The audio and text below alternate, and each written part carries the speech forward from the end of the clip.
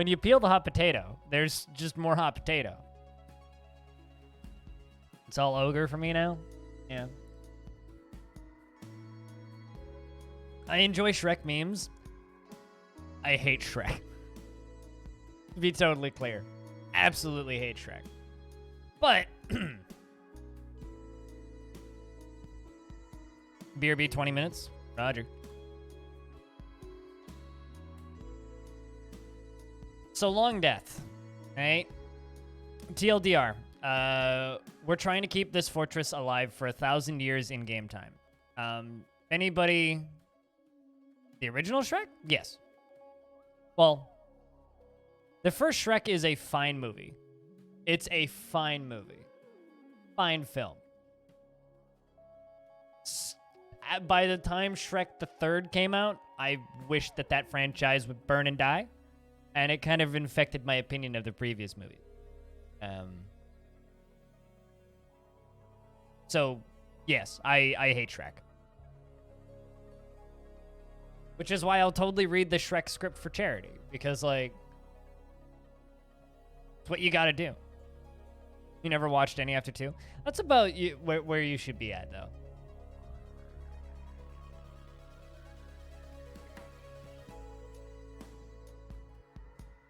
I kind of feel the same way about Shrek as I do Despicable Me. Does that make any sense? Like, the original Despicable Me, when I watched that movie, it was great. Like, I remember watching Despicable Me when it first came out, and very much enjoying it. And then they made Despicable Me 2, and Minions the movie, and Minions the movie 2. And now if I see a Minion, I want to set it on fire, grind it down into a pulp, put it into one of Elon Musk's branded rocket ships, and fire it into the fucking sun. And that's about how I feel about Shrek now. You've watched about the first 100 times, half French, half in English, but only watched... Yeah, fair enough. So that's kind of how I feel about Shrek. I still have like a soft spot for the original Shrek. Should I start, or will that ruin your free time forever? It depends on what kind of person you are, Wooden Love. Wooden Dove, rather. Depends on what kind of person you are. Are you the kind of person who enjoys making your own fun in obtuse video games? If yes, you will love Dwarf Fortress, and yes, it will ruin your free time forever. If you're the kind of person who needs direction and strict quest lines and hand-holding, you'll have a hard time. 1,000 years and 956 years of paperwork. Hey, you did it to yourself, sir. You did it to yourself. You 100% did it to yourself. Stone. You don't need to write down all of the import deals. You love losing? Here's the thing, Kabali. It's kind of a lie. The losing is fun, quote. Because Dwarf Fortress is the easiest game to min-max to the point where you will never lose. You have to intentionally leave open holes so that you can lose, which is why losing is fun. You're not going to eventually just, like, if you know what you're doing in DF, you're not going to just eventually lose. It's like on the player to intentionally force yourself to lose, if that makes sense. Like, I can totally, like, build a, assuming you know what the holes are. Yeah, no, totally. But once you're good at Dwarf Fortress, like, certainly I've had moments where, like, something flew through a tiny crack in my walls and set everything on fire, and it was glorious. But generally, it's like, if I get attacked, I know exactly what's going to attack me.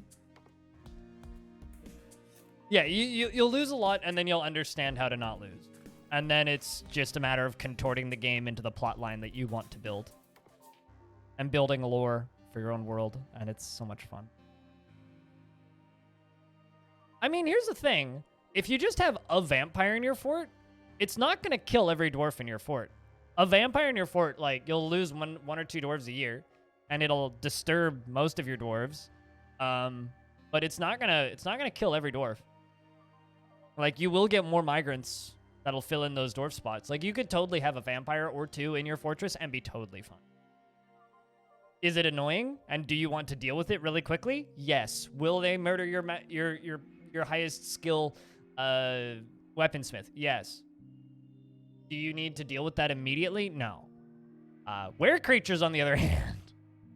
Were creatures. Steel Stallion Forgotten Beasts. Yes, were creature migrants are terrible. But, let's load up Longdeath. So, Longdeath, the whole point of this fortress is we're trying to keep it alive for 1,000 years. Which means the entire shtick of this fortress is do nothing. Let nothing happen, basically. Or nothing negative happen. The current population of this fortress is 49. I had 2 dwarves die of old age towards the end of the last stream. Our mayor currently is a dwarf named Slipple, who I think was born here? No, you weren't. You're one of the first of your kind. How long have you been here? Been here since the year 41. So this dwarf's been here for a while. Like 60 plus years. Spent a good amount of time here. A little bit bored after being unable to practice martial art, which is a little bit annoying. Morning, Peter. Good to see you. I don't think anybody's done investments yet, so you should be able to just start those.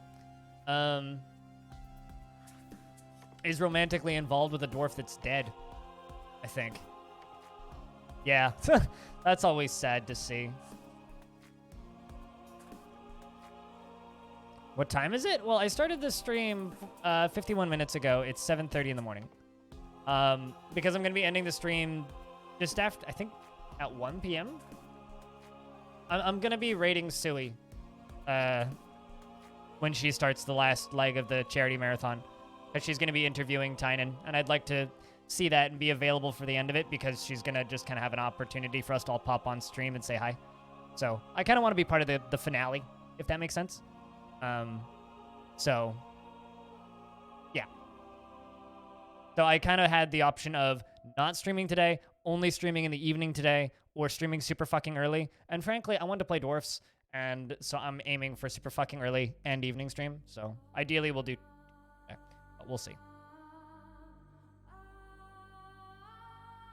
We'll see how that stuff works out. We're speaking about layers in your throat. Just sneak a Shrek meme in there somewhere. 1 keel, 1 buzzard, and 2 buzzards. So yeah, as always, if you have any questions about Dwarf Fortress or what the fuck you're looking at, please do let me know. We'll just do a quick overview of the actual fort itself. Jump up to the surface. So over here on the left is something that I need to deal with. I've got this, all these sheep and alpacas that are doing a very effective job breeding to the point where they're actually, like, consuming most of the grass here. I might actually need to, like, separate the sheep out into their own paddock, which I might do over here. Like, build another little walled-off area and separate the sheep out there and then have sheep up down on the lower half and then the alpacas up in the upper half, and then my few unicorns, which live in here. I'm not sure what I'll do with them, but we'll figure out what to do with that. So that's kind of our livestock right there. Over here in this kind of underground area, I have a whole bunch of mushroom stalks kind of growing. The interesting thing about this fort now is because we do actually have access to the caverns, is we're actually able to grow mushrooms. So I've got all these areas now that previously were just dead, useless areas that are now all of a sudden growing mushrooms. So the unicorns are frustrating because the elves will bring only male unicorns for like 15 years. And then they'll bring only female unicorns with like an 8-year gap, just long enough for all my unicorns to die. It's very, very frustrating. Very, very, very frustrating. So I've had male unicorns and I've had female unicorns. I've never had male and female unicorns. So I've never actually managed to breed unicorns. It's like they're waiting just long enough for all my unicorns to die of old age, and then they like it's been very annoying. But you know, elves. What are you gonna do? That's why you never trust elves. Okay, so I'm going so far to keep the elves from getting pissed off in this. We are, because I'm trying to stop from ending up at war with anybody, right? Yeah, exactly. Fight them. That's totally the right call there, right? We're trying so hard to not go to war with anybody that we are literally just importing all of the wood that we need so I don't need to chop down wood, and intentionally giving the elves free shit every time they show up just to keep them from getting mad at us. We are at war with an elvish faction, but our population is too low for them to know that our fort is here, so they don't really go after us. I say that I'm like not cutting down wood as I start cutting down a bunch of wood because I'm gonna start out here. But might as well finish the so over here, this kind of tunnel area has a whole bunch of upward spikes and weapon traps, which I can use to stabby dabby dabby everything to death if they decide to walk in my side door.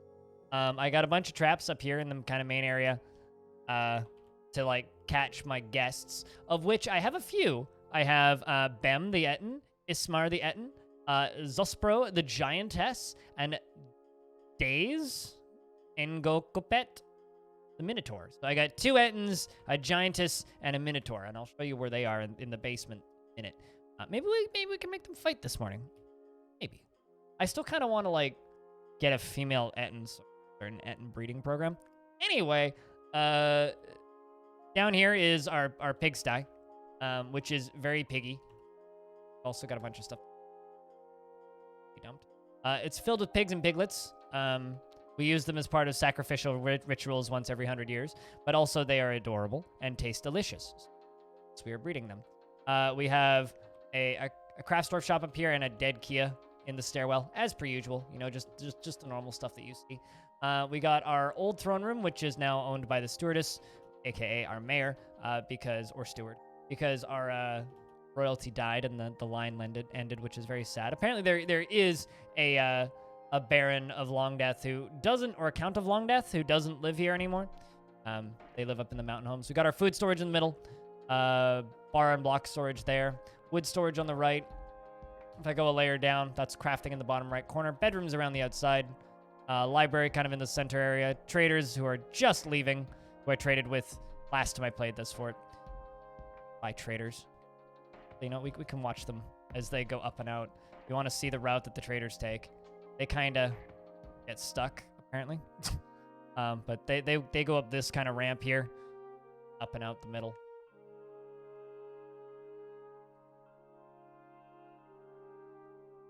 Also, hey, Jelly. How you doing? Good to see you. Morning.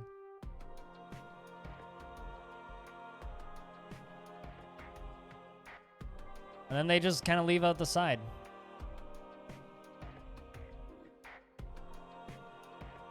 If we fly down here, down one layer beneath, we have our random junk stockpile. This is stuff that gets sold as quickly as I get it, or distributed to other places. Then we have all of our silver and other bars and gems. We have our terracotta army of 1 billion statues, all of the coffins around the outside. That kind of center cluster in the middle is all the artifacts, as well as a bunch of coins that we've minted over the years. Our nice little maze, because we had too much free time, so I made a labyrinth. This labyrinth has 2 Ettins, a dead Cyclops, a Minotaur, and a Giantess in it. Currently, they're not actually doing anything down here. We have a fungal farm in this little area that is actively growing power caps and fungi woods, which I'm very happy with. I need to have more like 2-pit high things like this. I might actually do that on the top layer, dig down a couple levels so that it can have like 3 levels worth of dirt, that it can grow mushroom trees. We can have those instead of having to just import them.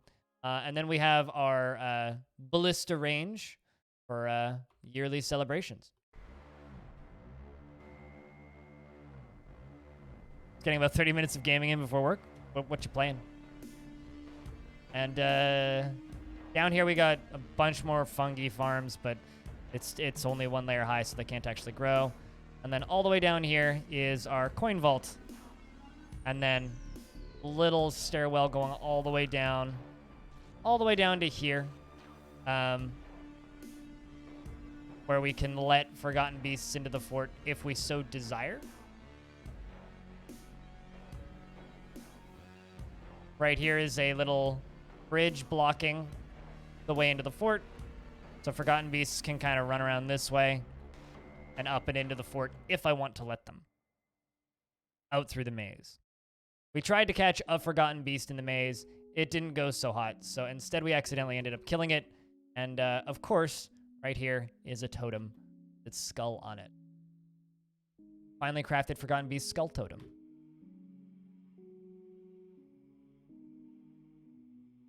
You're in a JRPG. Okay. Yeah, that certainly sounds like a JRPG. Forgotten Beast. So are you unfamiliar with Forgotten Beasts? Because Forgotten Beasts are procedurally generated monsters. In the case of that one, I actually don't remember what that monster.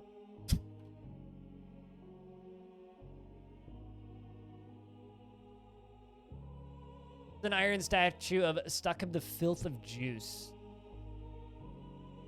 Forgotten Beast and iron. Yeah, it doesn't actually say what it was. I can't remember what it was. But it certainly was a Forgotten Beast. So Forgotten Beasts are procedurally generated monsters, hell-bent on murder. There's only one of each in every world. So if you kill it, it's dead. Your world can, in theory, run out of them. This world has like 40 Forgotten Beasts or so. Hopefully we don't kill them all too quickly.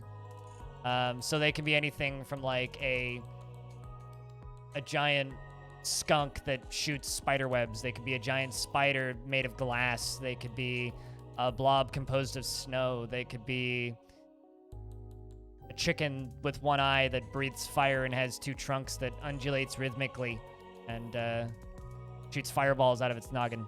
It could be a variety of different things. What's up, Crastator? How's things? Yeah. So yeah, Forgotten Beasts, they come out of the cavern layers. They're kind of the first layer of digging too deep. The first set of bad things that can surprise new players and kill you really quickly if you don't know what you're in for.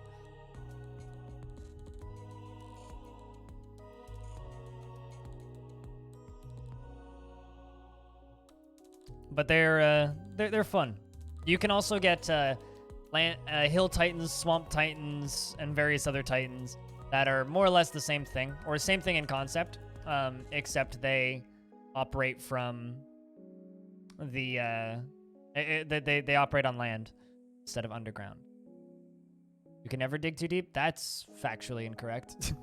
You can dig deep enough that you just can't dig anymore. So I would consider that to be too deep. Also, we're getting a little bit of frame rate lag here. Not the emus. Don't know what's stuck somewhere. Oh, whatever it was, it just fixed it. Maybe it was the stray pig that we just slaughtered. Dwarves are all super busy. You have something. That's a very indescript thing to say, but I don't know what you might have, but I hope it's good. Patolas. I'm gonna suspend a bunch of jobs. That's a lot of channel points that you just threw at nothing. So congratulations, you wasted 100,000 channel points. Yeah, can I get a round of beers for Patolas wasting 100,000 channel points? Good job. You used to be rich. You're no longer rich. How does that make you feel? I hope you feel accomplished in some sense.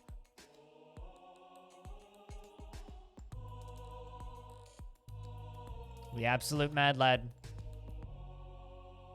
I mean, I'm going to be starting to do the, what's it called? Make me take a day off goals again. So if you, if you missed it earlier, I'm gonna just quickly read out every single one of the dwarves that's alive. If you'd like me to check in with your dwarf, if you happen to have one, let me know. If you don't hear your name, then whenever children are born, you are eligible to potentially get a dwarf in this fort, which could live for like 15, 20 streams, because these dwarves don't die that often, because I'm playing way too safe. So the dwarves' names are Petra, Eternal, Apostle, Horny, Gate Nerd, Aegis, Scrumpet, Slipple, Voozle Voozle, Trash Battery, which is a great name, Zapdos, Swoos, Trumpet Dog the Second, Vocal Fury, Narvicious, King, Spitalier, Mikawell, Sparkly 4K, Sethatos, Guy, Omnivore, Black Hole, Mad Hijinks, Ara, Picture Point, Sweet Sparkle Farts, Vinsati the Second, Axon the Second, Warm Shadow, who's still in prison, Dragon Man, Sui, Wave Thrash, Gimper the Second, Cryo, Brander Buddy, Lord Floof, Eric Shadowblade, Hot Cup of Tea. Here's Jamie, Polking, Elug, Padinsky the Second, Pablo, Cappy, Steloek, Chimp, Hibbs the Second, and you need a worthy successor.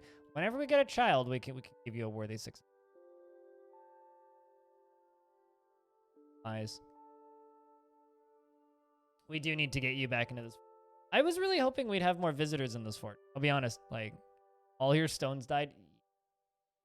I was really hoping that we'd have more visitors in this fort. I was really kind of hoping that we could, you know, you bring bards and really had that one human visitor. Well, there was like 3 humans and a goblin that visited pretty frequently. They've all just like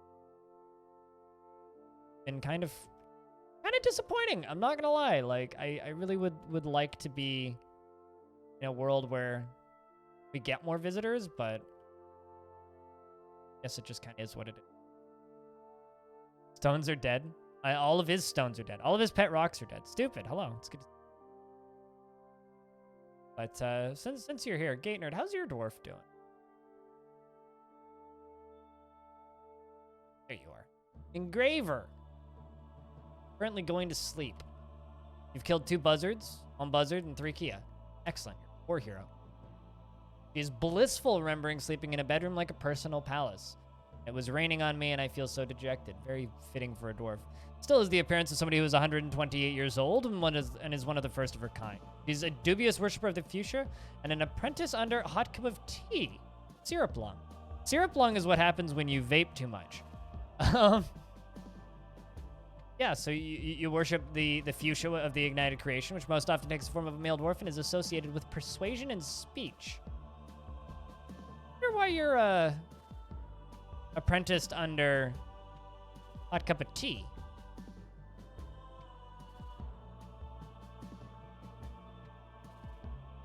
I mean, Hot Cup of Tea is a wonderful naturalist.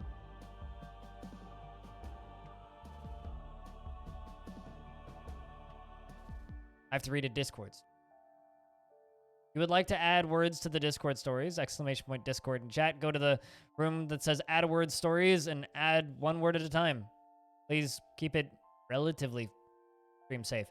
Future culture torture old past. Deep. Run away from the love, exterminate feelings forever. Big guns have large bottoms. No, large buttons. I like that one. Why would they do this with powerful guns? Race to the tastiest of parrot juice. Drunk cats aren't a joke, I would think. Wheat Bix downed in chocolate vodka. Cranberry cheese is very gooey. Drink lava responsibly. Yeah, sure. Clever crossing chickens attempted to destroy roadblock communism while drunk. Someone just wanted to throw the word communism in. Real sausage garglers eat lemons from toothpicks. Spare battery in pocket saves lives. Silence is goddamn, so is Goose Game overture. What? Lapped by sparkling water. End that sentence. I don't like getting lapped by sparkling water. Also, in regards to speedy tracks and zoom zooms, my dad asked me if I watched that race. Because I saw my parents last night, because I do some work for them on Sundays. Went over to my parents' house, and the first thing my dad says to me when he saw me was, "See the explosion in F1?" Like, you don't even watch F1, Dad.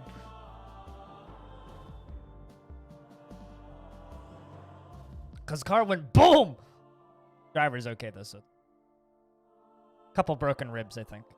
I hope you're doing well, though, stupid. Drunk cat aren't joke. I can't read accents unless you tell me that I'm supposed to be reading it in a certain accent. No, I think explosions just get on the news. You guys didn't see the explosion, just go type in F1 explosion, and I'm sure. That car blew the fuck up. Fortunately, nobody died. Where do I watch F1 races? I watch them live on F1 TV. It's like $10 a month. Yeah. Or you can watch them in one of the many Eagle live streams. Yeah, everyone always. It's like no one talked about MotoGP forever until like what was it? 3 bikes that kind of collided with each other, and then one guy almost got taken out by his own bike. People like explosions. Well, rather, explosions are shocking, so people think about them. Some fellows, Driver, were not a big fan of the official coverage that happened the same day, saying it was not really done in good taste since they were still running that day with the same risks. What, you mean like the coverage of the actual explosion? I mean, I don't know why they, I mean, I guess I would need to see the actual quote. I can't really comment based on that.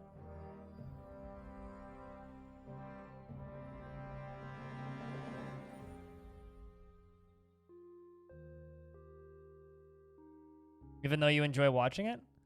I mean, I use F1 TV because it's super reasonable for the amount of entertainment I get out of it, and their live streams are actually really good. Like, if you want to watch it live and watch it legally, F1 TV is an excellent option, which is their official means that I've been using. If you don't care about that, there are many live streams where you can watch it. You just might have to deal with shitty quality sometimes. Also, if you just want to watch the VODs afterwards, F1 TV's option for only the archive where you don't get the live viewing is only like $5 a month. It's actually like kind of really reasonable. But yeah, we all use F1 TV mostly. And then yell about it in the Discord. The only problem with watching F1 is like you kind of have to be willing to get up at like 5, 6 if you live in the West Coast.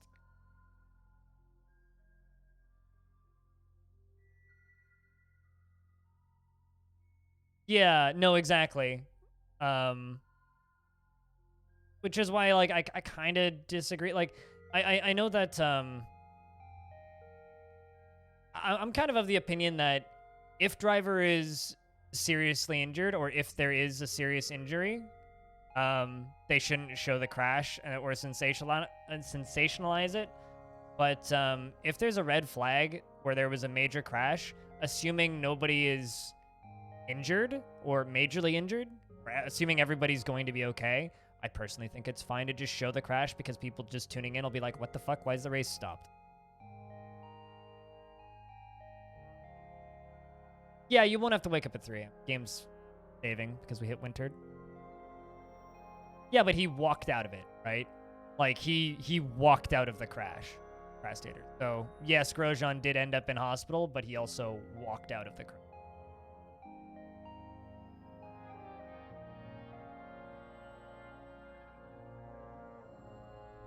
But yeah, honestly, Jelly, there's only like 2 races a year, really, where you'd need to wake up that early to watch F1.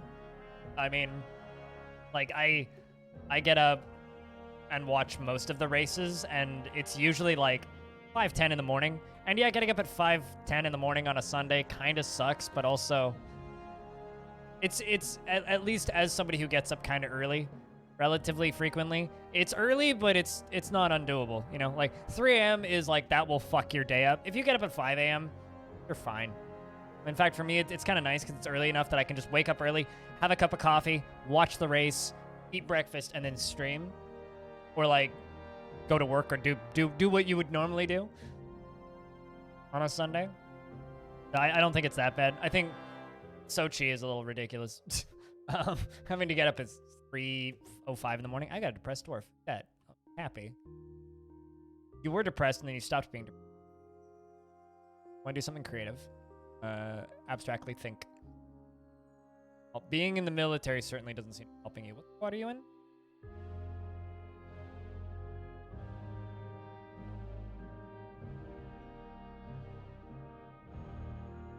Colonel Hammer. Turn them off. Let you go do Dwarf things. You seem to need it. Never felled those trees. Nope. They certainly didn't. Oh, you're usually driving somewhere on Sunday mornings? Yeah, it's basically if you're busy Sunday morning, if you're the kind of person who can wake up early Sunday mornings, watching F1 is perfectly reasonable. If you're busy Sunday mornings usually, then also right now would be kind of a bad time to start watching because the season's about to end. Wait until next.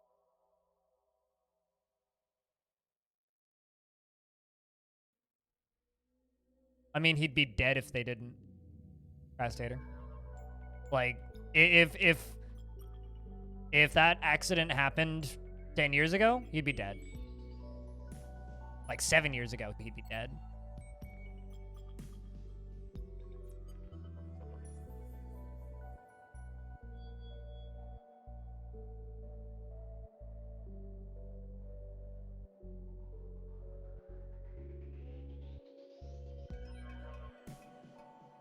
I mean, here's a link. Good shot of the fire.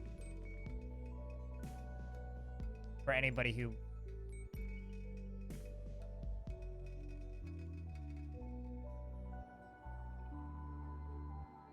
Like, he lost a shoe in the explosion. Yeah, no, it would have taken the top... It would have taken his forehead off. He would have been scalped. He would 100% be dead. Of course, he's happy that the cage was made mandatory. I want to say that in regards to the comment in chat that the drivers weren't happy with how it was shown. I think that was Lewis Hamilton who said that, and that's very much a Lewis.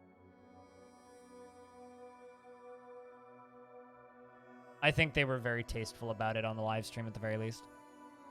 I mean, the mainstream press is going to take and be like, oh, look, big explosion, holy shit! But at least on the live stream, I think the commentators did a really good job of keeping it tasteful and not, like, glorifying the explosion. Like, yes, they certainly showed the replay a bunch of times, but they were still tasteful about it. Kind of have to at that point.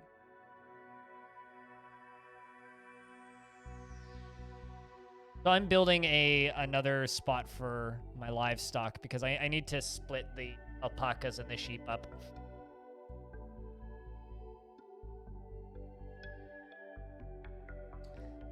Need to split the alpacas and the sheep up. I'm also going to queue up a job to make a bunch of charcoal. Because I think we're going to do a bunch of metal industry stuff today.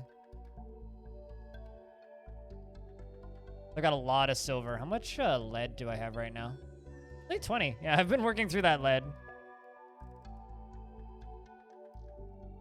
Question is, what the heck am I going to make out of silver?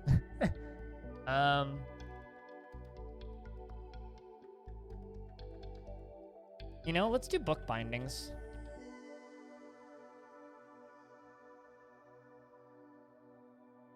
Make 50 silver book bindings.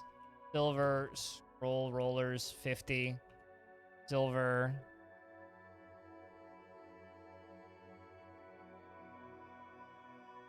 Make 20 silver coffins.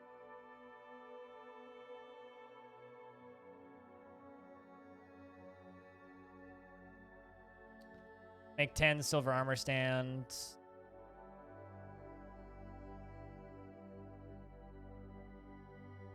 $20 silver pedestals.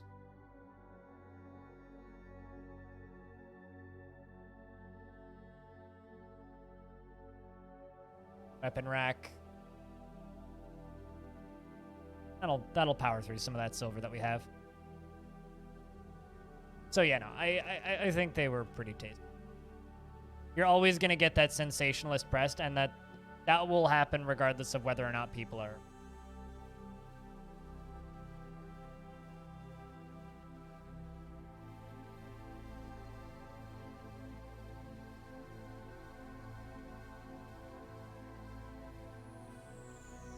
I think if anything, they handled it better than that recent crash in MotoGP. which was just as terrifying, if not more terrifying.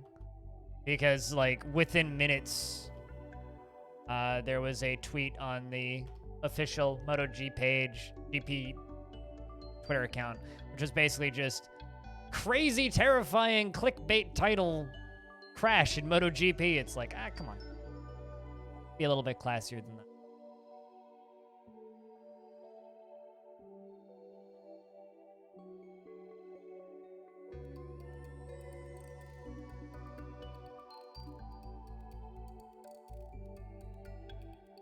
Like, I don't actually watch MotoGP, but stuff like that makes me less interested in watching MotoGP.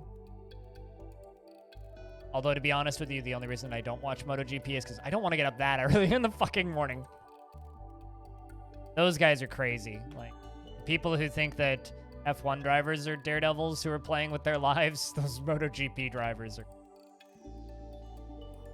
It's utterly insane, the sort of stuff that those guys do. Hacking down trees, building a new spot for our animals, grazing. These alpacas, and baby alpacas, they need quite a bit of grazing space.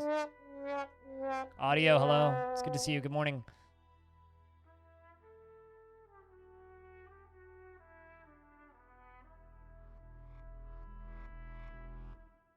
Besides that they're wearing, yep. Yep.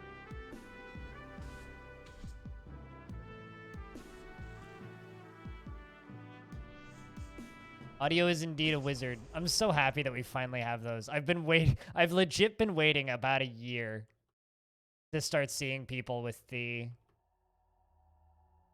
wizard hat. It's such a good sub badge. It's so fucking good. Easily our best one.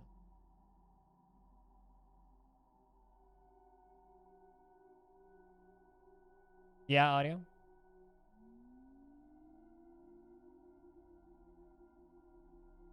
Can't read that. Late tweet. Wait, this is news to you?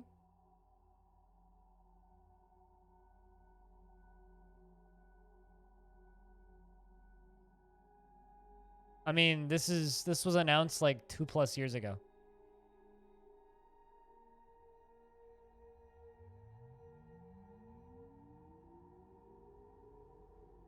Look at the pictures. Yeah. It looks like Mario. Looks so good. Duh. It's Mario. I don't know. I don't think it's that crazy, personally. Those are not renders. I know. Again, I know.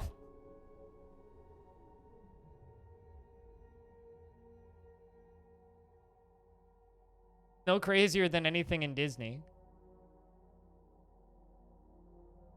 You can't read Japanese? There should be a translate tweet button. Like, I'm pretty sure I've seen those pictures already. Yeah, I thought he was gonna link Parkitect too. Although to be totally fair, to those of you who still wish that this stream would go back to the theme park days, what if my team did a hot seat where we play Parkitect in co-op? Throwing out the idea there, because that might happen.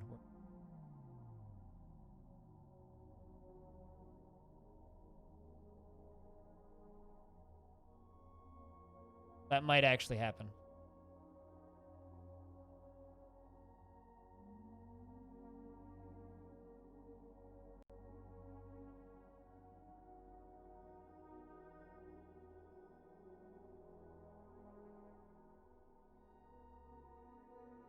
If I was gonna do that, I like Parkitect. Parkitect is a good game. Parka who? Accurate. Parkitect. Do I like Roller Coaster Tycoon? I do.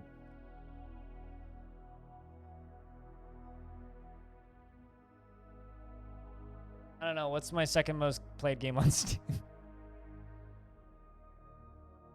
Frog Champ? You mean Fog Champ? Is that what you mean? I like Roller Coaster Tycoon. You ain't.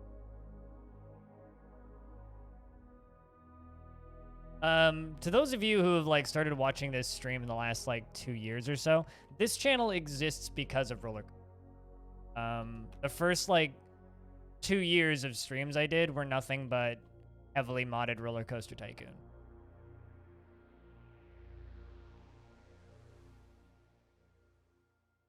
Please play it sometimes? No. No. I still love that game, but I will not stream it. Because there are certain people from the very tight-knit community that really, really, really like the modded versions of that game. That I don't want to give them the satisfaction of. When you receive a whole lot of harassment for quitting a game, or rather quitting a game as your main form of content, you become significantly less interested in giving them that. You know? And yes, I've received aggressive harassment from some people within that community. We're still active members of that community. I will totally play some Parkitect, which is... I'll link.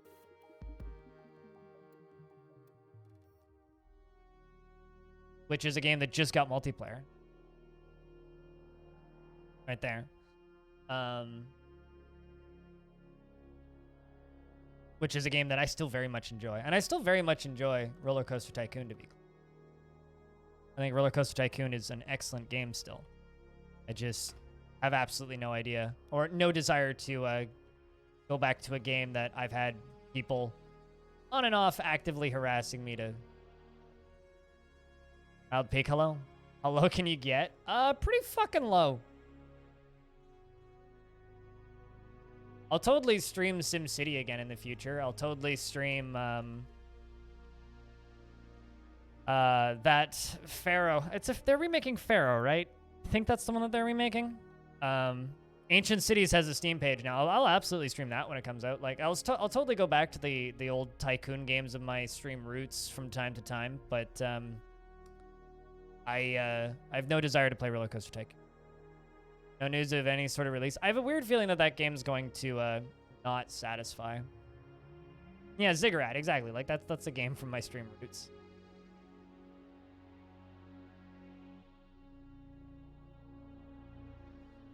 I've had the itch to play some Transport Tycoon again.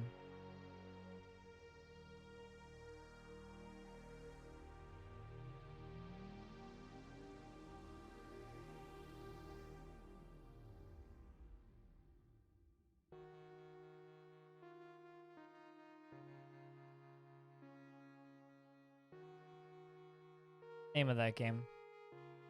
Impressionist game. About Voxel Tycoon? I wanted to like Voxel Tycoon. They went in a direction with that game that I have no interest. Way too heavily focused on like the Factorio kind of. Was disappointed by. Looks like an excellent game, and I'm glad that I supported them on Patreon, but I don't really have any interest in playing it.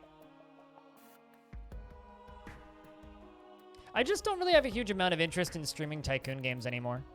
Like, I don't really have the audience for them. The people who watch my stream now are... I mean, chat, I don't want to, like, put thoughts into your brain for you, but you guys aren't really the wants to play every single Tycoon game that comes out anymore. You guys are more of the let's go play weird, obtuse roguelikes kind of squad, which I like. I just kind of kills any of my interest in playing those types of games, because not really what I stream anymore. What's wrong with Factorio? I can't fucking stand Factorio. That's what's wrong with Factorio. There's nothing wrong with Factorio in a functional sense. I just don't like that style of gameplay. I do not enjoy conveyor belt management sims. Crypt Calcium. Eleanor, thank you very much for the 37 months. Yeah, man. Good morning. Good to have you. But no, I've got nothing against Factorio as a game. I've got nothing against people who play Factorio. I just personally find that style of game to not be fun. I find conveyor belt management games to be nauseatingly boring and a lot of work and not fun. It's just not a style of game that I actively get entertainment out of. You know, some people hate survival games because they look at them and go, there's no fun there, it's just work. I kind of feel that. Yeah, it is a personal opinion. Like, I have nothing against Factorio. I like watching Factorio, for fuck's sake. I've tried, like, I have like 30 hours on Factorio-ish. Post Steam launch, pre-Steam launch, I streamed it for about a week, ages ago, and I don't enjoy that process. And I've played other conveyor belt management games too, and it's the exact same problem. I do not enjoy the process of playing that style.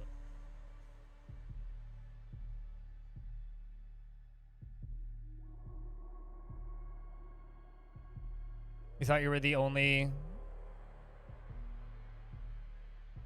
Oh, you thought you were the only person who doesn't like Factorio?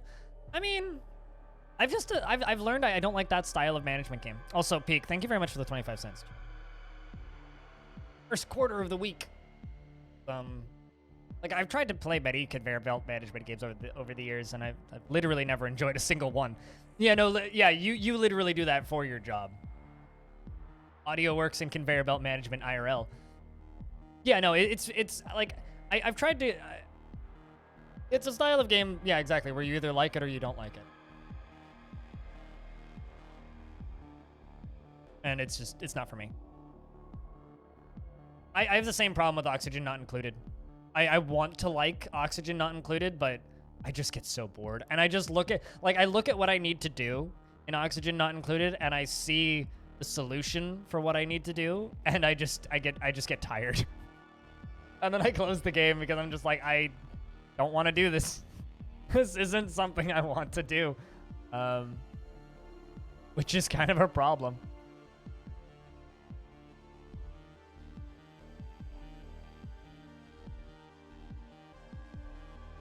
A little late. Better late than never.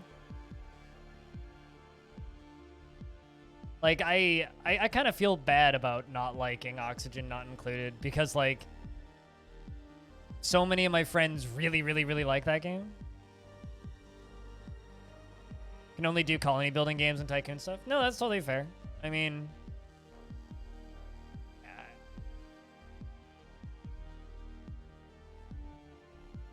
I'm trying to like think of a parallel. I don't know. At some point, I need to actually like mess about with Innomia, that Nomoria rebuild. That's something I need to poke at some point. Actually try that game. Supposedly, they're almost feature. What's the word? They almost have the same features as the original game now. The open source free version. Kind of neat.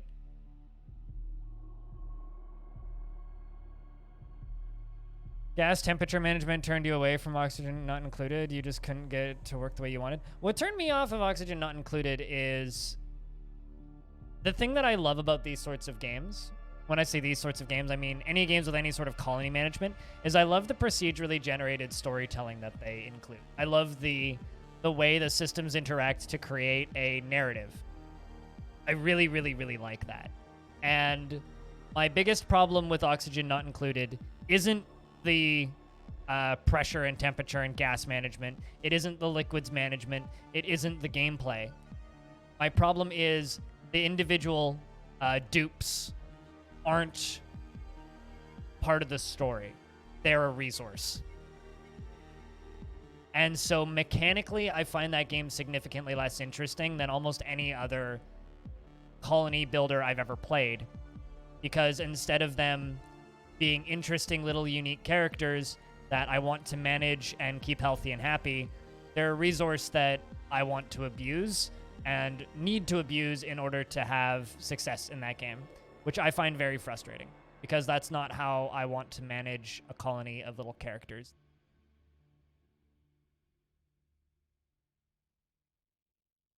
No, totally, Valinor. Like, I don't expect anybody who watches my streams to actually want to play. I think Dwarf Fortress is a crazy game for manic people. But I am a crazy person who is also kind of manic, so...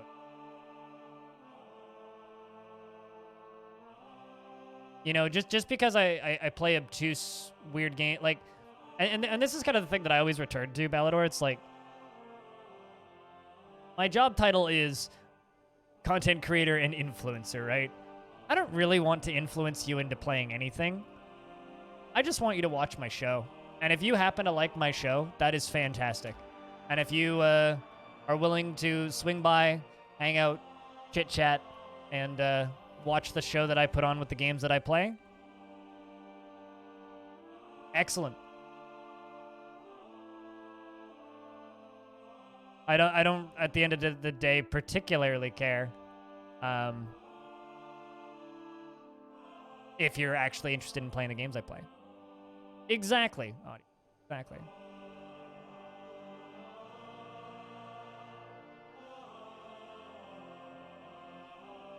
At least most of the time. No, there's certainly games that you're not interested in.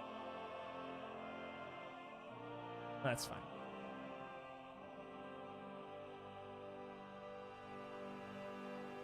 I mean, not every game is for every person, and that's the beauty of video games is options.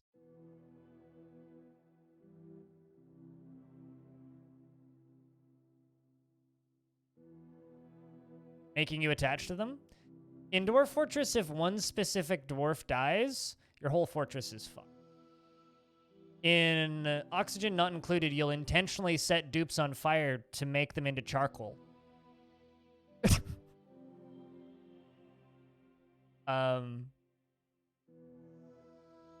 In Dwarf Fortress, every dwarf is a one-of-a-kind character with their own history, their own family tree, their relatives, their needs, their likes, their dislikes, the way they look. They're all unique. You'll never get two dwarves that are identical. In Oxygen Not Included, you can absolutely get two dupes that are identical. Now, this particular dwarf is 110 years old, who was born in year 1. Quite literally. Was born in year 1. Moved to this fortress in the year 85. If I go into history, I can read about this dwarf and see everything they did before they came to this fortress. Their actual head is, he finds something humorous in everything, no matter how serious or inappropriate. He never becomes angry, and it never feels discouraged. He never feels hatred towards anyone or anything, and is intellectually stubborn, rarely changing his mind during a debate regardless of the merit. He presents himself modestly and frowns upon any flashy accoutrement. He has a great trouble mastering fear when confronted by danger, and he tends to share his own experiences and thoughts with others. He struggles against this tendency as he finds such open expression offensive. He doesn't seek out excitement and generally acts with a narrow focus on the current activity. Has a greedy streak and is quite ambitious. He tends to not be swayed by emotional appeals. He can sometimes act without deliberation, and he is pleased by his own appearance and talents. He interrupts others during conversations when he's annoyed and needs alcohol to get through the working day. That is completely unique to this dwarf. Dreams of crafting a masterwork someday, and that dream was realized. He made a perfect opal. Best part about that dwarf... Are you... pen pasturing an eagle? Good luck about that one. I don't know how you're going to keep that eagle in the pasture, but... Maybe that's what's causing my frames to be fucky, is dwarves trying to pasture an eagle. I'm aware that we have a pet eagle, but... hold on.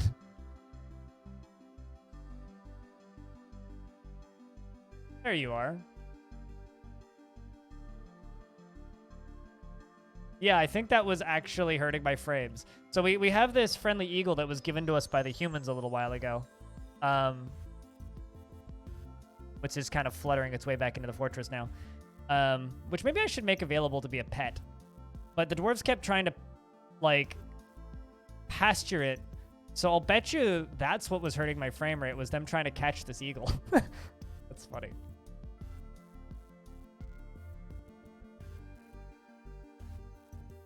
How you doing, CCX? But yeah, no, you certainly could look at the dwarves as tools, but the dwarves have so much more character building and development just in the background simulation that no other games really have. And that's what makes Dwarf Fortress special. And you can acknowledge that as much as you want or as little as you want. Like, certainly you could play Dwarf Fortress just like Oxygen Not Included and completely ignore the character development of every single dwarf, completely ignore... Are you looking for... You might have dropped a sub or something. I don't know. Anyway, there's so much more to their character development than any other game in the subgenre. It's what makes Dwarf really special. Is the ludicrous amounts of damn case sensitivity. Yeah, that would do it. That's what I hit tab for. You know, you can just type in the emote and then just hit tab and it'll correct it for you. Unless you're on a phone, in which case, good luck!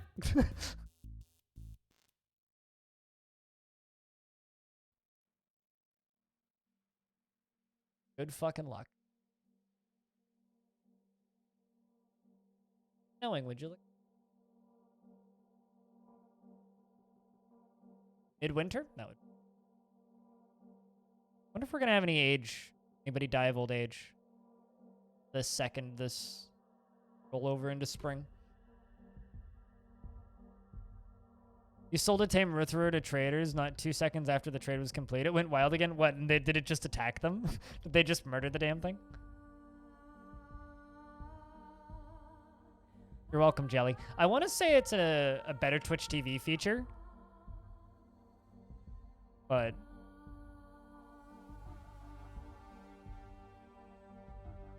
yeah, and then if you're actively at war, that dwarf could then start becoming depressed because of the amount of war happening. Like a dwarf could never feel like a dwarf could be fearful in the face of imminent danger and then have a child and then become very brave in the face of imminent danger because of having a child. Or maybe they witness a death and that numbs them to the violence. And then after that, they're hell-bent on murder. Not about Tab. Tab, like, I want to say was, like, is a better Twitch TV feature and was broken for a bit when Twitch changed how emotes work and added in the type in colon thing. But Tab is, like, the OG autocomplete for emotes. Like, that's how I've been typing in emotes forever. Like, as long as I've used Twitch, more or less.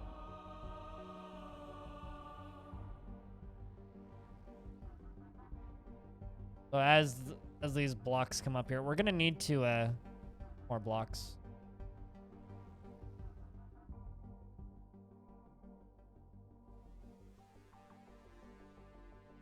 We might need to give the dwarves a break. Plenty of food. We'll totally do that too. Maybe I'll give them spring off after we get all of the alpacas moved down here. Might do another livestock paddock up there. I mean, at some point, like, some sort of creature is just going to get into my livestock and just murder all of my alpacas and sheep, and I'm just going to be really sad.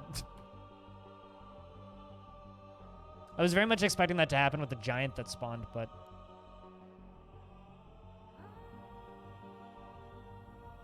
Which is why it used to just be a Twitch feature. Because Twitch chat used to literally just be embedded IRC back in the day. Now it's like built off of IRC, weird proprietary shit, but back in the day it was just IRC. Ooh, well that's a fucking scary one. The Forgotten Beast, Nagathlik, has come. An enormous quadruped composed of clear glass. It has wings and it undulates rhythmically. Beware its webs. Well, you know, I enjoyed going into the basement. That is terrifying. Absolutely fucking terrifying. Granted, I think they only need to hit it once, but wings and webs? Padansky, what's up?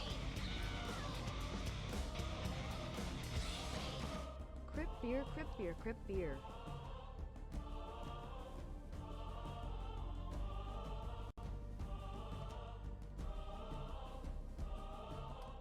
So it's this queue up here. Also, Padinsky, since you just popped in.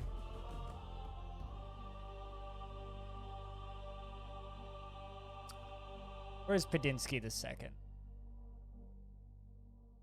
Oh, you're in here somewhere.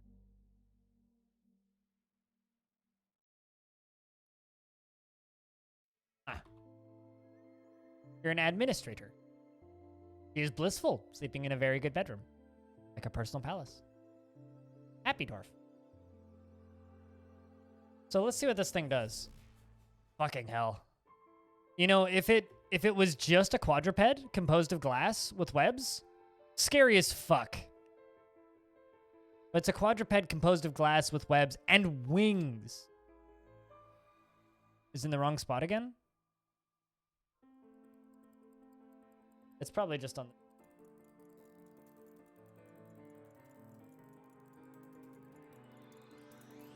There you go, I fixed it.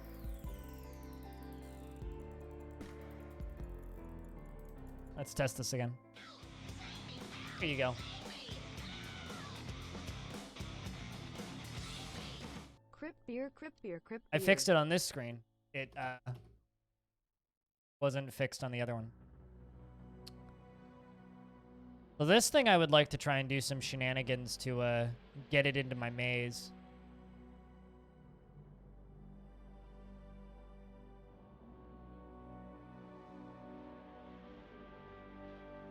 I'd really like to do that.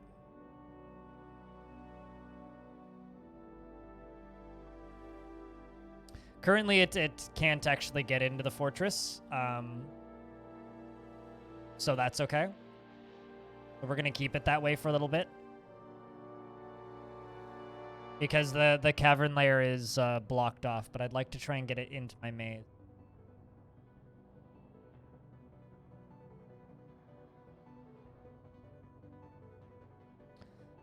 I'm thinking about maybe making like a side exit from the maze with a whole bunch of drawbridges that I can just like pull a single lever to slam shut. So I could potentially bring or trap forgotten beasts in there.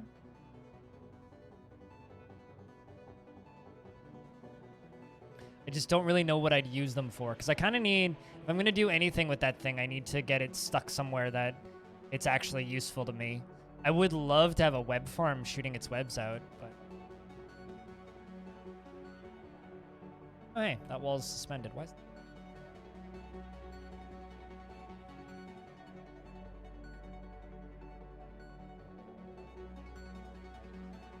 Alright, so this is going to be a pen pasture, and it's going to be for all of the alpacas. Remove all of the alpacas.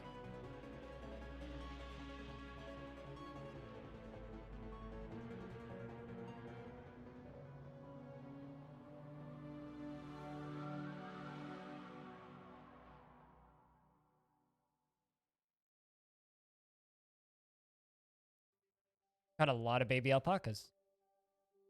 Apparently alpacas breed like bunnies.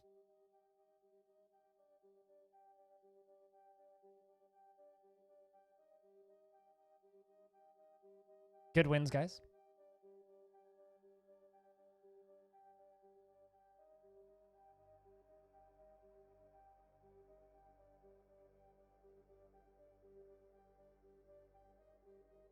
From the dwarves to like repasture the alpacas.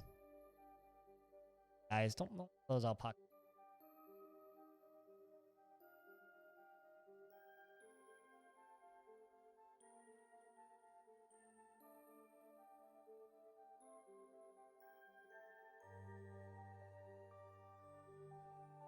There we go. So now there will be significantly more food for the alpacas, because they'll just be over on this side instead of having to worry about being on both of these sides, which will be nice for them.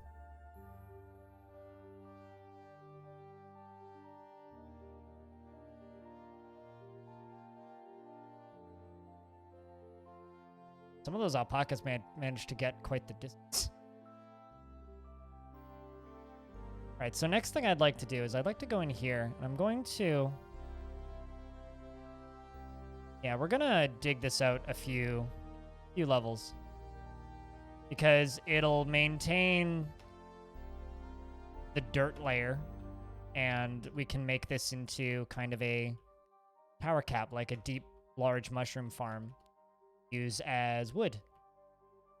Colored wood and other fun things like that, so... Now that we actually have cavern layer access, we get those forgotten beasts spawning, but... God damn, a quadruped composed of glass. That is horrible. So fucking scary. Just, I can't even. Like, if we do anything with that, we have to be very careful to not let it out.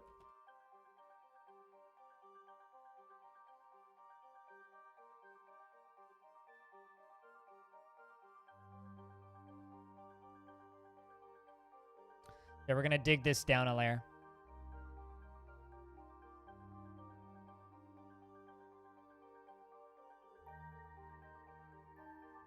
Which will give us more access to mushrooms. Giant mushroom. Finishing up all of those silver works that I queued up. Use up some of our silver.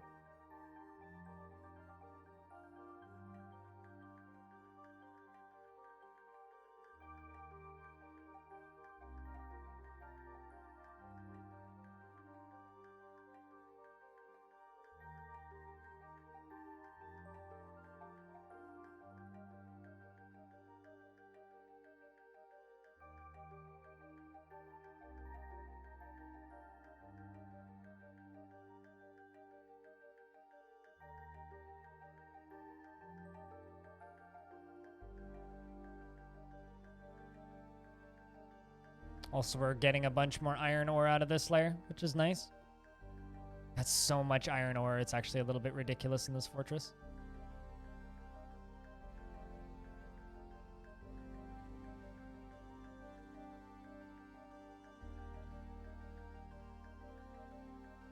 I kind of want to go one layer deeper, but I kind of have to be careful to not cause cave-ins. Because otherwise cave-ins are certainly going to happen. I kind of would rather not kill any more dwarves with unfortunate cave-in accents. Accents? Accidents.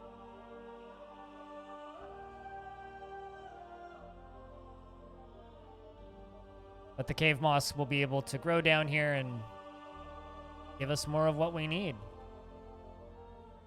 Giant mushroom stalk. Did I not have more granite? I swear to God I had more granite. Oops. No, it's diorite that I have tons of.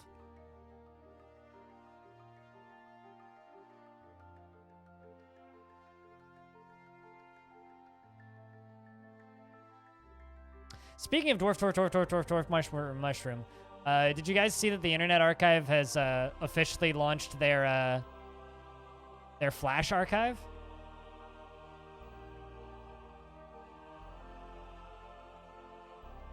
Which means now, if you have all sorts of nostalgia for Flash, you can start exploring their Flash library.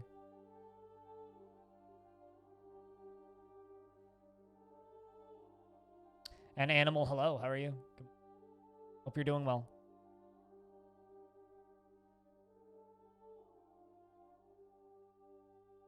How was things, man?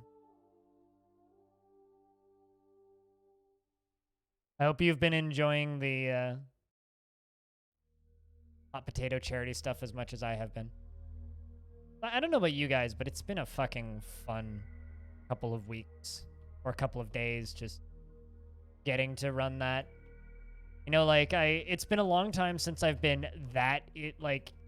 into watching a charity marathon. Like back in the good old days, I used to just like fucking sit at my computer for 18 hours a day every single day during GDQs and stuff, which I just don't do anymore.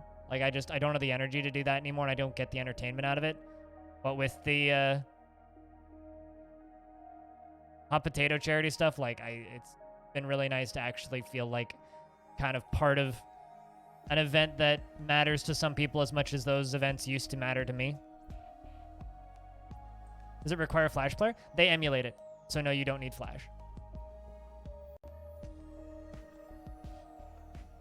And also, they have little bits of history next to a lot of that stuff. Just popped into my head because of the reference, that's all. You'll get little bits of history on all of the different animations and, like, who originally made them, and it's cool. It's been a big project. They started working on this a while ago. Yeah, no, the whole point is to, like, archive the old Flash animations independent of having to use a Flash player.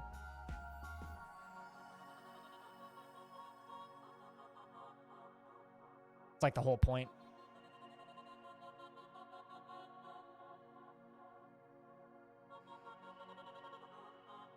So this is going to become a mushroom farm.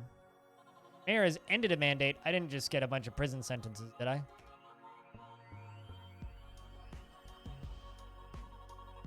Nope. Well, we're into late winter. Anybody think anybody's going to die of old age? I do have some dwarves who could die of old age, potentially.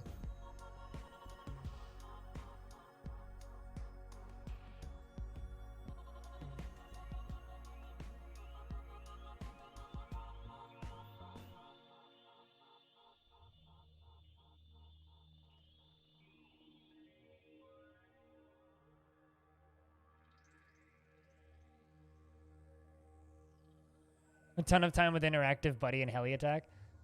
I can't remember. I know I spent a good amount of hours playing Crush the Castle Flash. It was basically just angry. Catapult castle, and you castle with the catapult. Hey, don't think we lost any dwarves, but the annual tribute from Busty Just Smuck has arrived.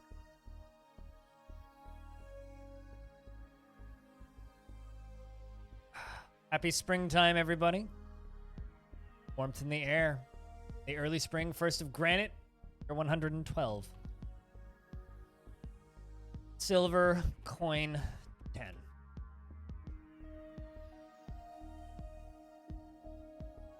First time for you ever? Congratulations. Look. I hope that your Baron lives in history and infamy and has a good long life. Off to work. You have a good day at work. Don't work too hard. Be safe. 'Tis the early spring and of the year 112, and the group of alchemy has brought us a tribute of 2 copper gauntlets. Gauntlets. I can't read. 1 sadstone block. Yeah, we'll go with it. 1 horse leather water skin, 5 prepared dog spleen, 1 ginkgo wood bucket, and 5 llama Let me know when you're ready, Stone. Yeah, they bring a good, like decent amount without quite offending themselves. Frankly, I think they do a pretty good job, all things considered.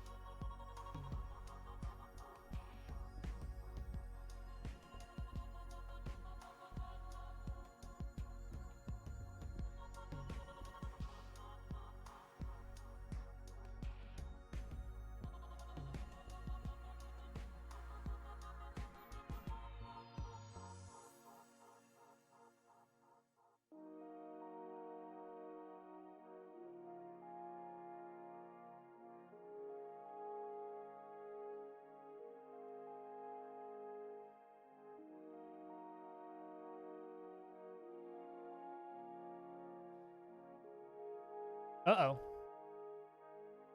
Got a little bit of a rotten food problem there. I've been slaughtering a lot of sheep and pigs, so probably what's doing. But we're finally getting to the spot where I can actually, like, throw out some of this stuff. Any more thing? Okay. You know what? Stops.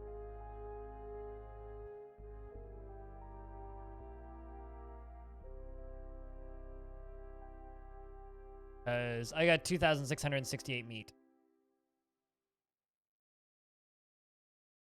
The 55th annual tribute. Starting to feel like such a large number. Oh my god. Okay, so there's a fungi wood trunk growing in my well, and it's popped out of the top of my well.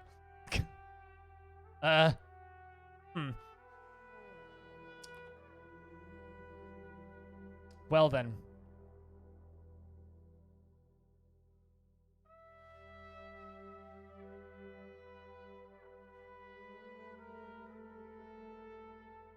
I'm sure that water's still very clean, right? Totally sanitary. Not gonna get sick drinking that water. Just got a giant mushroom tree growing out of it. Totally fine. It's totally fine. Technically, that water is clean, too. It's been pumped through a pump. Hydrate? Yes, I will drink more coffee. Hey, as long... You know, Quatch, as long as we don't have, like, a literal foot-deep puddle of pus from dwarves cleaning infections, totally okay with whatever the fuck's in my well.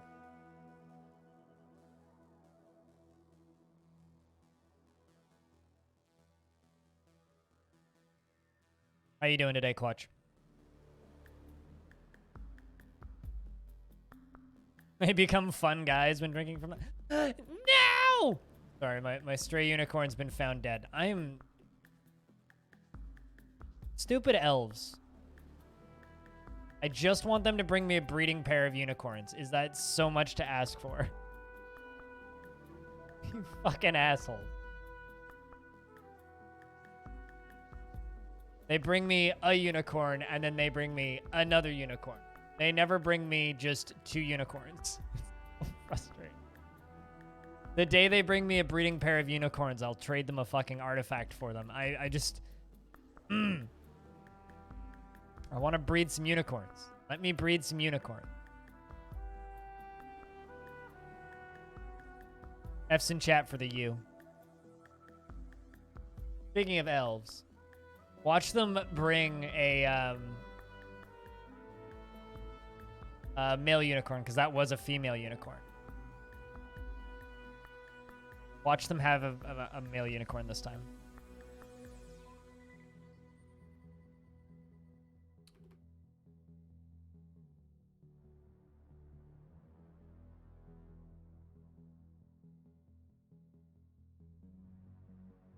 Frustrating. Get everything set up to trade.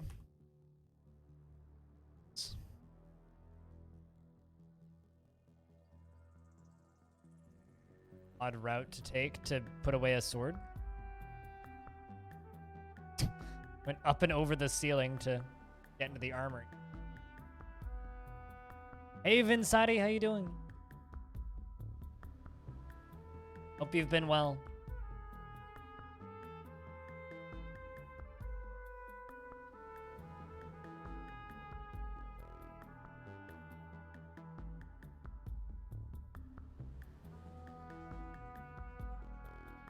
They're unloading their goods.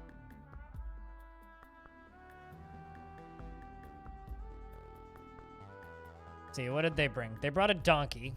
All right.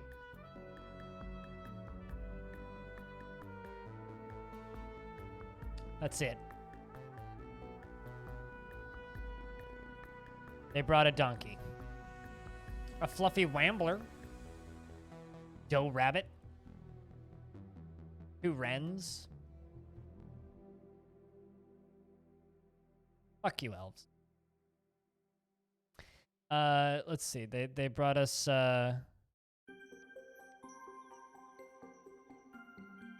what? A grown pinfire opal altar.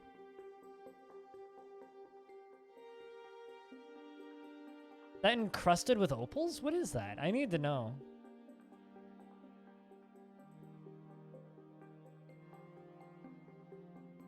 Saw a picture of the glass forgotten beast. It's still in the basement. It is locked off, so it can't get up to the fortress. I could let it into my maze. Look at its description. You can't from this screen, can you?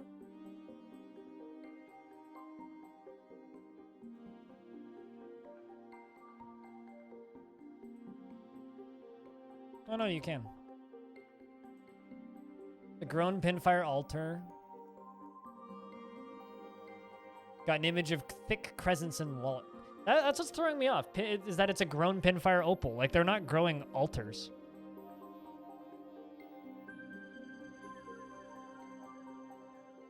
That's just weird.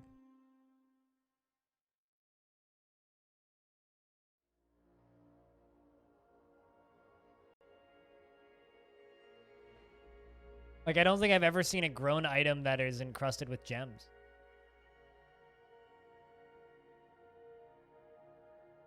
Although I have no use for altars. Buy their plums and apricots and walnuts. And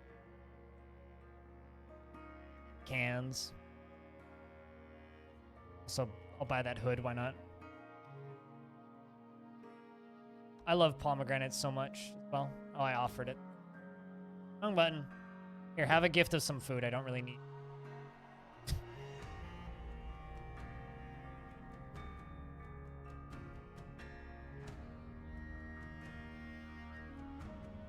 Wait, they can grow rocks?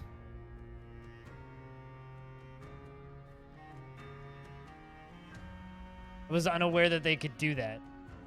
Hello, hot cup of tea. How are you? Your dwarf has, apprentices. Or an apprentice. Gate Nerd is your apprentice.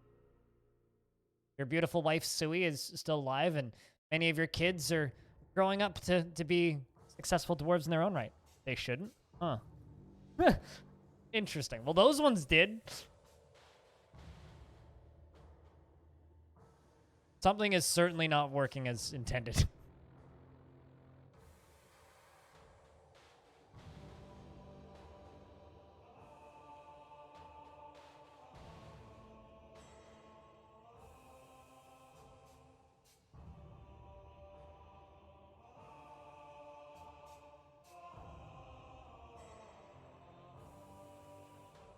But I hope you're doing well this morning, hot cup of tea. We started the stream up stupid early today.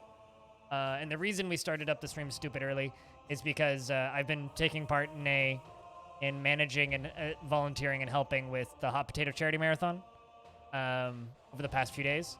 And I really want to be part of the finale, which is happening today at noon. So I kind of had the option of...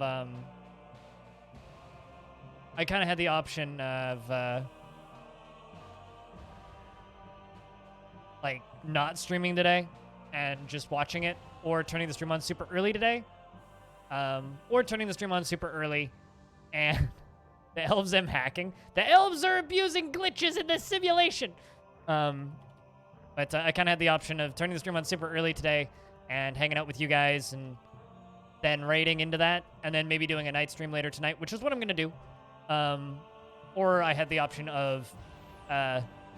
like, not streaming today. So I chose to just turn the stream on stupid early and then be able to take part in Sui's section of the final hot potato bit, because times her stream start on my time. Yeah, her turn starts at noon, so I can just raid her easily and then go get lunch.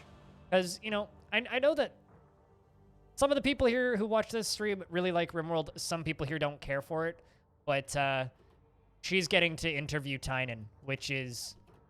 just as cool as me getting to interview Tarn. So I want to go support her in that. Also, the last 30 minutes, she's just going to be an open mic for anybody who took part in the charity challenge, and I'd like to. You'll hear my voice. And I'm really hoping that we can get to that $65,000 goal. We've done a lot, and everybody watching has done a lot towards helping Doctors Without Borders.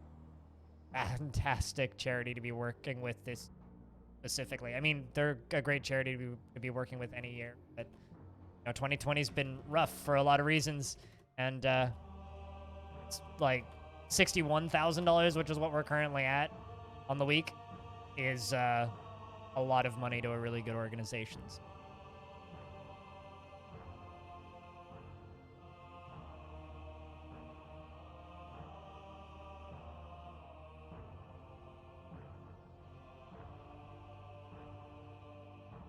And I talk about this relatively frequently, but I get a lot of imposter syndrome about my own streams. Like, I often have my streams aren't worthy of any kind of success feeling, which is a pretty crappy existential dread feeling to have, but it's just pretty common amongst anybody who works for themselves, unfortunately. It's certainly something that I deal with on a regular basis, and that charity marathon that I got to assist with even just a little bit is the most satisfied I've been with anything I've done in the creation space in ever, probably. Very rare that I actually feel like I did something good, I guess. So it's very nice to get that for a change, if that makes sense.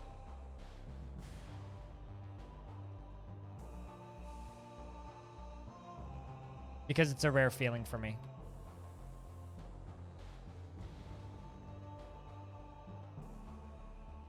Now I'm just rambling, but I hope you guys know what I'm talking about. So this here is going to be a tower cap / big mushroom farm.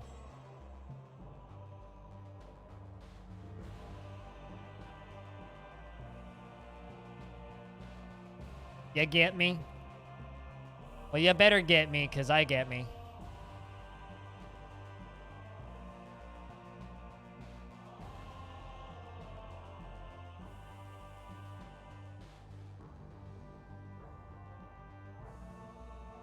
Not even looking the same. It's like I'm very fortunate, Animal. You know, I have a good amount of success doing this.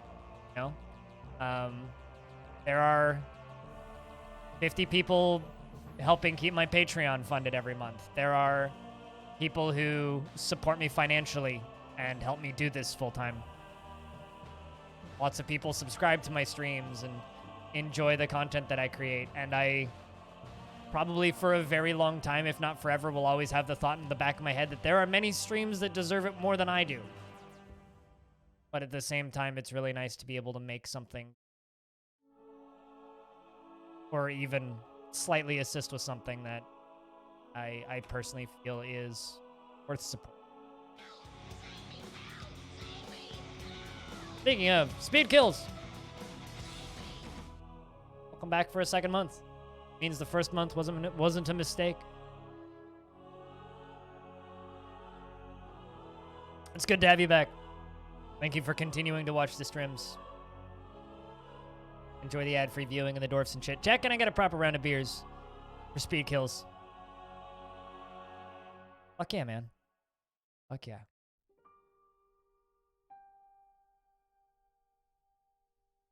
Oh, hey, wave depletion. And Paul! You are the shit, bruh. And it's never a mistake. For No. everyone! That's not true, Paul. I did have someone once subscribe and then realize how much I swear and then get very angry and annoyed in chat and state that subscribing to you is a mistake. And then they went into they subscribed to Twitch Prime, and then they went into their settings and deactivated the sub, which is a thing that you can actually do. You can go into your subscription settings and cancel sub benefits now. Drops the number. Like, I still get paid, but it drops my sub count down immediately. It was very funny. So I was like, well, fuck you. I'll run off with the money. Thanks. I thought it was kind of funny, but yes, there have been people who've subscribed to me and then stated later. In the case of you, thank you, Paul, for upping for a 5th month. Back. One more person resubs, that's a hype train. Or 100 bits. Bilberries.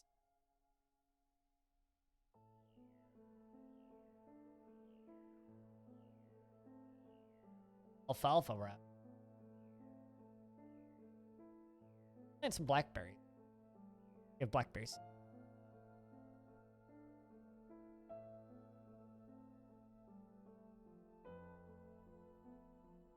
Kinda need to get rid of these blocks. I have this little stockpile. It's redundant now. A metal smithing demonstration. Dwarves are learning metalsmithing without even smithing metal. It's the best kind of metalsmithing. It'll take a couple of years for the mushrooms in here to actually grow. We're going to go down another layer, so don't.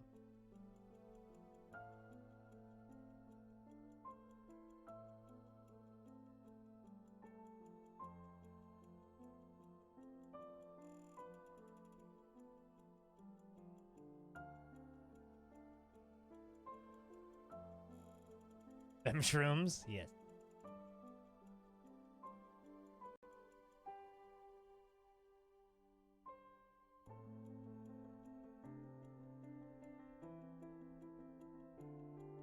I think assuming only one dwarf is digging here, we probably won't have any cave-ins. Probably won't have any cave-ins. Famous last.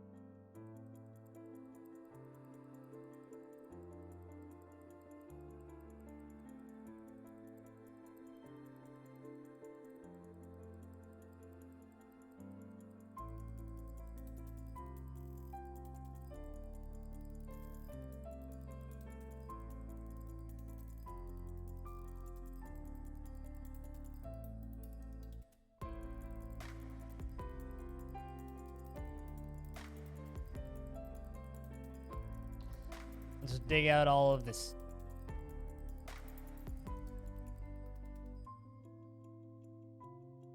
I don't know. I still like. Probably, regardless of what you guys think of my broadcasts, I think there will always be elements of doubt in the back of my head. But I don't know. That just it kind of makes it all that much nicer when people do support the broadcasts, and they do. And you can still donate towards a good cause in my name.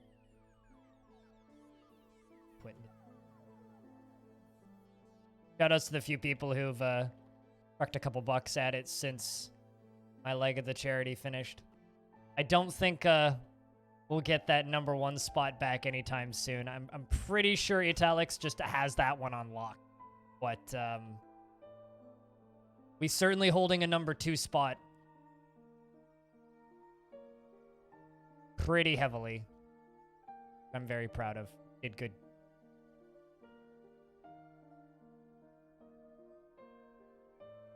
Even though we kind of got one very large, wild dip.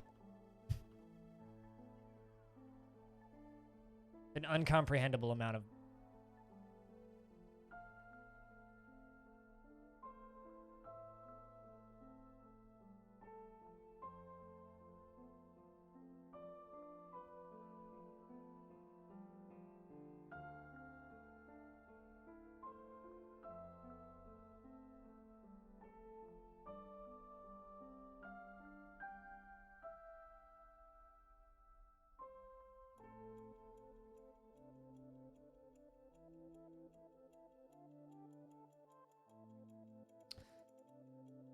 Why they're canceling on the bilberry seeds. We do have bilberries. They just, maybe I need to be brewing them.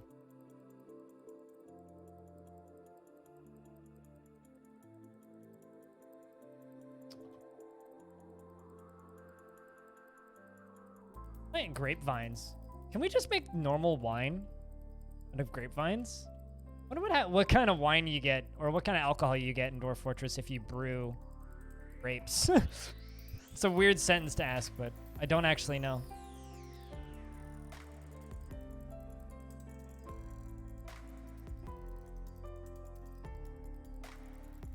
And if people do throw money at Doctors Without Borders via that link now, I don't get there won't be a notification on stream, but I will see it in my notification bar.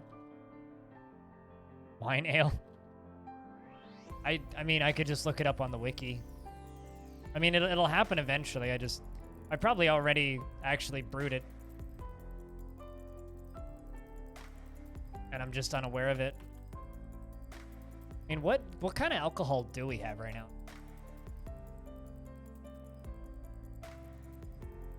Gotta get down to drinks. Well, we got 3,784 of whatever.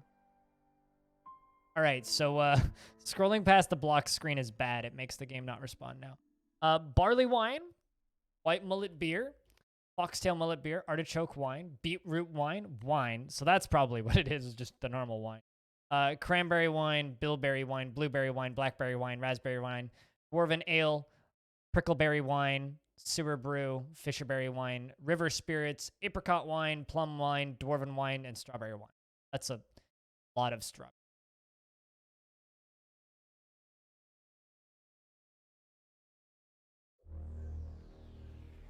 Like a whole lot of strawberry wine.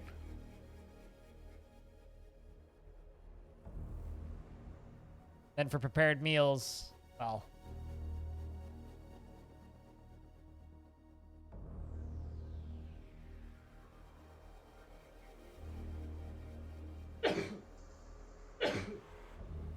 bleh.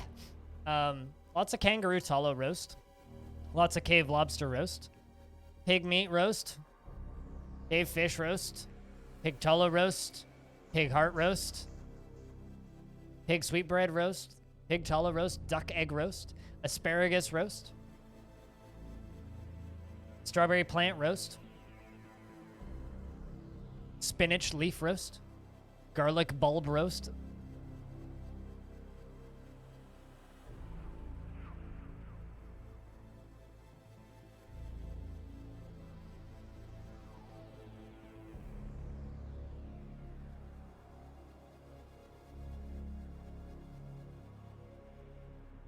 Means I'm a good human. I mean, I think it's very common in any creative industry, Matrim. I think it's any industry where you are creating a thing and get to work in a non-standard industry. Feelings of not necessarily self-doubt, but the question of do I deserve X thing is like it sucks, but it's a very common, and I think it's just natural.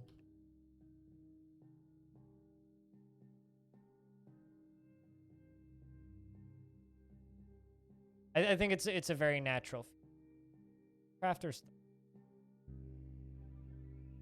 Fortunately, it wasn't very far. Yeah, grape just makes wine. Yeah, we.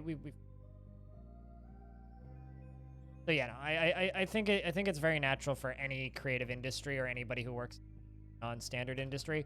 Just like I think it's very common for anybody who owns their own business. It's certainly things I hear independent game developers who found massive success. I've certainly seen that. I've seen artists who are incredibly good at digital or traditional forms of art talking about very similar feelings and thoughts. I think it's just extremely cool. I think it's something I'll continue to fret over, whether or not I should, whether or not it's a positive or a negative thing. It's just, it's too natural of a thing for me to worry about and think about. Could make turnip wine. We had a bunch of turnip wine for a bit there, because I was making turnips.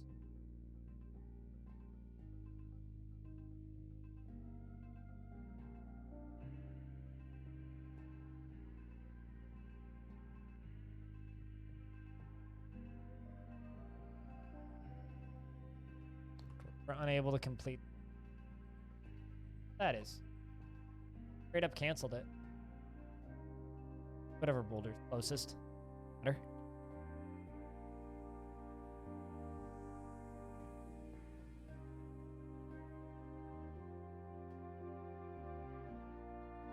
Yeah, there's a little bit of frame rate lag because digging stuff causes lag. Also, I think... No. You're not getting assaulted by, Eos right now. Normally get buzzarded in this spring. This spring.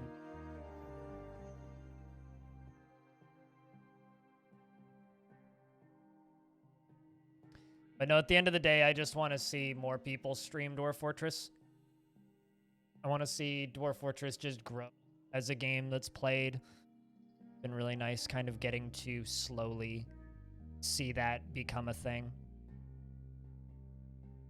Because like back when I started streaming Dwarf Fort, basically no one streamed it. It was like myself and a small handful of infrequent broadcasts and the occasional like one-off big streamer that would play it for a little bit. But since I've started streaming it, and I don't want to take all of the credit for this, in fact, I don't take any of the credit for this, but a good number of new broadcasters have kind of come into this world of streaming.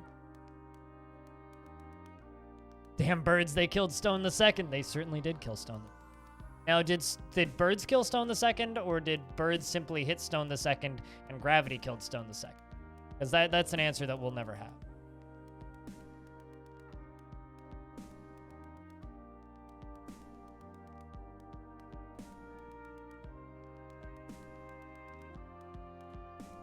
What actually killed Stone the Second? I blame gravity.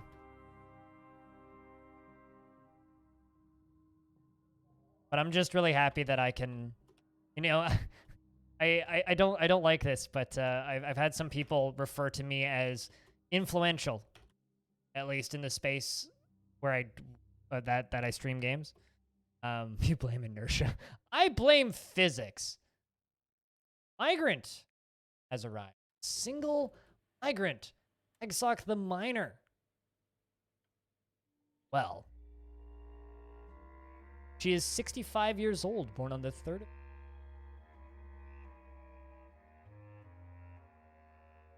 I hate gravity. Those are indeed the words of CJ. All right, chat. So we get to name a new dwarf. If you'd like to be dwarfed into this fortress and be alive for potentially a very long time, worshipping the god associated with jewels and wealth, I don't know how we're going to do this. Watch just types in 17. How about this? Hello, Crocodile. How are you?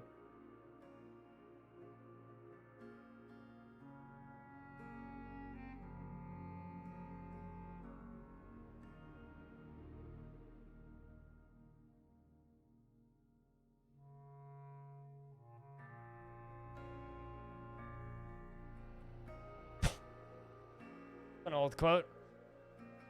Mostly alive at work. Good to hear. On the mostly alive thing. Is there anybody here who hasn't had a dwarf yet in this? Who would like one? Keep thinking there's an elf in my fort. It's not an elf. It's literally just a... It's an eagle. People who are competent often underestimate their competence. People who are incompetent often overestimate their competence. Sounds like I'm assuming you're talking about me and like my imposter syndrome problems, Redbeard. But when I read that sentence, I initially thought you were talking about the last American president.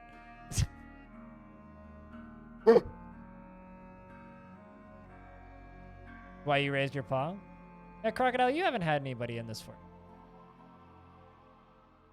I'm going to play favorites here and give it to him. Because Crocodile's one of the longest time large lurkers in this chat. So, welcome to the fortress, Crocodile.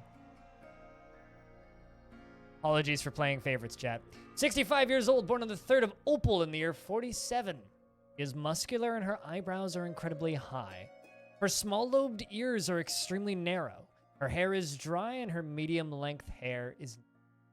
Cobalt eyes are slightly... Her head is somewhat short. Her hair is a crew.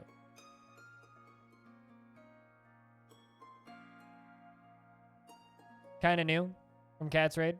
Well, thanks for sticking around from Cat's Raid. Actually, I wonder how many people here are still from Cat's Raid.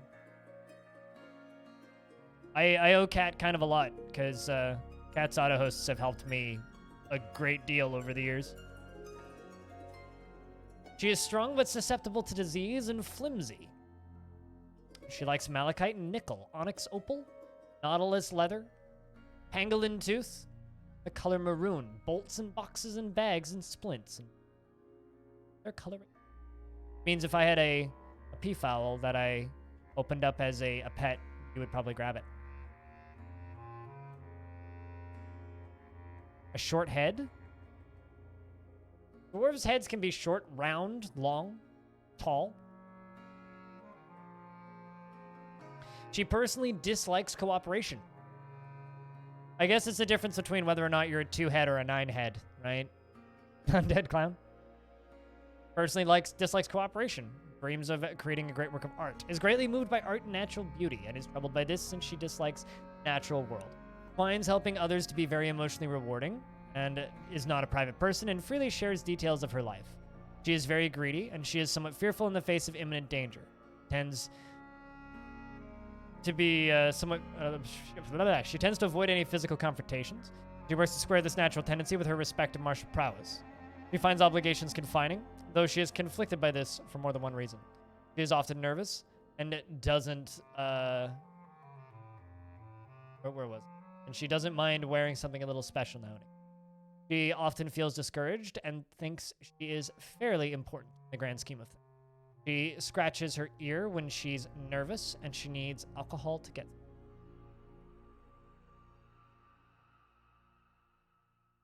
See, that's a head that's long. Right there. Forehead is a long head.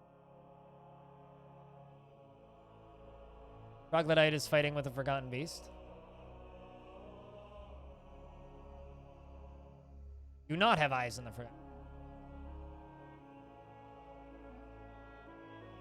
Yes, that's definitely a wide head.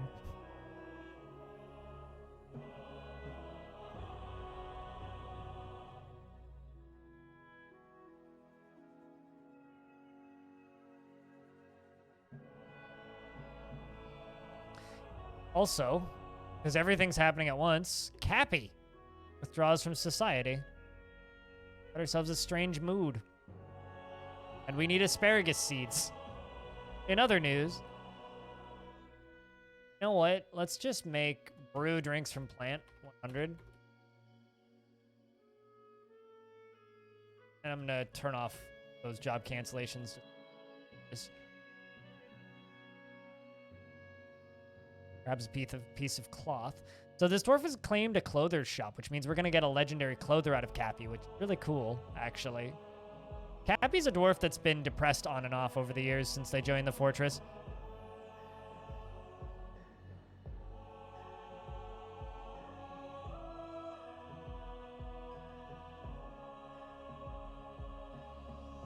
Lots of cloth. And silver ore, I think that's galena, or that's raw silver, one of the two. Yeah, galena. Which means it's the ore of silver and lead. Silver bars, I think, unless you just grabbed soap, which silver bars. Going now. Bones? That looks like bones. Cheap bone. Giant cave toad is fighting with a forgotten beast, which is now very much dead. So much blood down here. So much death. Forgotten beast slinks back into the shadows.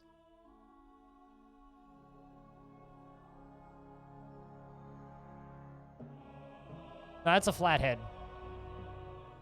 Animal. Definitely a flathead. Heather.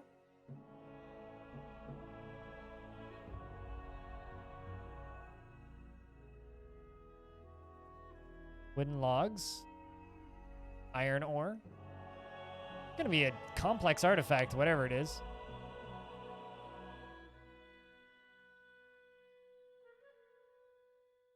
Hornblende.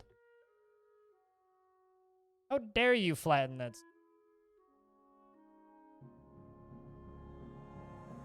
Glitch RNG. I've never seen that one before. You've begun your mysterious construction. Grab llama, sheep, and llama wool cloths. Galena, silver bars. Gray sheep's bone, pig leather, ginkgo wood. Ammonite, hornblende.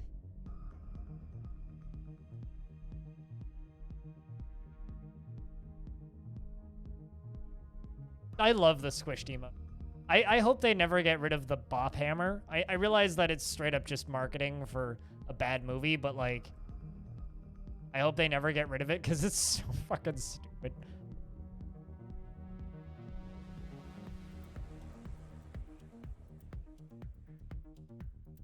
So goddamn stupid.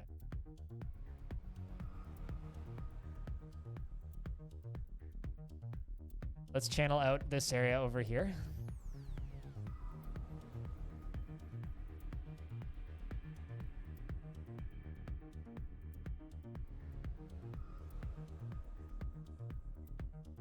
Other news, Endless Space's soundtrack still real fucking good.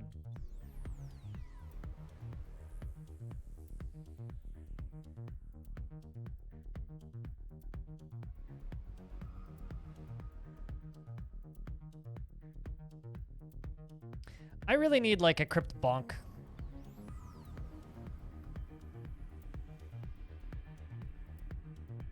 There's a lot of like just Dwarf specific emotes that I want to make.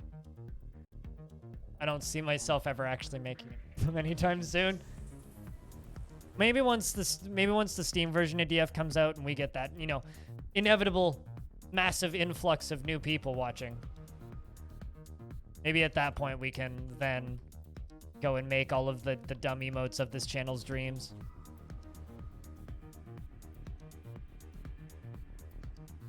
We can have all of the dwarfs that we've always wanted and never had the emote slots for. I kind of doubt we'll get that much. But maybe we'll unlock an emote slot.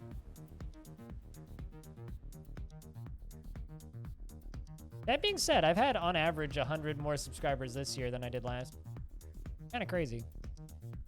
Considering I literally just lost 30. Because there was a whole bunch of subs gifted a month ago. Cappy, the administrator, has created Kunrodem, a llama wool turban. Ooh. And claims it as an heirloom in the name of the family ancestor, Euthris Wietict. Euthris has had like a dozen things dedicated. Okay, first off, how do you feel, Cappy? Oh, you've become haggard?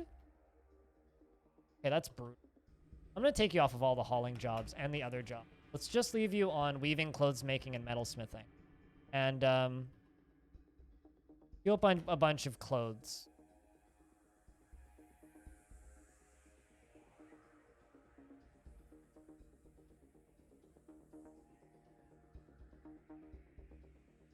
Already a month? What, since a whole bunch of subs were gifted? Yep.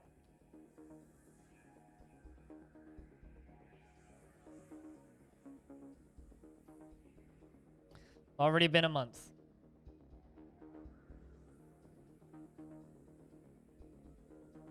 Actually, it's been over a month since if you're referring to when you gifted a whole bunch of subs, it's been over a month. Because the 17th or no, 17th of November, or 14th of November was when you gifted a bunch. But on Halloween, a whole bunch of subs were gifted. Made trousers 20.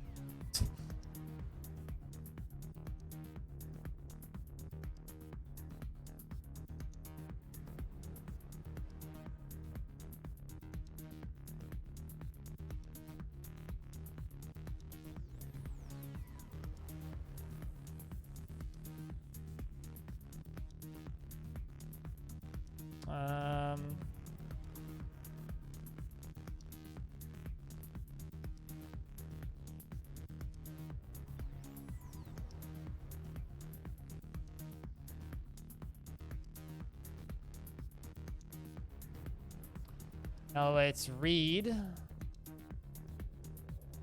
This is a llama wool. Well, first off, it's worth 37,040 Dwarf bucks. This is a llama wool turban. All craft store ship is of the highest quality. It is decorated with sheep's wool, encircled with bands of llama wool, and sheep bone, and pig leather, and round hornblende cabochons. This object is made from llama wool cloth. This object is adorned with hanging rings of silver and menaces with spikes of galena.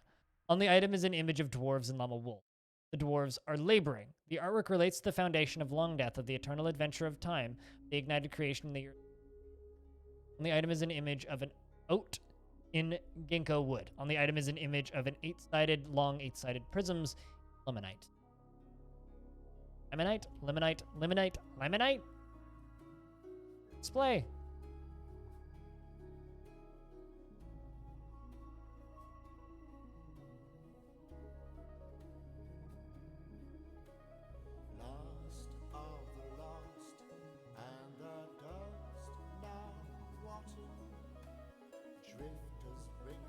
you go.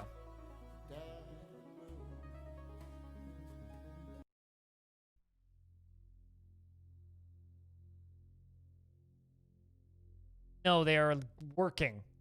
Laboring as in, like, working on a construction. Not as in giving birth.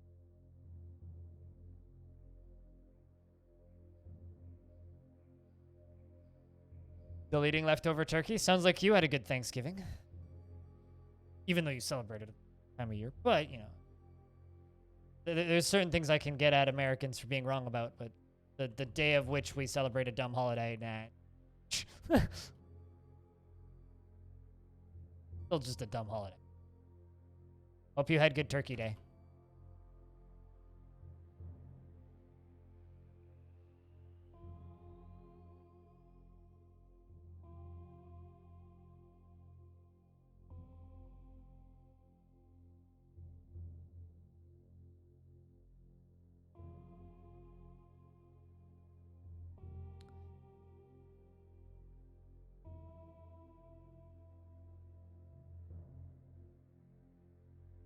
More coffee.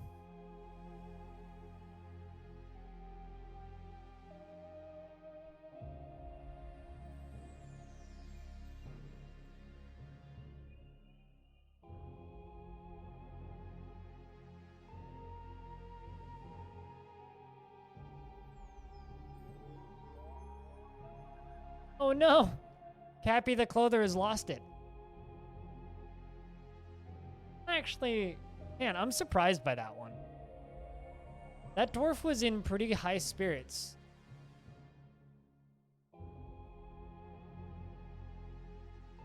Made an artifact and went insane. So sorry, Cappy. Oblivious to reality.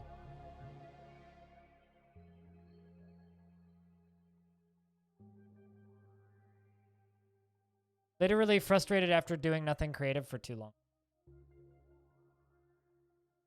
That's unfortunate. Hopefully you can snap out of it. Although, this dwarf won't go completely insane, actually, now that I think about it, because they just made an artifact. If a dwarf makes an artifact, they will not go completely. So you can't completely lose it. Which means you should snap out of this running around obliviously. Yeah, because they created a great work of art and this dream was realized.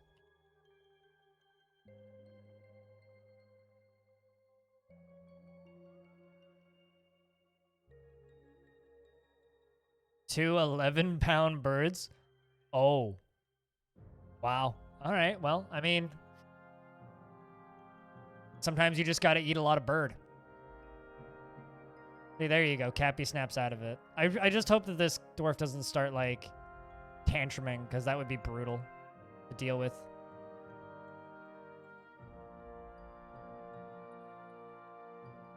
Mandate. We have to make a chain.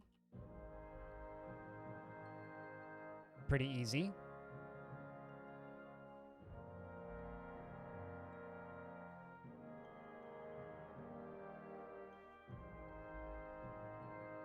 Are you trying to make like a bird goes flying joke so stomach is light? Is that what you're trying to do, animal? Because like, I'm impressed, but also no.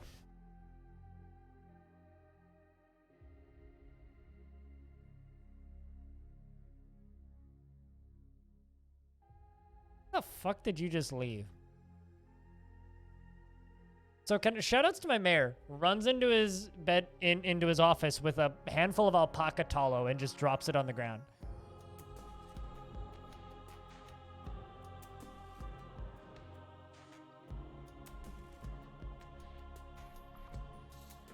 Immediately goes to attend another meeting.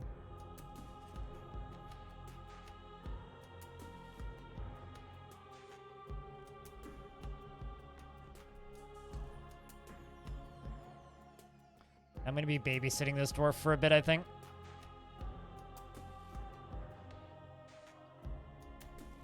Oh, come on. You just missed the mayor. Who's now going to sleep. Psh.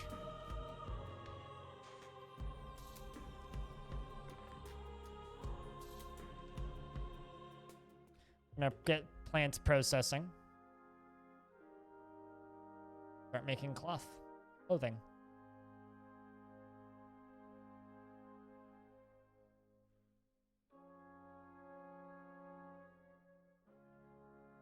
Enjoy the lurks, Thugless. Thanks for hanging out. Cheers.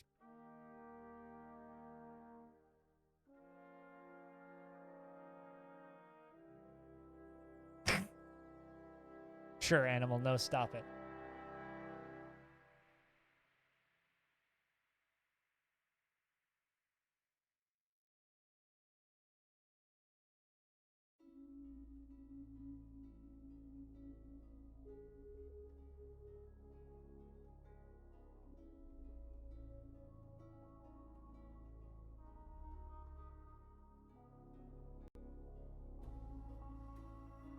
This is an active problem I see with the way Dwarven mental health works is when they're just like trying to attend a meeting and thus not taking care of their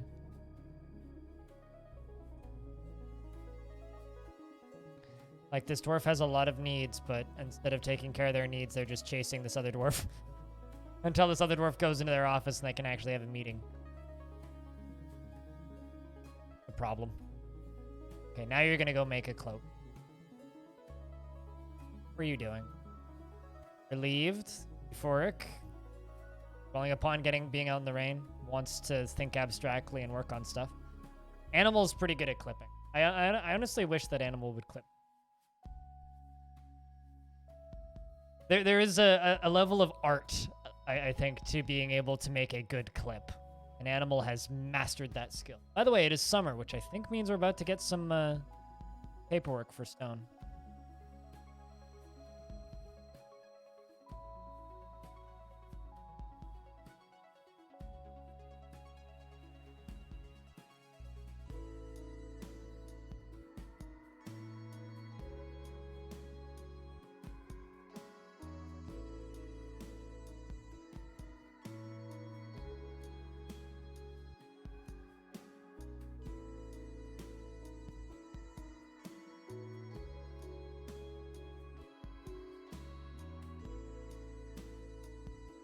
Also, massive shoutouts to Mute.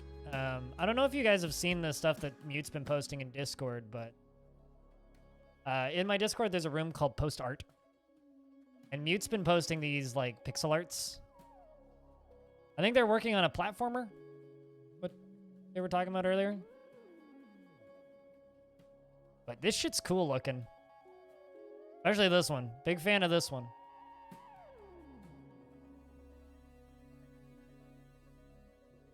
Shit.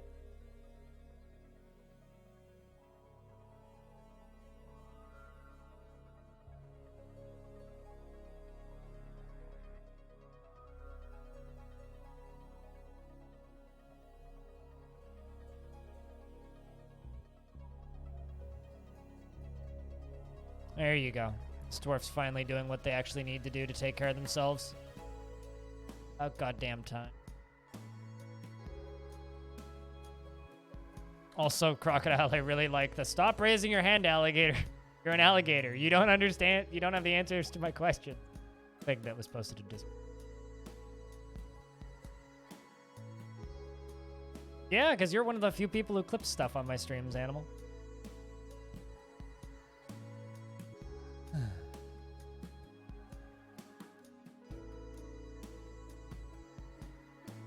I love seeing people in my Discord make things and then send it to my Discord for feedback. It's cool.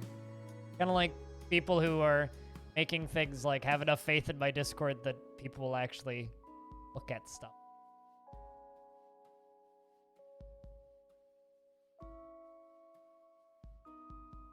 Make a clip and it ends up in the real. Yeah, that's because we.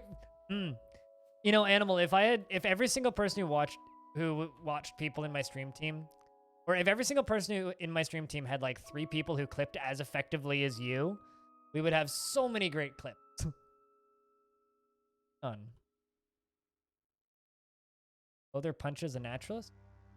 Or oh, I see. Cappy threw a tantrum. Happy, why? Why? Why would you do that? Why would you throw a tantrum? Now you have a disorderly conduct charge with 3 witnesses. It's not going to be a death sentence, though. That's the real question.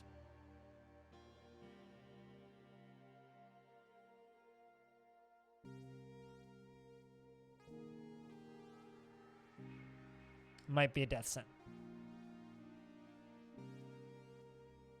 No sentence pending.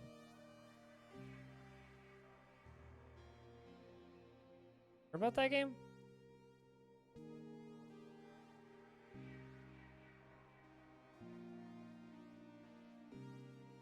Give it a minute. The humans have arrived to trade.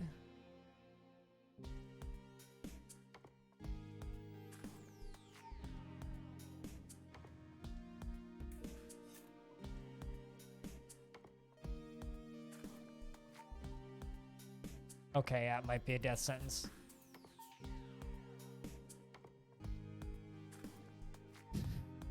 Hello, Infinity. Are you in the right chat? Yeah, it's a beating. Means it's highly likely that's a death sentence. It's all good. All good, Infinity.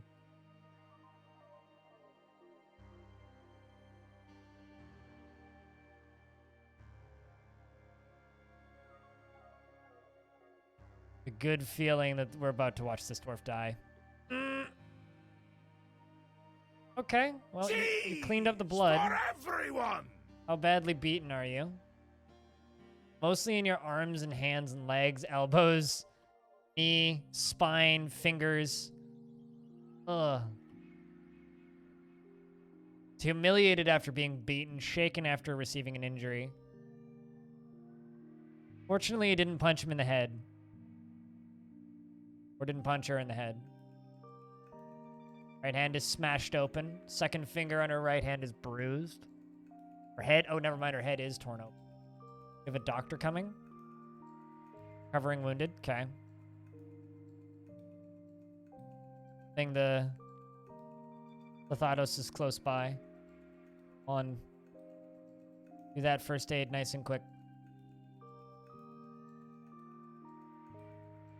Now you're socializing. This is not the optimal use of your time, Dwarf.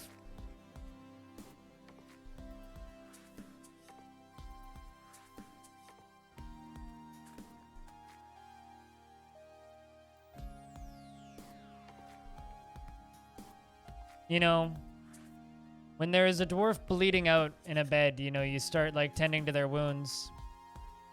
Generally not the best idea to just be like, I'm gonna socialize next to you. Well, unfortunately, Cappy is no longer in the realms of the living. Goodbye, Cappy. You were a good dwarf. You made an artifact right before you left. Time for mash? What? No?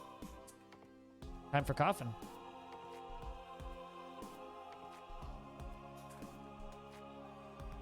Dead dwarves get coffins. Don't get mashed. Dead unicorns get mashed.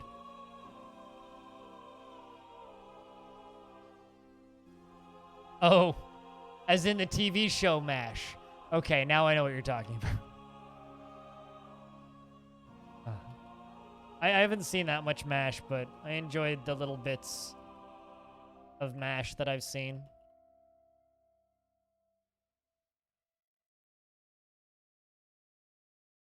Used to pop up at like 2 o'clock in the morning in reruns when I worked the night shift. Because of that, I'd it okay.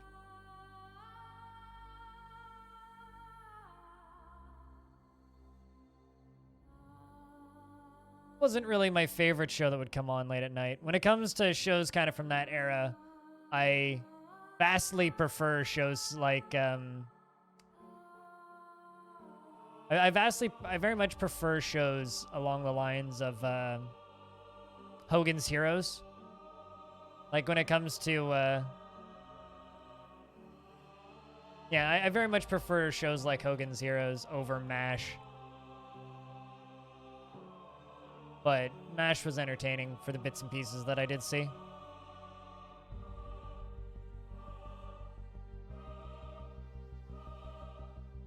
I guess I just found I've always found the humor in Hogan's Heroes to be funnier. Hogan's Heroes is a classic. I actually used to own the first 3 seasons on DVD. But when my ex moved out and took the DVD player and everything, I had no way of playing it, so I just gave it to my parents. I was like, you guys can have this, because I know that you'll actually watch it sometimes. I have no way of playing it, so I will literally never see it. Wasted on me. Too bad for a lot of things out of that, but still a fantastic series.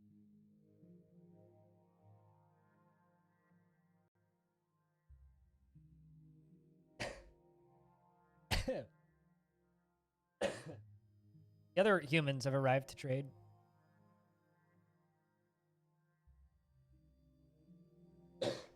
And I'm like following coffee at the wrong end. But enjoy your lurks, animal.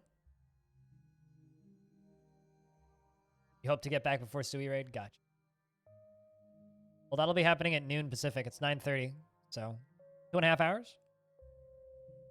I'll probably raid her a couple minutes.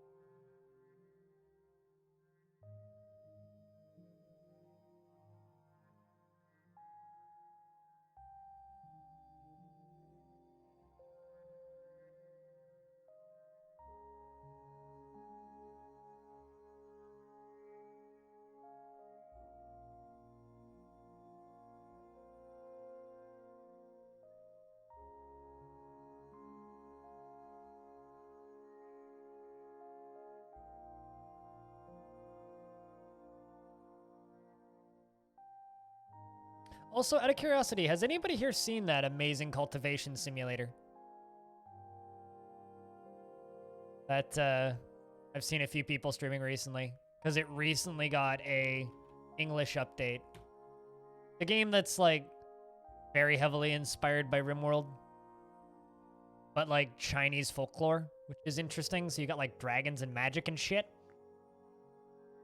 Might need to try that. Also, another game that I might need to try, which has been on my need-to-try list for a little bit, is Sands of Cesar.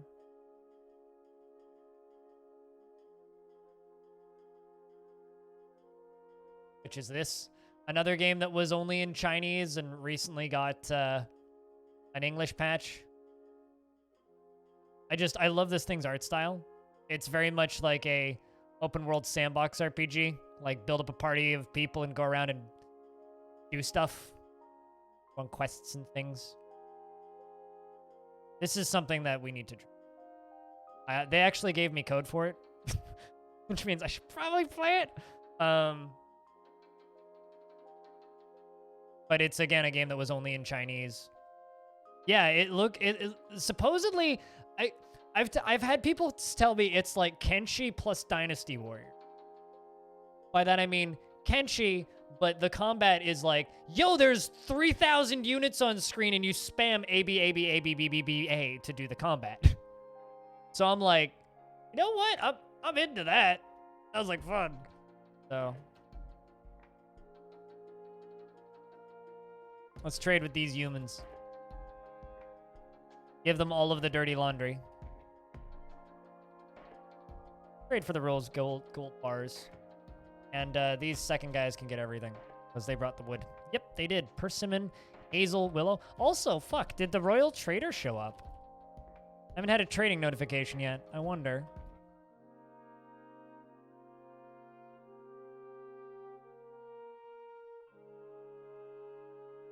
And I got this video, Shrek 300% speed.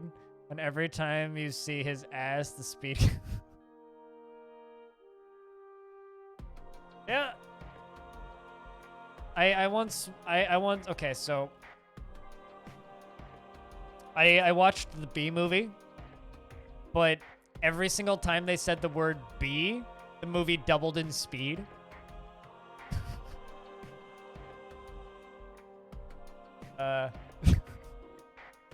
Yeah. Pretty good.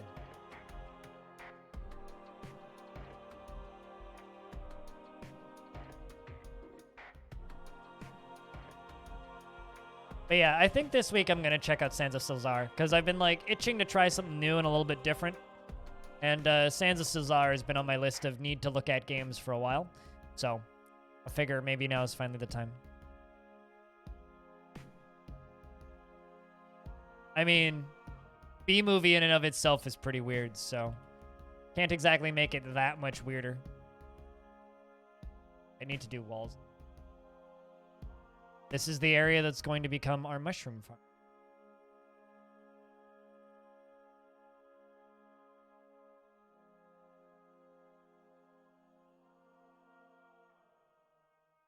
Give them all of those crafts for...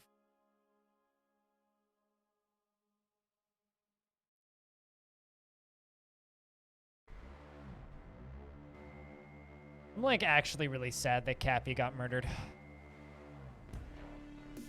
Well, not murdered, but killed. Put to death. I liked that. A good dwarf. Oh, also, alongside of the big old charity event, my stream team are still selling these over at teespring.com/stores/Halcyon Frequency. Halcyon-Frequency. All of the profits go to charity water. It's just us doing some merch sales. Partially for fun, but also for other things. Also, I'm going to shout out my own merch for a second here. So I put up a... I have my own merchandise store. I've had it for a little bit. The most recent Today in Dwarf Fortress features a dragon. And you can buy it in sticker format if you would like.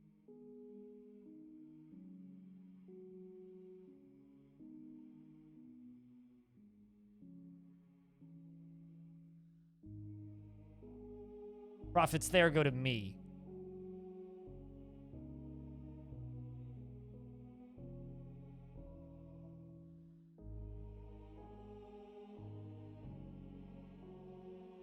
Also, I'm very happy with how that Today in DF turned out. I'm going to continue giving all this stuff. I don't actually know who's vomiting. Somebody's running around and puking everywhere, and I'm not seeing it.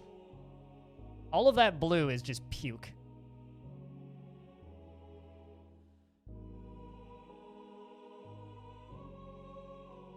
It's a lot of vomit.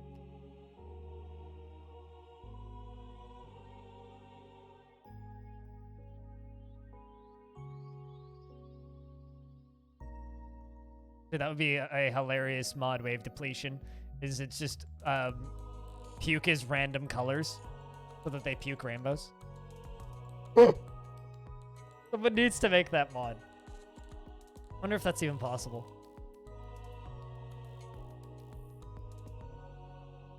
RGB. Yeah, exactly. Red, green, blue, barf.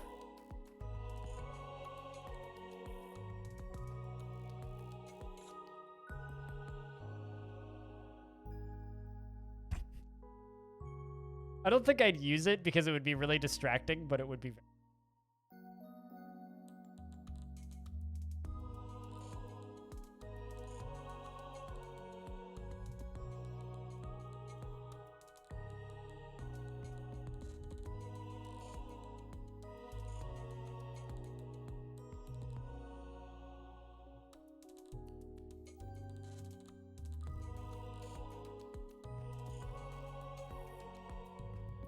Where's Eric Shadowblade at? Eric Shadowblade is a dwarf that has gone fully depressed and come back from the brink on multiple occasions. I'm very proud of this dwarf still being alive. Romantically involved with Kibbs. Kibbs is dead. So their lover passed away years ago. This dwarf been in the fort now. Has the appearance of somebody who's 165 years old, or the first of her kind. Arrived in this fortress in year 6. Damn. This dwarf's been here for over 100 years. 101 years this dwarf's been in the fort? Fuck. I didn't realize it was that long. Has an incredibly calm demeanor, gripped by crippling shyness, grounded in reality, very trusting, is a pessimist, is often sad and dejected, likes to take it easy, and isn't particularly ambitious. Assertive and quick to form negative views about things. Prefers to present herself modestly, and is quick to anger. She is somewhat quarrelsome, though she is conflicted by this for more than one reason. She tends to share her experiences and thoughts with others. Yeah, finds obligations confining, and values the concept of loyalty. And is troubled by this natural tendency. She has an active sense of humor and doesn't seek out excitement. When she's thinking hard, she has a habit of licking her lips. She is animated when she speaks, and she needs alcohol to get through the working day. Does not mind being outdoors, at least for a time. She is a hardened individual. This dwarf, Eric Shadowblade specifically, is one of the loyal YouTube VOD watchers.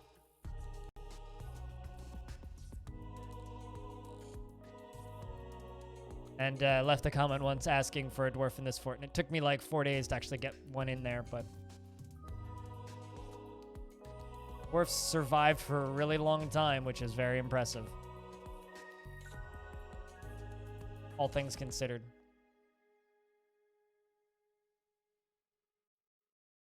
Probably need some weird memory hack to function. Everything is possible. I know I wouldn't use it. Like I said, it would be really distracting, but that would be a hilarious mod.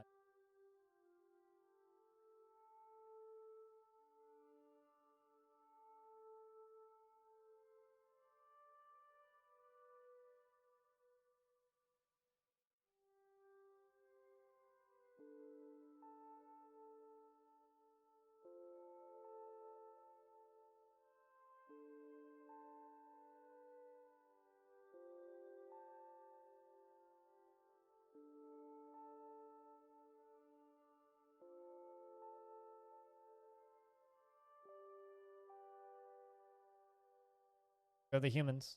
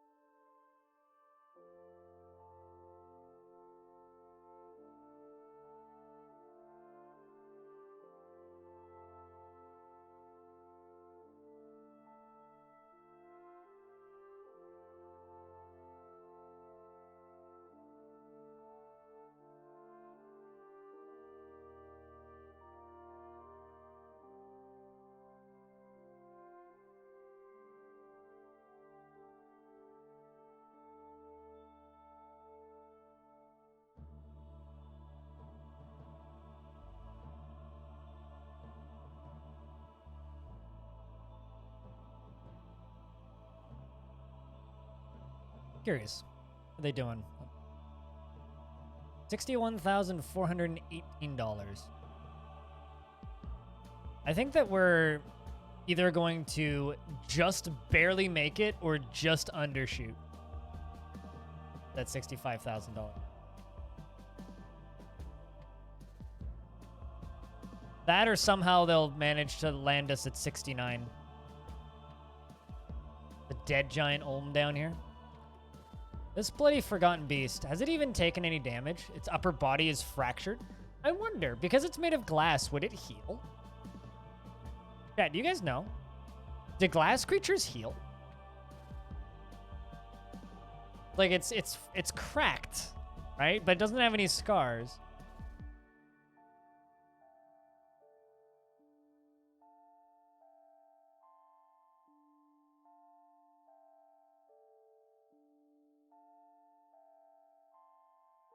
Because it would be kind of weird if it didn't. But at the same time, it would kind of make sense if it didn't. Just feed them some sand. Some sand and like some really, really, really, really hot substance to like melt themselves back together. Because they're technically a liquid creature, right? They're just very slow-moving liquid.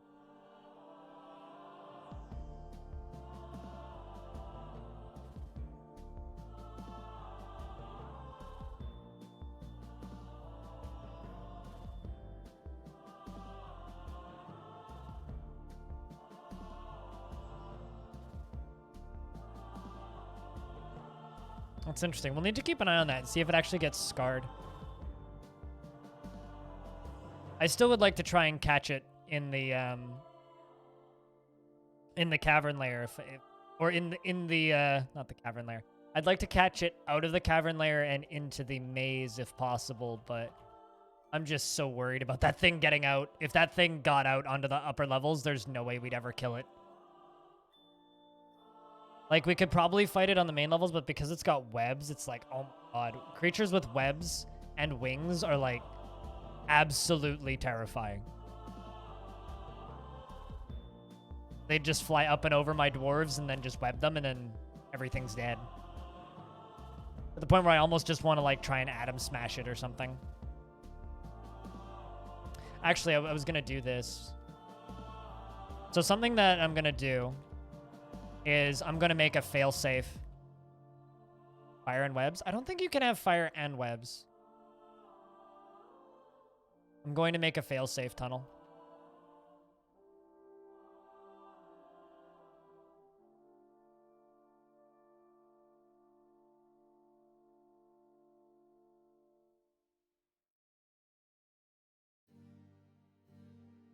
So both of these are named, right? Yeah, cavern layer and cavern maze enter. Both of those. I'll put a lever here. Call it maze back door.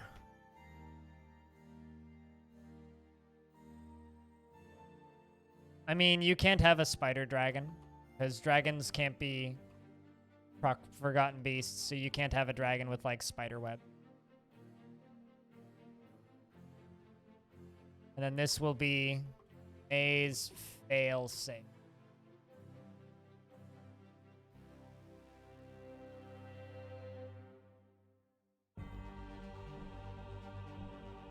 And webs from the back. Fortunately, that's not how it works. What?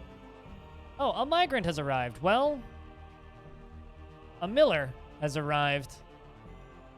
Walking down our little highway into the fortress. I'm going to play favorites again. I think that's how we're going to do this. So if you don't currently have a dwarf in the fortress and you've been watching this fort for a little while, raise your hand in chat and I'm going to pick favorites who I would like to bring into the fort. Hey, Tulkas.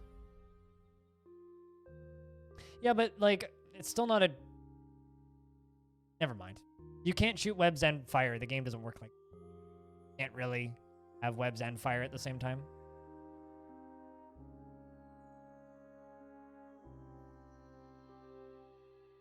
I kind of want to bring Anander back, but I don't think Anander's here.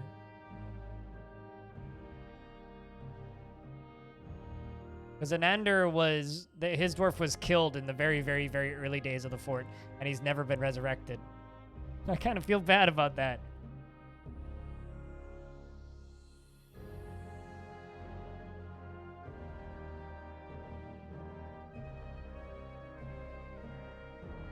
It didn't shoot webs when it engaged your military. I've had multiple instances like that. Hey, Desert Dragon. What's up? You know what? I'm going to give it to Anander, because Anander's never going to get another opportunity. Apologies, guys. I'm giving it to somebody who has... Worships Ashen, deity of the ignited creation. Most often takes the form of a female dwarf and is associated with Earth. Webs are OP. That's why giant cave spiders are some of the scariest creatures in the game. Was born on the 19th of Hematite in the year 35, 77 years old.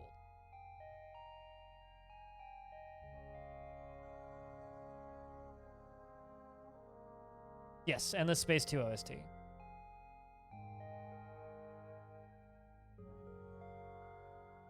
Personally finds friendship burdensome. Dreams of raising a family. She presupposes success in any venture requiring her skills.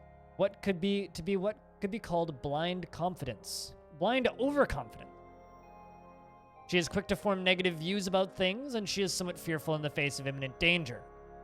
She tries to do things correctly each time, and she has an active imagination.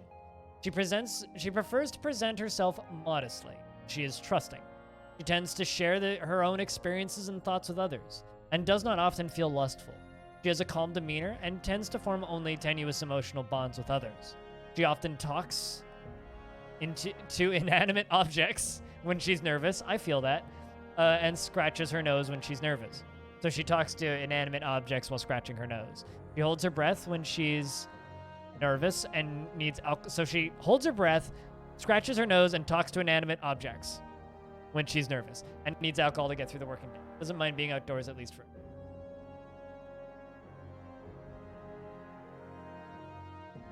likes basalt, nickel silver, red flash opal, and two-legged rhino lizard horn, harp seal tooth, and giant ostrich bone. Wool and hammers and gloves and figurines and buckets and cats. All right, so you like hammers. Give you weaponsmith. You like wool, we'll give you weaving. You like clothes, I'll give you stonecraft. Good question. Right now I'm talking and holding my breath. Ah! I mean, I don't know. It's not that weird. And them mushrooms, they grow in a lot.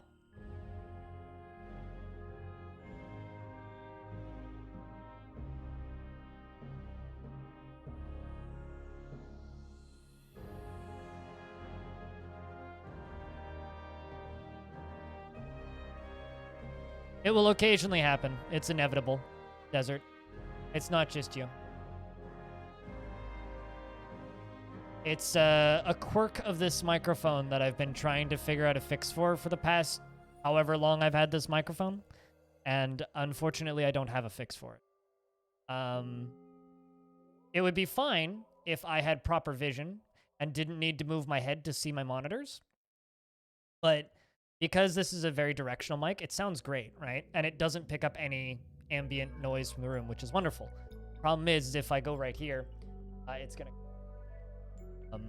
So, because I don't see very well, I have to physically move my head to see my right monitor. And there are times where I do that subconsciously without really thinking about it. And I move my head too far while I'm talking, and it cuts out on them. It's something that became a noticeable issue when I got the third monitor. So I'm actually looking over at it occasionally. Even though chat is on this side now, which actually, in theory, makes it better. But if I try and look over at that monitor, or if I get distracted by something, I'm not paying attention to where my face is, it can cause the microphone.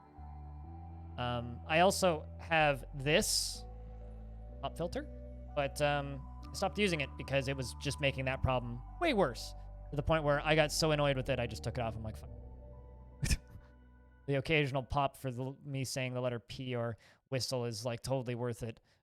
Change for problem.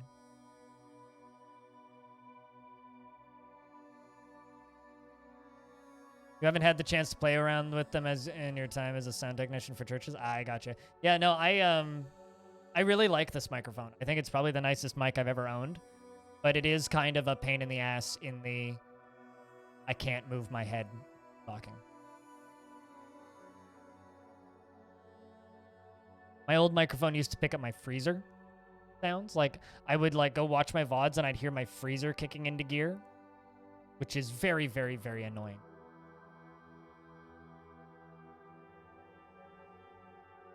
This is clay, right? Guilty clay.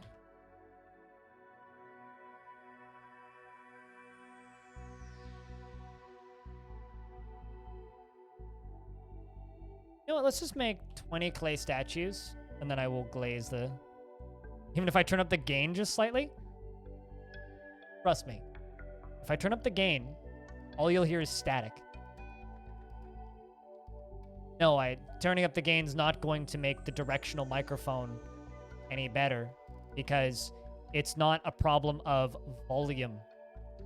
It's a problem of it literally cannot hear me if I'm not speaking into the microphone. Turning up the gain's not going to change it at all. Like, I could turn up the gain. I could turn up the gain so that it sounds a little bit more like this. which will make it just slightly louder. But if I move my head over here, it's gonna cut out. Doesn't matter. Right? It's just, that's just not how microphones work. So don't try and backseat sound engineer me. Just is what it is. I just need to get better at using the microphone. I really hate it when chat tries to backseat sound engineer me because it's like, you don't see my setup, so yes, audio. It's a really nice microphone. I just have to use it correctly.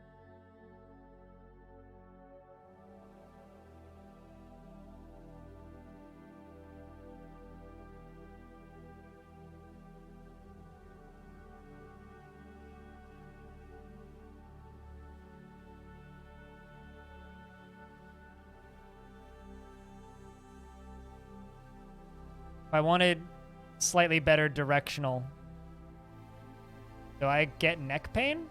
No. Why would I get neck pain sitting up straight with good posture?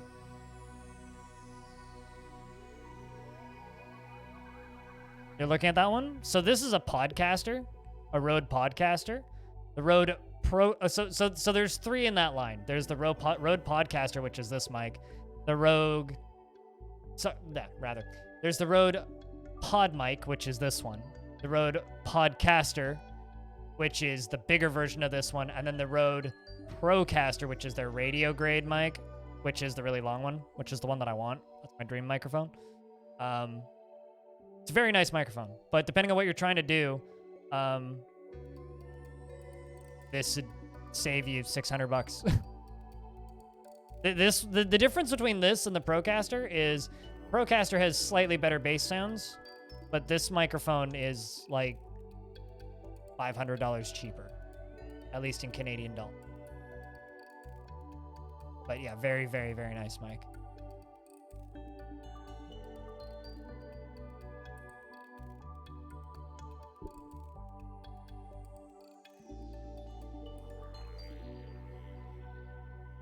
And right now, the thing that I need is I need a nicer microphone stand, because this microphone stand almost can't lift this microphone.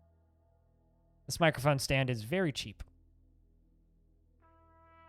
$15 newer microphone stand. I really need to get me a nicer one that doesn't echo whenever I try and move it and have a hard time holding this thing up.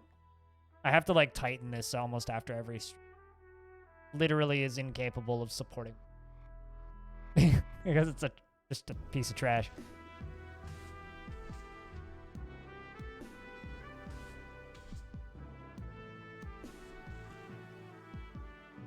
But no, I generally don't get neck pain. What I do get is hand pain. But that's just from repetitive movement.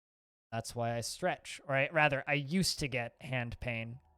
But now that I stretch my hands multiple.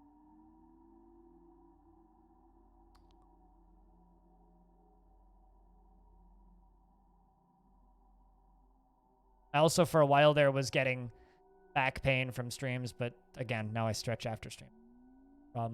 The annual tribute from Basti Pime and Nilun Abo have, because it is the first of early autumn of the year 112.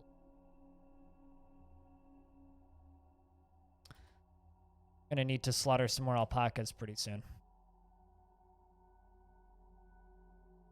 I also just bought a new chair, which actually shipped yesterday.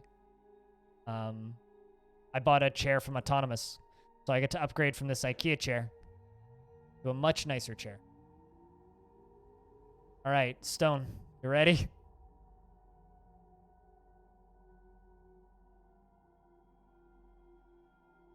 Tribute report of the Council of Men of the Autumn, year 112 of in autumn. Brought 5 rhubarbs, cheese, pig cheese, prepared cougar intestines, 2 iron low boots, raspberries, sheep cheese, raspberry wine, copper bow, a copper pick, and asparagus. 5 rhubarbs, splints, chests, earrings, gauntlets, plumwood barrel, bronze halberd. That's cool. Marcus will be missed. Do you remember the chair before Marcus, though? That's the important question. It's a modified version of Krug Smash's old tile set. Beanie.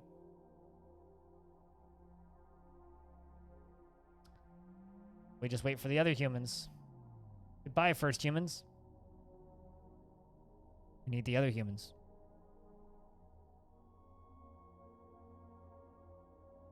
They brought us brass bars. Good shit. Brass is valuable. Rope reed bag. Clear large yellow zircon. Cat parchment sheet.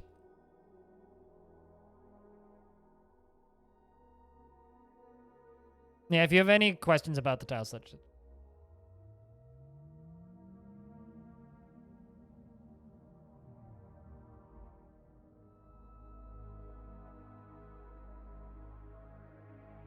Apple cider is good.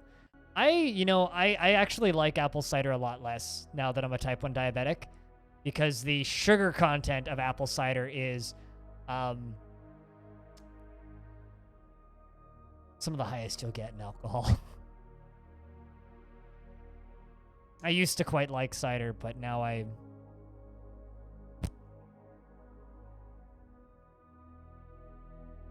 really don't.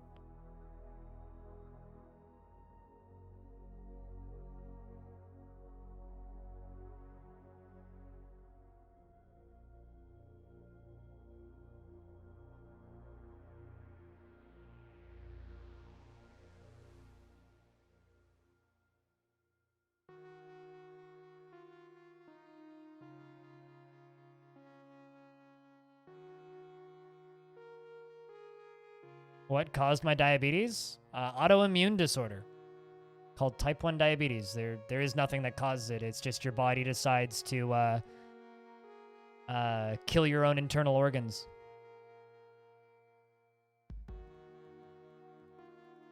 Type 2 diabetes can get caused. Type 1 is just genetics, and it's a matter of time. Oh, you missed the Council of Men then, because Council of Men was already done.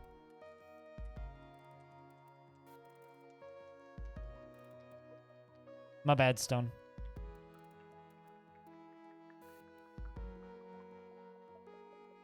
I mean, cider is still apple juice, which is still the equivalent of sending my blood sugar into the stratosphere. My bad, Stone. Sorry about that. Don't be. Some people roll nat 0 on genetics, and that's just how it is. Yes, I realize it's not possible to roll a 0 on a 20-sided die. I rolled a 0. I rolled the dice, and it just exploded.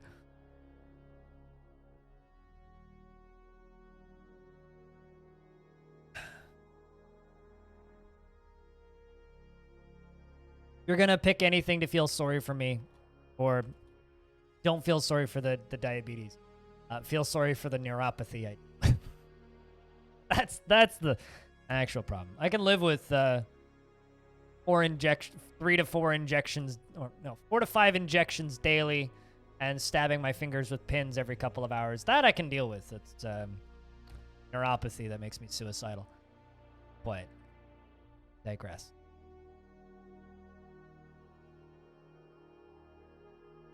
God, I love the way that little mushroom farm looks. It's possible to... Yeah, you're not wrong. You make a valid point. I just need -1 constitution. What's worse, cider or mead? Cider, by a lot. But then again, with both cider and mead, you can brew it very dry. So a very dry cider is probably better than mead, but most cider would be way worse than mead. Because I was looking into cider and mead recipes, actually. In general, cider has significantly higher sugar content than mead, but a very dry cider, same with a very dry mead, is perfectly drinkable for me. But I need it to be dry.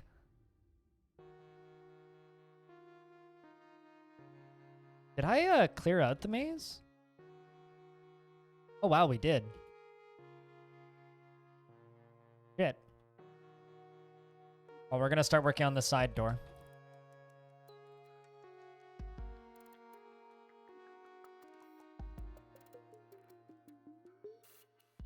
Dry ciders are best anyway.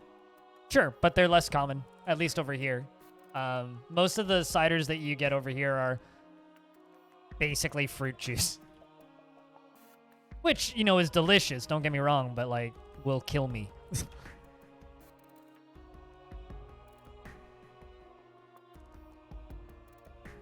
Yeah, mead is made out of honey.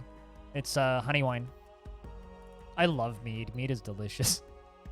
Fortunately, there's actually a meadery around here that makes a very high alcohol content, very dry mead. So dry. So good, though. It's a, like, chestnut walnut infused dry mead, and it's so delicious.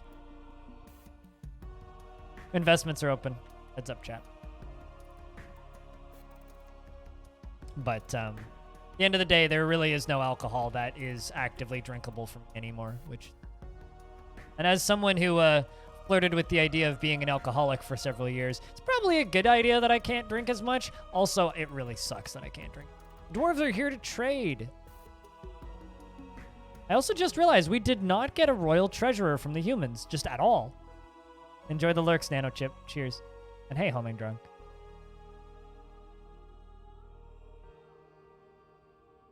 That's interesting.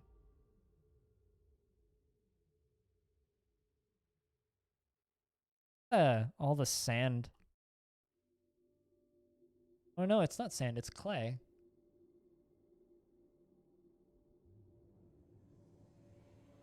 Livestock are kicking up all of the clay. How was the day treating? Well, we had one death, which was very unfortunate.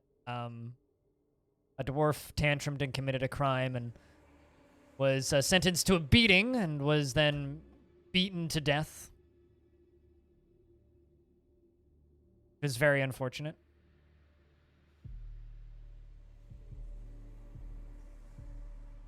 I fucked this up, so I do this way.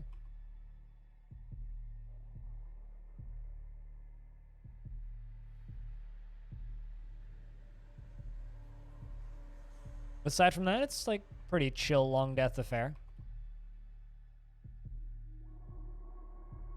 Taking longer than I wanted it to.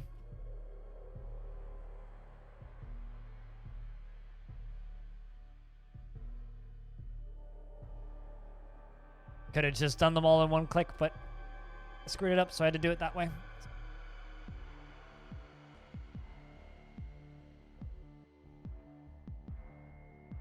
No mandates from the mayor. Good stuff.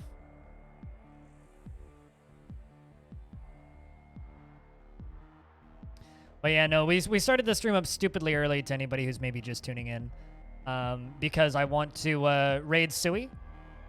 Sui, my stream team member who is the main brain behind the big charity event that I took part in and was helping with volunteering work over the weekend. And over those days that I took off. She's going to be basically capping it off with a finale today, starting at noon Pacific. And I want to raid her because I want to be there for the ending of it, which means I'll probably do a late night stream tonight. But at the very least, it means that I turn my stream on at 7 in the morning instead of, well, 6:30 in the morning instead of the normal 9 in the morning. So like normally we'd still be in like the intro of the stream, but we're kind of keeping it going. Asteth, I am your liaison from the Mountain Homes. Let's discuss your situation. There is much to share. We have updated your maps. What requests do you have of our merchants? I would like them to bring me more wood, as I always would like them to bring me all of the wood. We have finalized the import agreement. Let's discuss what we're willing to offer you for your Craftsdorf ship. I look forward to a meeting next year, Sipple. Our fortunes rise and fall together. Goodbye, Asteth. It was good to have you. You're a good dwarf. Good outpost. Here come all the wagons, ready to trade. All my dwarves bring all of the crafts in.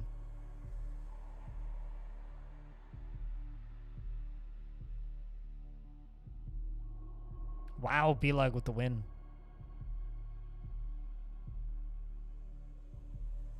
So the result is you guys kind of get a bit of an early start to the stream.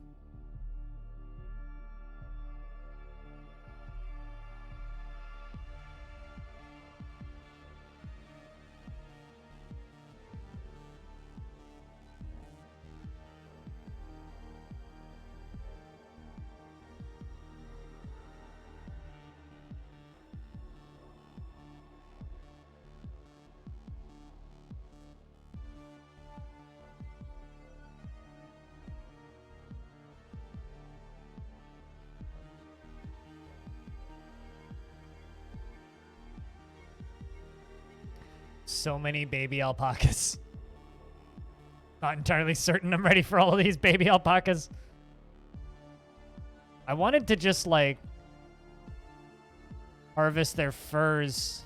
Well, yarn.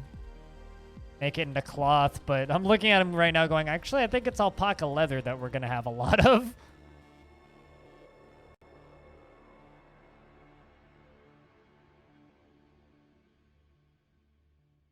Well, keep you requested at the depot.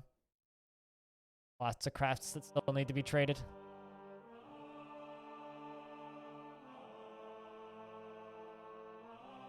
Do I have anybody set to glazing and pottery?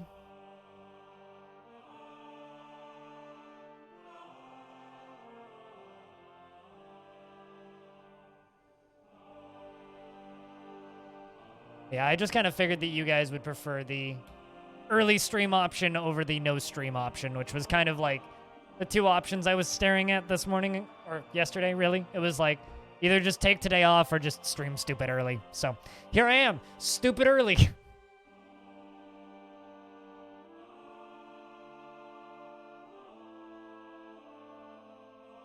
Oh no.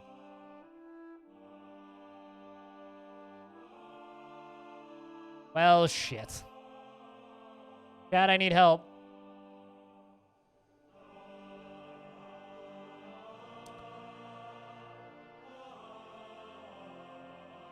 Black Screen Records has a Black Friday sale.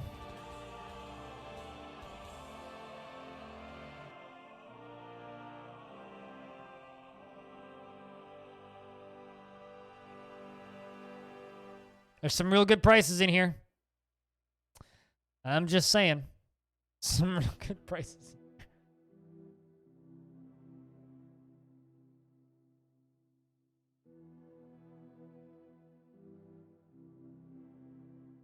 Real tempted to get Life Force.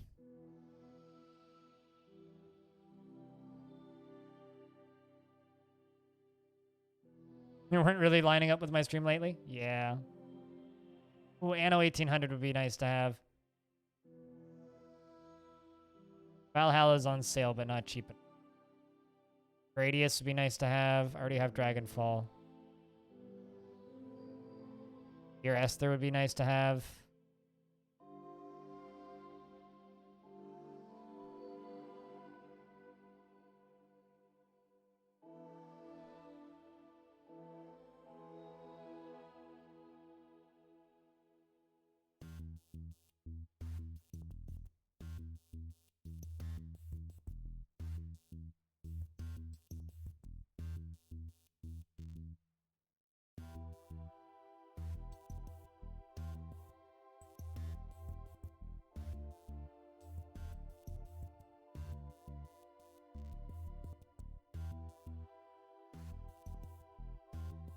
There's a few in here I'd like.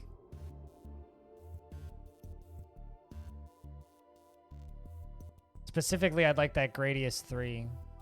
And So Let Us Melt. And that Anno 1800 soundtrack. But I need to not be stupid with... Just pass on that entirely.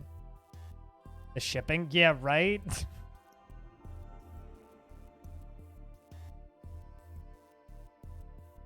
I also just bought 6 records, Crocodile, because Polyvinyl Records had a big sale, and they have these. You can buy 3 records at a time, and they're just random records from their distro. But they come to like less than $6 a piece. It was like $5.50 each per record. And one of my favorite parts of Odig Records is something that I really can't do right now due to 2020 reasons, which is going to record stores and just kind of digging through Dragonfly Ichor, lovely, and just digging through record bins and picking out and just picking out records that I might be interested in and taking them home. So I kind of got to do that, which was really nice. I don't really have anything I want to trade for.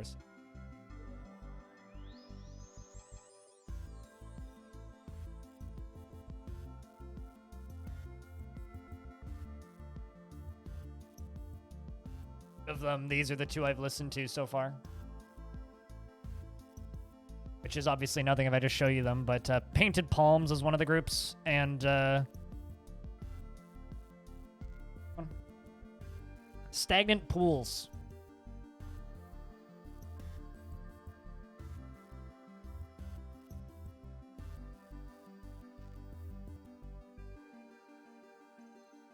Are the 2 of 6 I've listened to. I'm going to see if I can record them and get them up onto the archive channel. I do not have permission to play any of that shit on stream, so unfortunately I can't, but I will see if I can get some of it up onto the archive channel just so you guys can listen to it.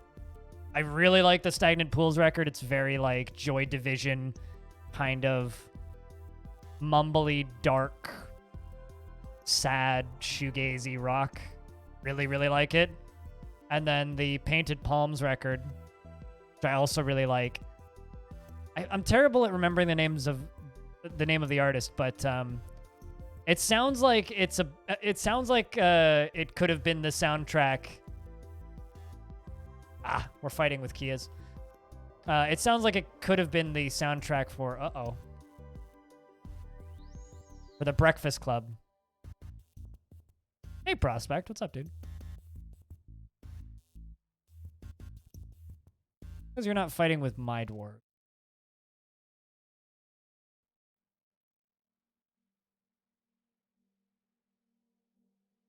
No, that's from a different... They're just screaming and fighting. Yep, they're leaving now.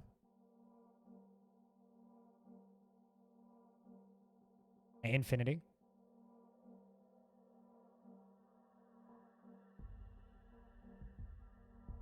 What was it a figurine of? I have no idea, and it was probably sold. Because I just sell all crafts en masse, right? So I unfortunately have no idea. And because I sell/give away all figurines, I guarantee you it's been given away. That's something that you'd have to ask, like, as it arrives, because I would miss that. I unfortunately do not know and probably couldn't check.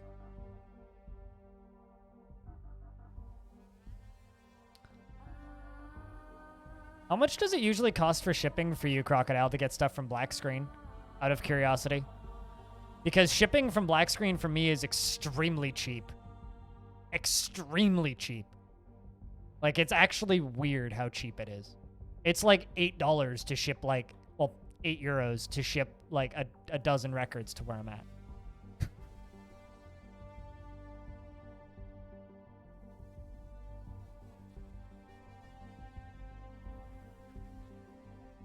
Was almost 50? Really?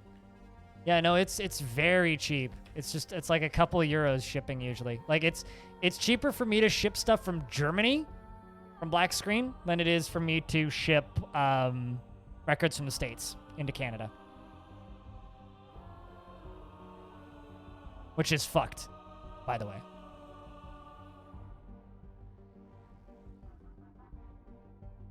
I've also, like, imported records from Japan and Sweden before. Cheaper shipping. Like, shipping is, like, generally around $12 max.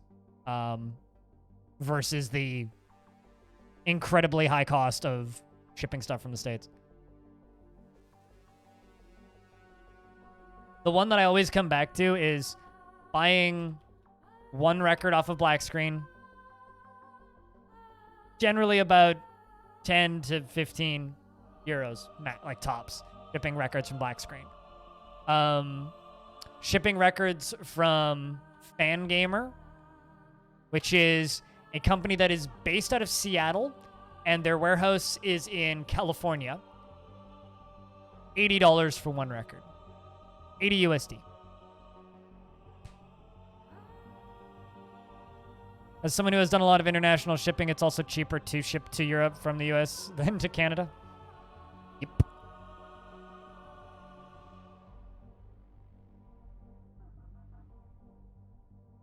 Our eagle just laid an egg. Pity we don't have a male eagle. It was really bad last time. That sucks. I'm sorry about that.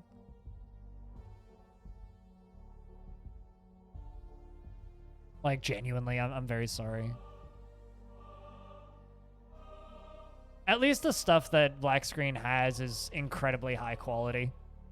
Like, I spend quite a bit of money on the stuff from Black Screen, but it feels like it's worth it. Like, I've never actually received anything from them that, like, I felt ripped off on. Like, I've bought stuff from other labels. Like, there's a label that publishes a lot of, like, synth pop music that I really like. And I've been I was actually pissed off enough at one of the things that they shipped me that I shipped it back to them. Didn't even show it on stream. Because, like, it was a tape that just straight up was recorded poorly. I've been very annoyed with the quality of some smaller labels that I've done stuff with, but Black Screen I've always been happy with.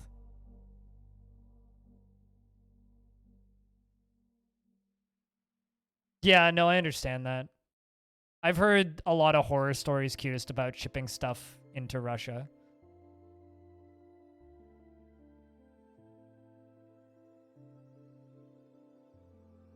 Yeah, I have 2 orders from them actually that are out for delivery.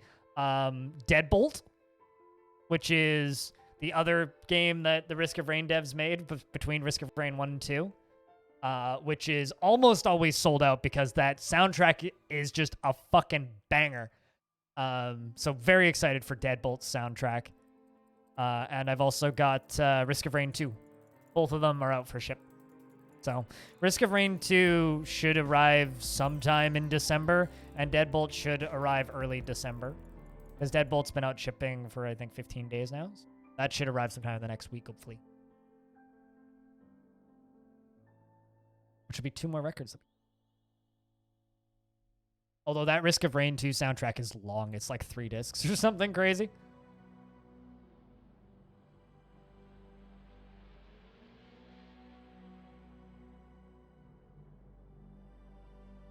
I mean, cutest, if I were you, if you want to try buying merch, buy something small.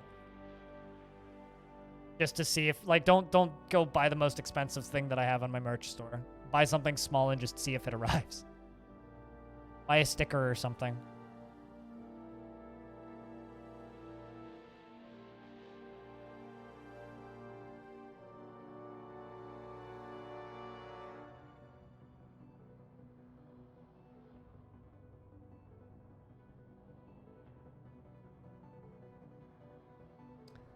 Second of timber in late autumn.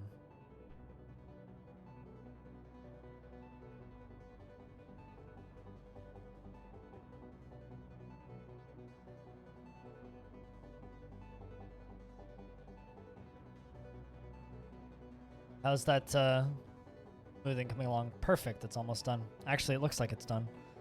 All right. Let's put another stone stockpile up here for ore.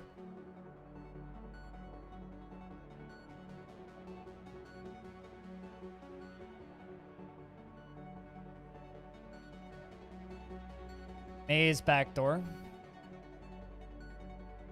The maze back door is going to be right here, and it's going to be left closed all the time.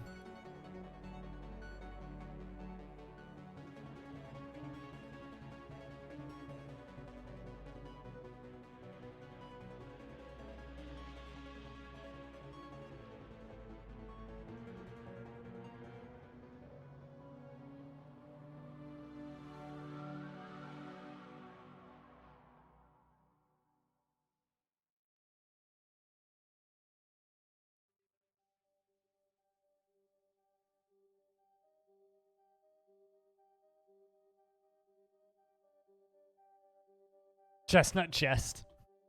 Chestnut chest. It is kind of funny sounding.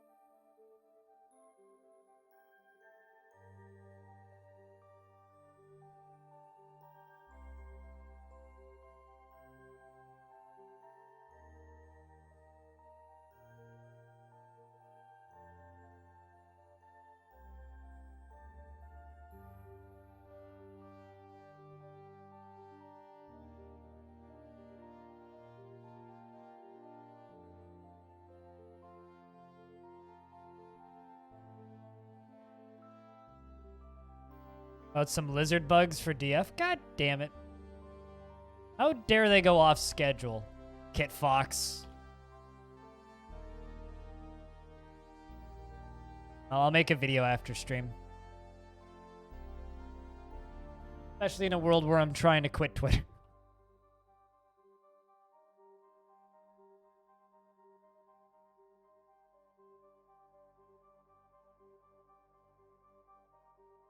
You're right. They did indeed. Me here, Dwarf Fortress art, and I found lying around. People, normal people, cute. So they're like pets, Dwarf Fortress players. No, that's not. No, look how delicious they look.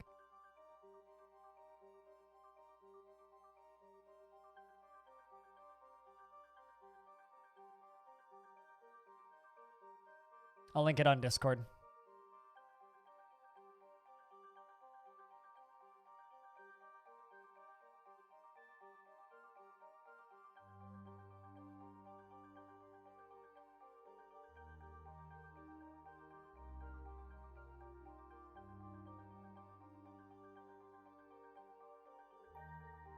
Now you're hungry? Mm-hmm.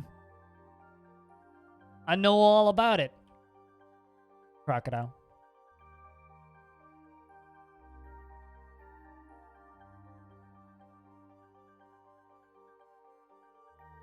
Okay, so the nice bridge. Maze back door. That's not what I did.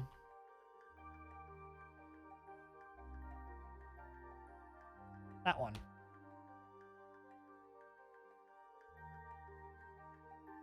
New media manager? I mean, it's Tanya doing media stuff, isn't it? Over at Kit Fox? Tanya being, the CEO. At least until they find a Victoria replacement.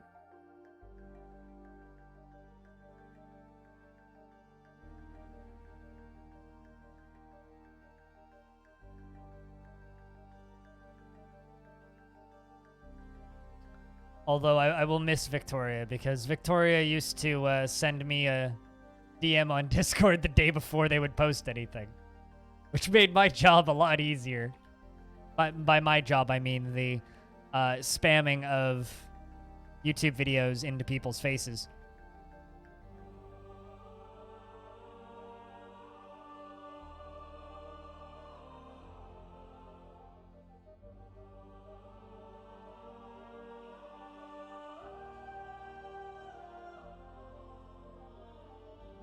Yeah, she works for Among Us now. So she you know, isn't sending me screenshots anymore, unfortunately.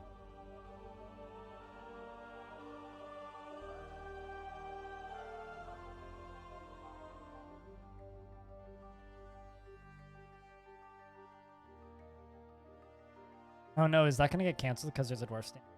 Nope, there we go. We're good. We're good. All good. Those bridges finished.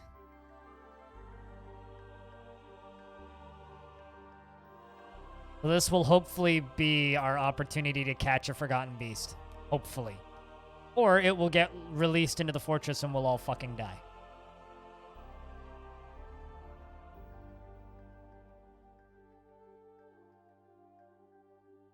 Both of the side doors are locked.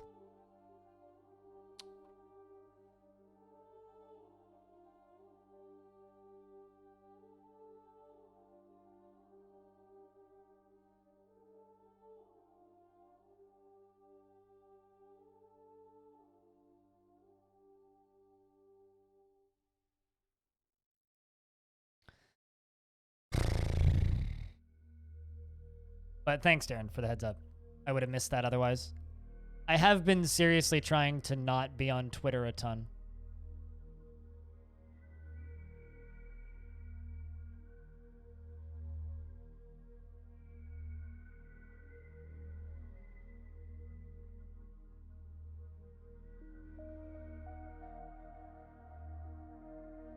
But you read the thank you, Victoria. Such a lovely place. Yeah. I mean, she did definitely take the job with more notoriety, but I'll miss her. Tribute paperwork is done. Good shit. It only took you until late autumn from early autumn.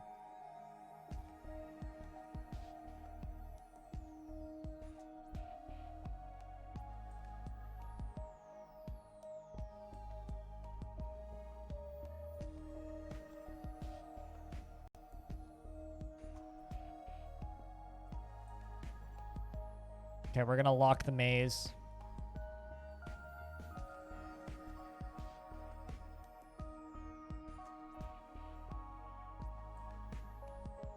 It's sold out. That's one that sells out real fast.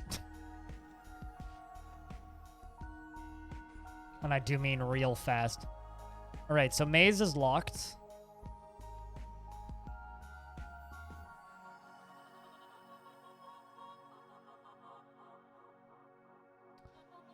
Means I'm going to give the beast access to the caverns. Or access to the maze.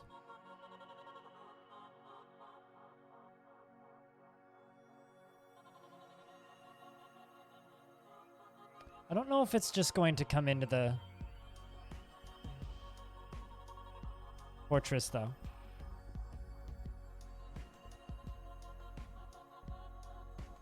What is a tribute? It's a tribute.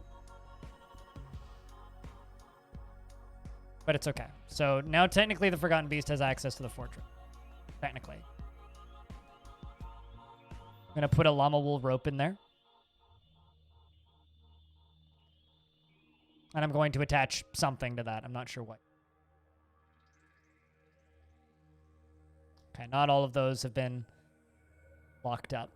But I'm going to put an animal in there. We're going to try...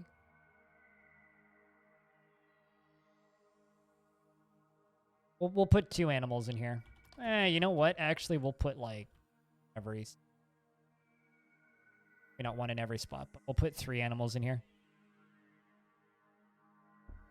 An S-grade soundtrack? Yeah, just like the Deadbolt one. The really good soundtracks sell out real fast. Especially for the well-known games. There's also some really good soundtracks for a lot of lesser-known games, which don't sell out as quick.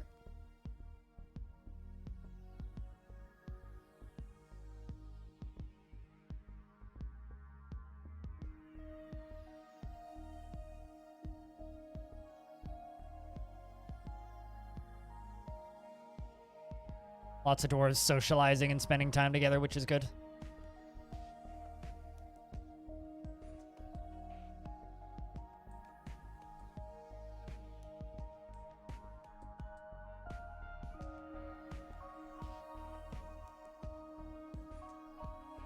Winter is upon us.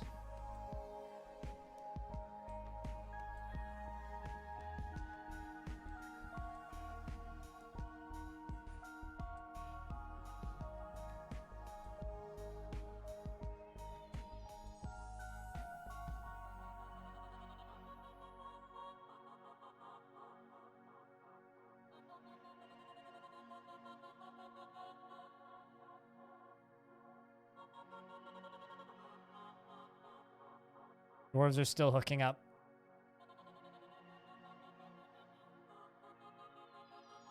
Here comes the pigs.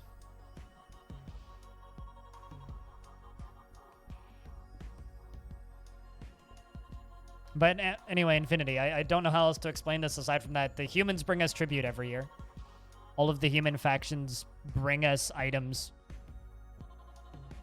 because we demanded it. It's a mechanic in DF.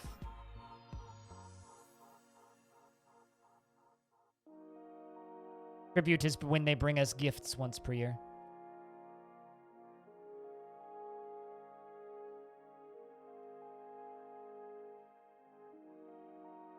The piglet just comes down here to be with mom and we drag it out.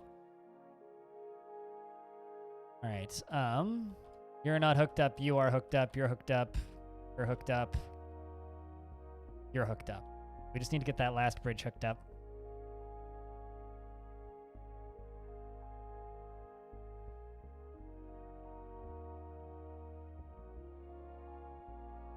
A gift so I don't kill them. Yeah.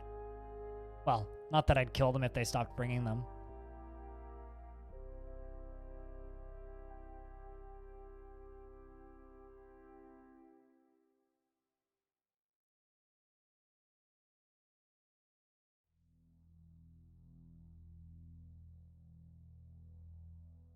Crash batteries linking buildings to triggers.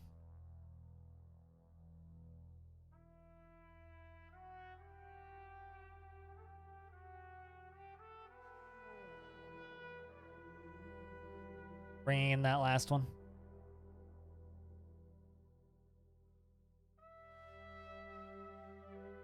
No, we're talking about in-game stuff.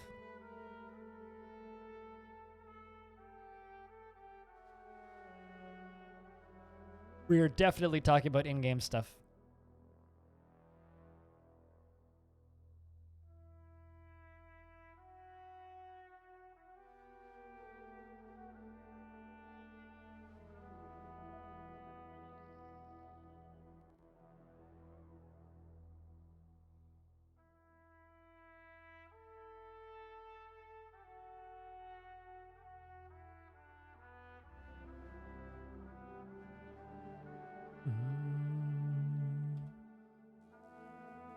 All right, let's pull the maze fail-safe lever.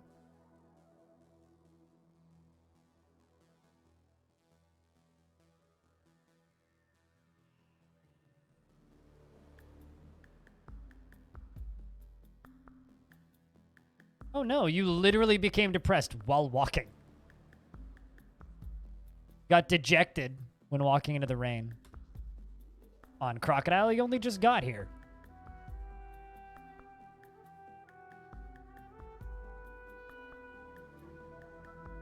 Give me 12 barrels of bat blood. I demand the bat blood.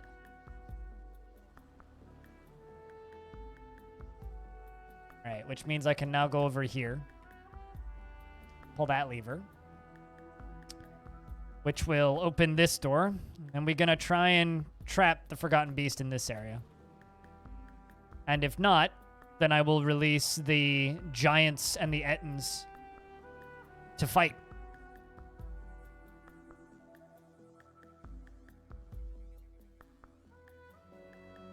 The Giant, the Minotaur, and the Ettins.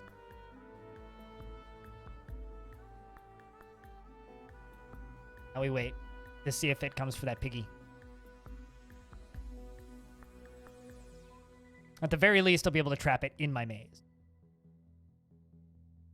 Which is almost as awesome.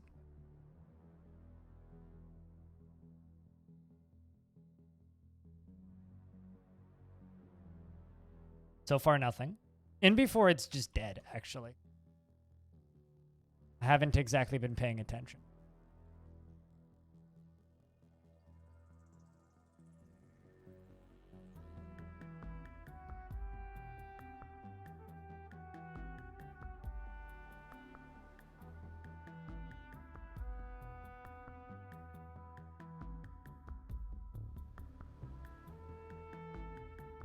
Hey, Johnny.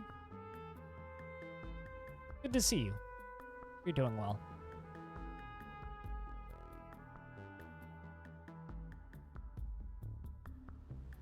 Kinda wish I could search this menu without DF hack.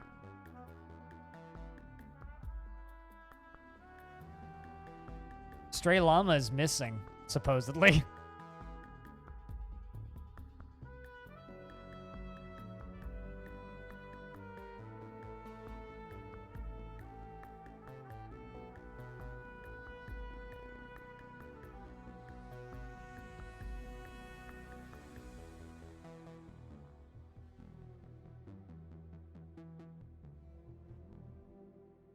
Haven't seen the beast.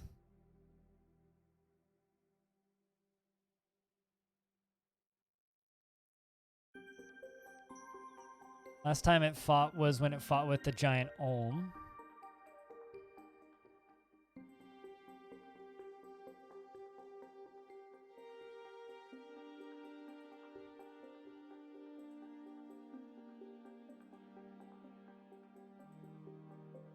The thing flies, which is part of why it's so fucking scary.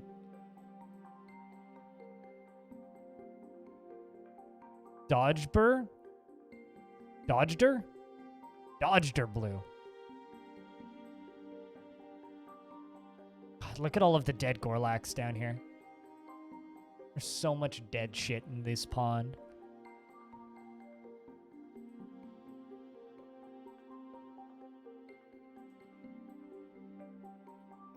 You know, I wonder if this thing's dead somewhere. Very well might be. I wonder if it died in combat with the giant Olm. Forgotten Beast kicks the giant Olm in the head with its right foot. The injured part collapses into a lump of gore, and the artery has been opened by the attack. I mean, it didn't seem to actually have taken any damage from it.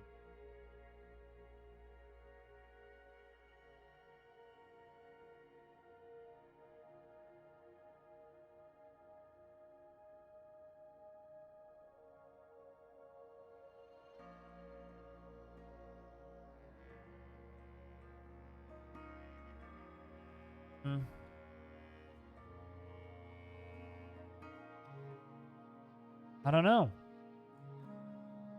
You'd think it would come for the piggy, though. Juicy bacon.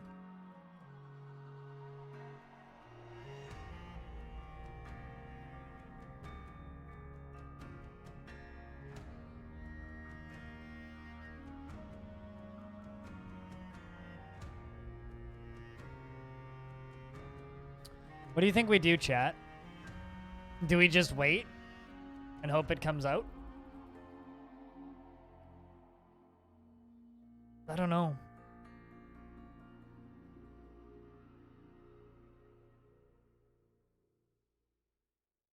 Certainly has the pathing option, but because we haven't seen it in a while, I'm starting to wonder if it's just dead. Yeah, that's the other Forgotten Beast. It may have also left the screen and gone and died.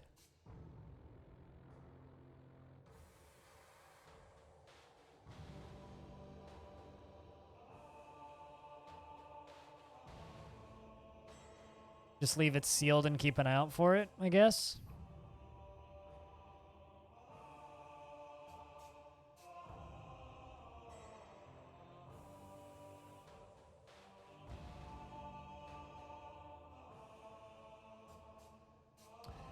Guess so.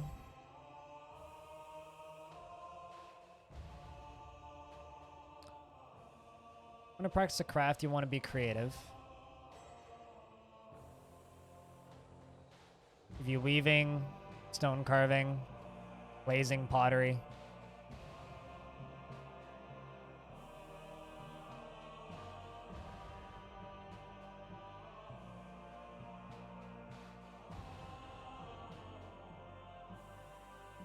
Give you masonry.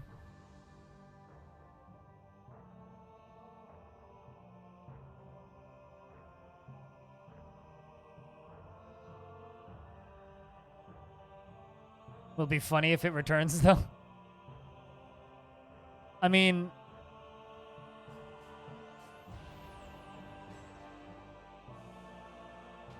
if there's foreign matter inside of yourself, there's no foreign matter inside of myself, okay? We are simply waiting for a Forgotten Beast to come out of the corner of my basement. It's like, rather than squishing the spider, you just wait for the spider to come out from under your bed again. And then, when the spider comes out from under your bed, you trap it and throw it outside, instead of going under your bed and squishing the spider.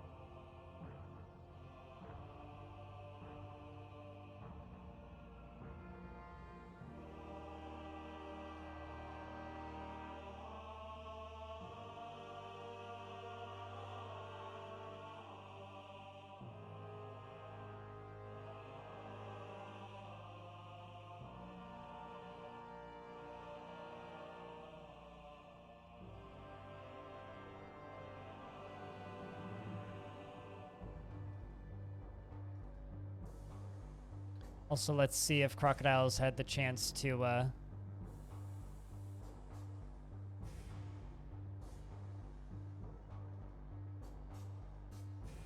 do any shopping. Be a real bummer if Crocodile got super depressed and became the next casualty lost.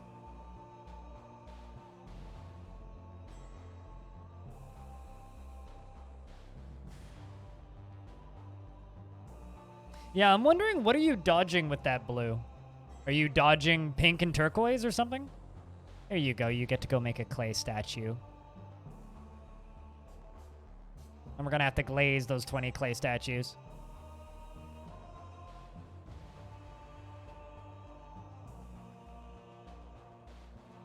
Neil, thanks for the host. Cheers, man.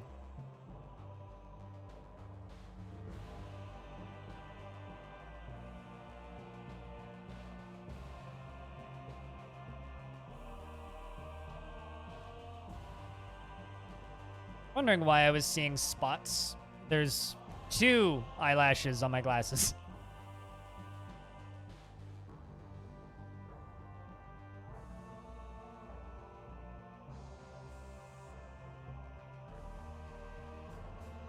That upper mushroom farm has started growing any mushrooms yet?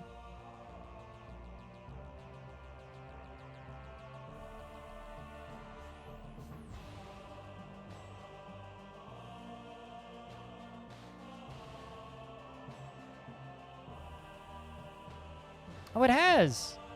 We got 1. Look at that. The upper mushroom farm is doing work. Good stuff. Should work on the walls for the edge of this. It's actually really nice to see.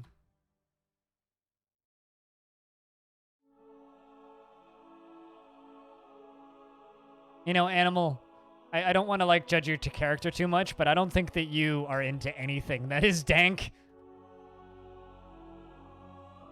You don't really strike me as much of a dank person. I don't mean to misjudge your character, but...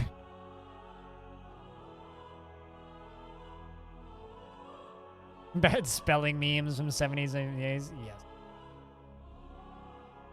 I don't dank so. I don't dank so either. You know what has been the most surprising thing for me recently with my streams? Chat room?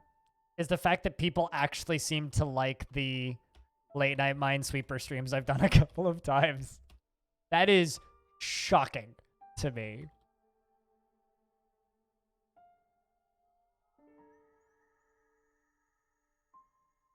Absolutely shocking to me.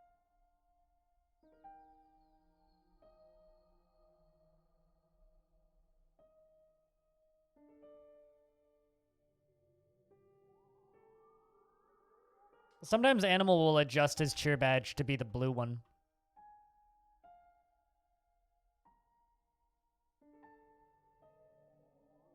Animal, I think, is... I think you're the only person with... Yeah, you are the only person with that badge right now. The closest person to it who actively watches this stream is Rhinestone, and he's like hundreds of dollars away.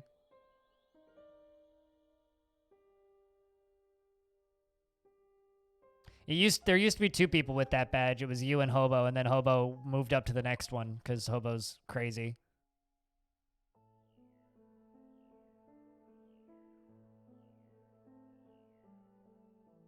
But you know, Animal, I would say that you've earned the right to flex with that badge.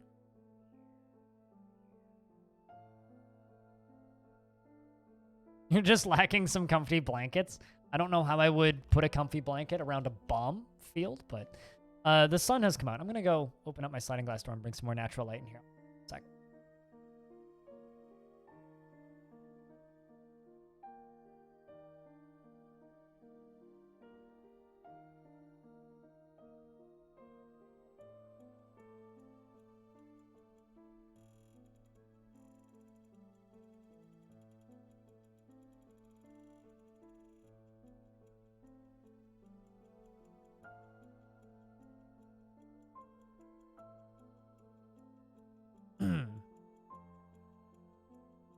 Is the only game that you understand? Wait, that I play? Do you not understand Dwarf's cutest? Because that would be impressive. If you watch me play Dwarfs this much but don't understand.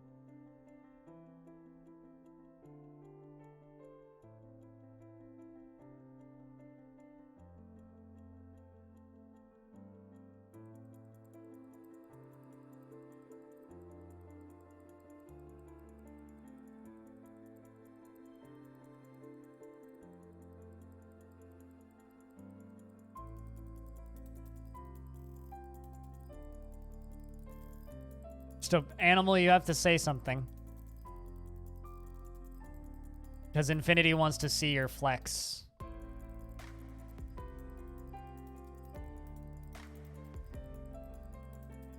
No. Of course not.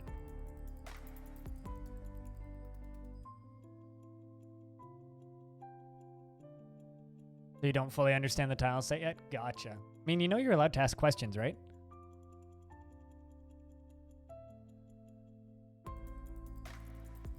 Hello, puppet. Is that what you're trying to say?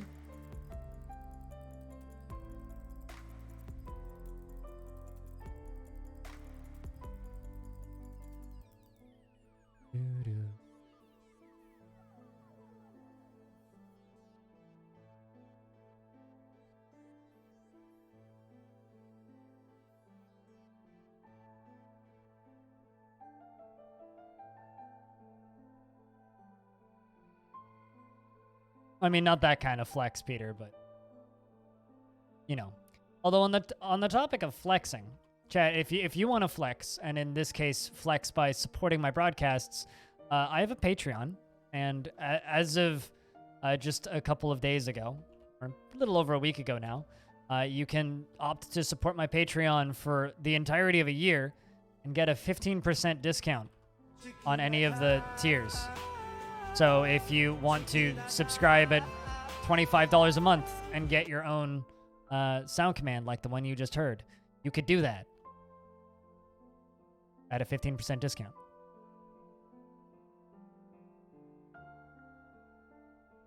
Hello.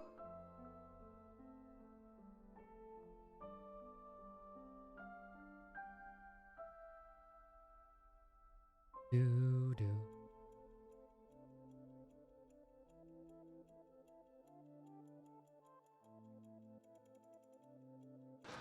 Nuclear vessels. Those ones are significantly cheaper. Vessels. Gotta find those nuclear vessels. All of the nuclear vessels. I've been drinking a different blend of coffee recently because it looked neat, so I bought it. And it's very tasty. But I've gone back to like the dark roast that I normally drink, and it's like way more chocolatey than I'm used to, and I forgot how chocolatey it is.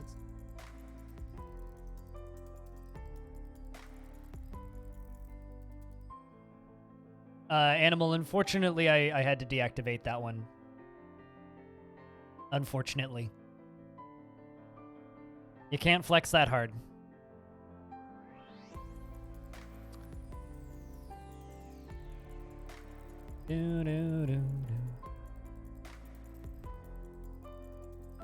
I want to say you have access to the other ones until the end of the month, but because you had to drop down your tier for understandable reasons, you don't have access to those anymore. Owie.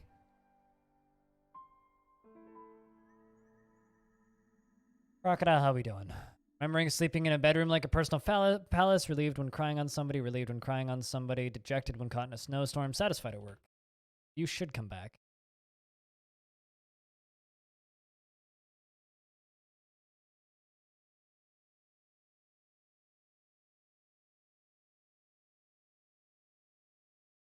Let's see if we've witnessed. No, no Forgotten Beasts. I wonder if that Forgotten Beast just like left the map and died. Because it is made out of glass. Which means it's definitely possible it could have just left the map and died.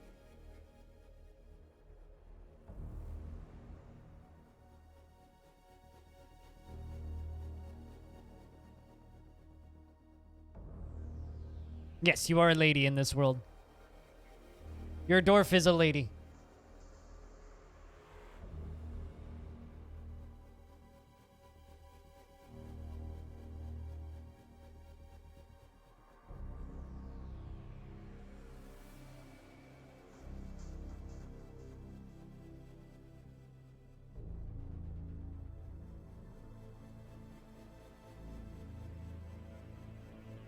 Also, this is a thread that was posted on Reddit. Check this out.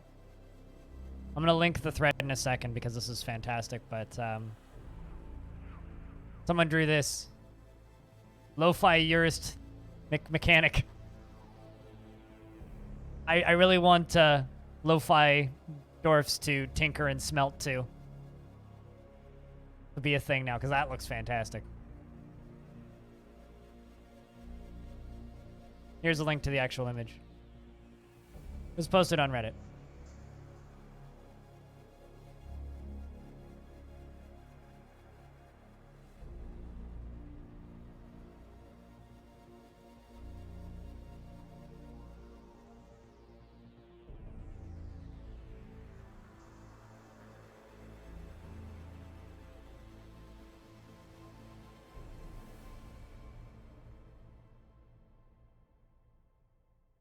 I feel like that should be on that 24/7. Glass Joe died. We don't know. Glass Joe is like vanished off of the screen for a while. I mean, there are some troglodytes running around, so you'd think that the Glass Forgotten Beast would like come deal with them, but just hasn't. Last we saw it was fighting with a giant Olm. It killed the giant Olm.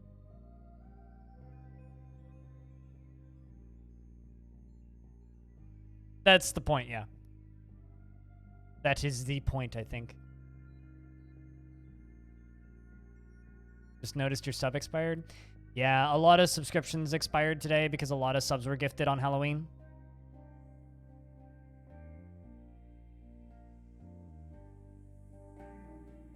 Like, I think I turned the stream on today with 239 subscribers, and we're at... Or, no, 339 subscribers. And now we're at 300 or 293. We've dropped a lot. A lot of people's subs dropped. I wish I could just gift all of you subscriptions, but I can't afford to do that, unfortunately. I ain't no Admiral Baru. I can't gift 21,000 subscriptions just cuz. Although I don't think Admiral Baru can afford to just do that just cuz very frequently.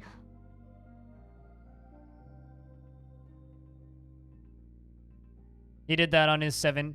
You know what's wild is I just celebrated 7 years of streaming, or like earlier this month. You just Admiral Baru just celebrated 7 years of streaming like a few days ago.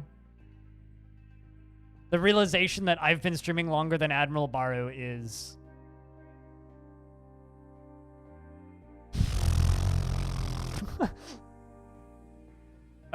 That's all I can say.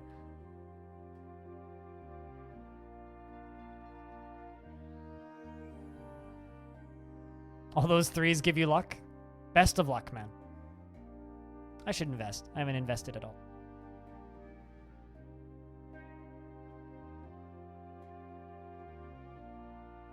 You don't know who that is?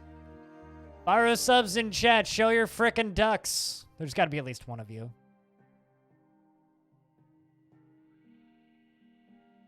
There's got to be at least one of you. I will be very disappointed if there isn't a single Baru sub in my chat right now.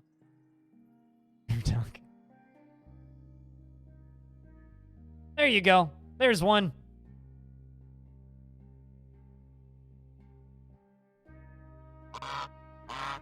That's a goose, not a duck. Actually, it might be a duck. There's two! Sweet.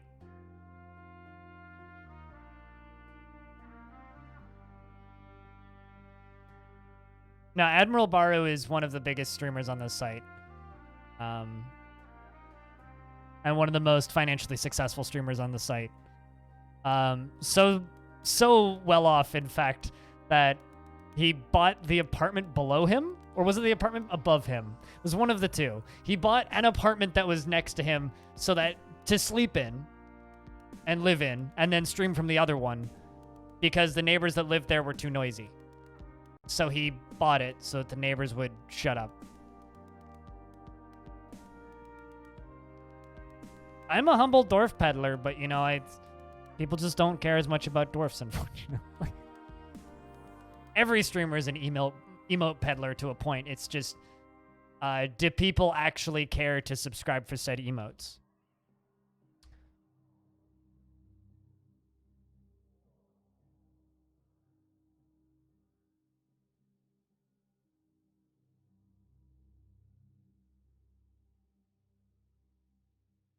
Oh yeah, no, I'm not denying that Baru's emotes are really good. So are mine, okay? Baru's got some of the best emotes on the website. That's why he does very well, but I know lots of people that have emotes that are just as good as Baru's emotes that just weren't right place, right time, and got lucky, you know? Because that's all it is. It's just right place, right time, and a little bit of luck. The one other person I know who kind of had the same effect, but not quite to the same level, was Raisefire with his cute fox emotes. Although those emotes bother me. I'm happy I don't see them that much these days. Oh, hey, I actually won something. Huzzah!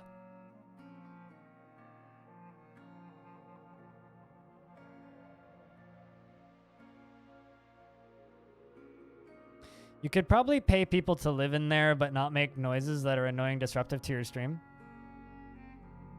I mean, that seems like a wildly large waste of money.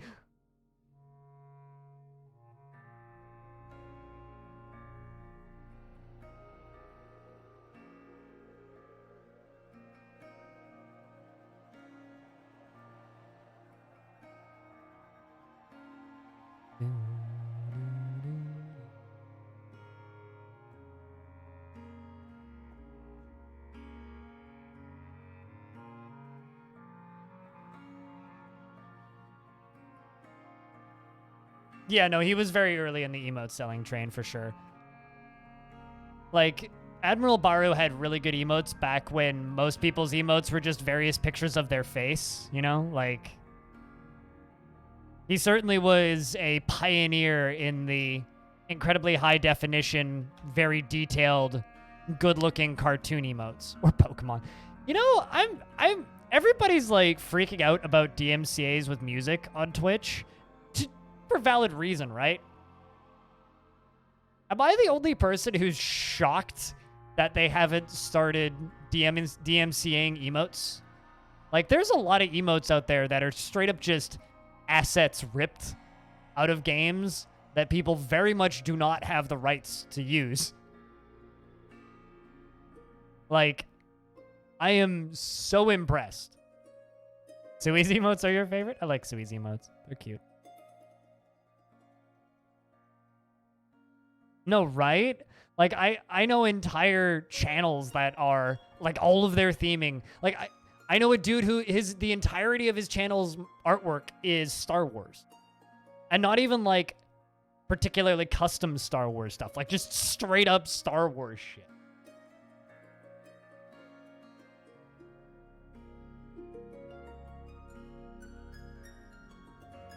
I'll have you know that that picture of Tommy Wiseau is a very unique image taken from a very unique video.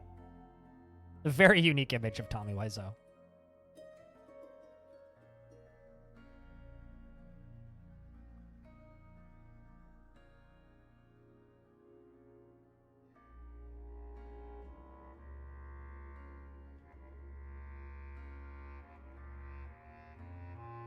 Like, even my waving RCT panda is like a redrawn version of that image, so it's like, it's definitely based on that, but there's enough differences if you put the two side by side that it's fine.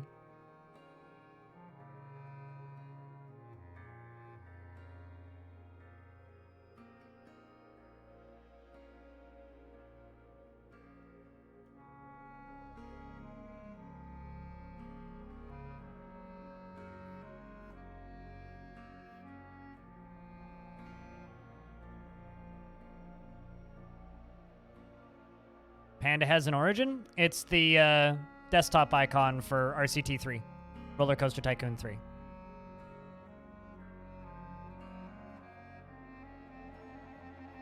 But it has enough changes made to it that it wouldn't really be a problem.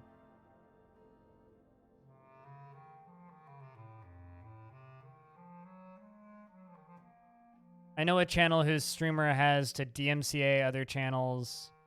Discord members even already they made it just for copying his emotes? Really? Wow.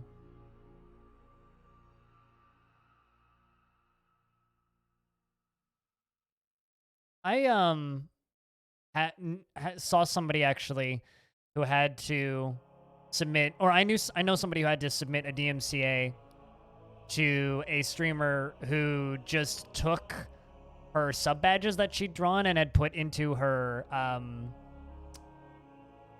she just put them into her art portfolio, but like no one had purchased them and they had like watermarks on them and everything. He photoshopped out the watermarks and just used them. The annual tribute from Busty Just Mock has arrived. We're still at 50 dwarves. Which means I don't think anybody died of old age. Considering I have like 5 dwarves that just could just keel over and die any year. But we are now in the year 113. Time to make some silver coins.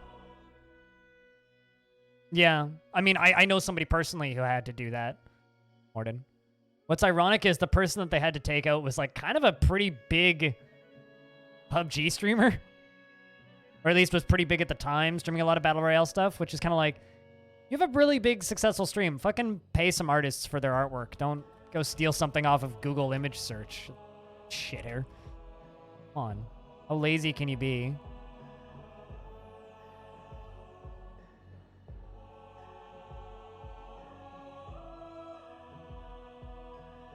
Which is why I pay Cooler legitimately for all of the artwork that he draws for me. Greedy? Lazy, I think.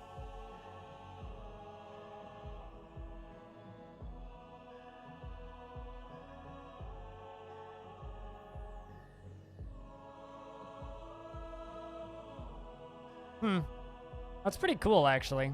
But Disney's set that up. But still, I'd be very careful with that stuff. Very careful. Alrighty, Stone, you around? We have a tribute from the group of Alchemy. Spring the year 113. An iron anvil they brought us this year. How kind.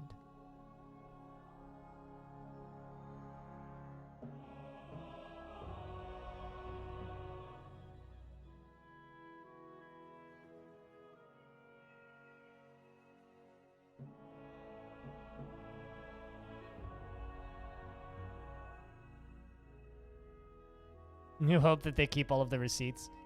Yeah, I hope so too.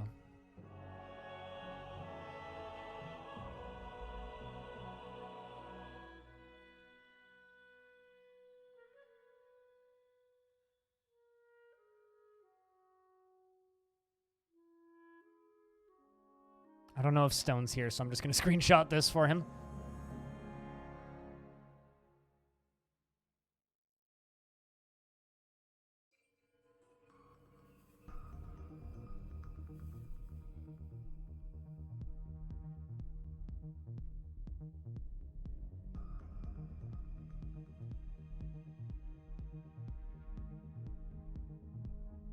Oh, you got it? Okay, never mind.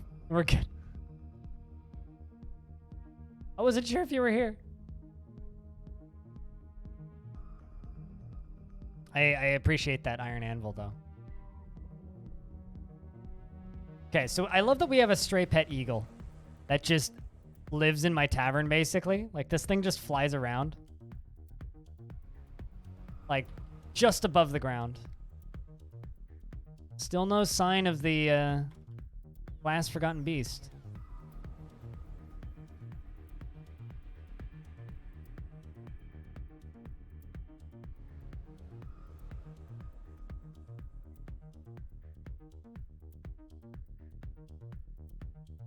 It seemed to be of no matter how small or big an unsuccessful stream is, there are simply less successful big brands out there, but they seem to do it just alike.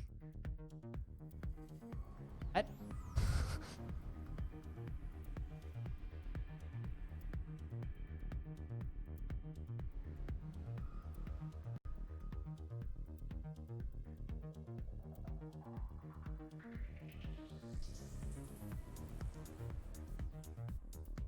Glass Joe? Oh, you mean the Forgotten Beast? Is that what we're calling it? Glass Joe? I mean, it's still in the basement, technically. Oh, actually, I wonder. Oh, nope, that trapdoor's passable.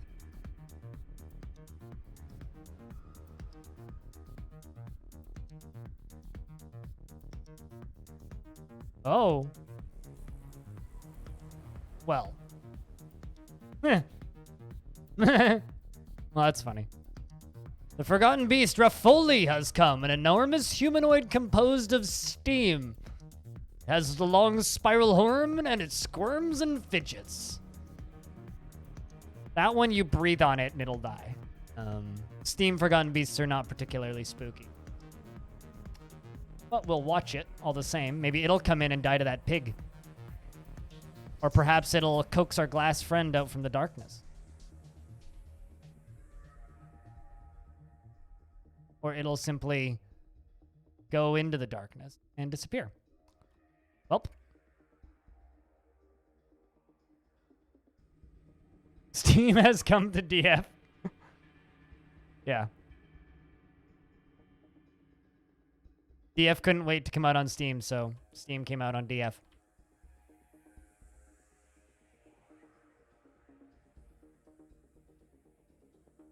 I mean, it just, like, left the map.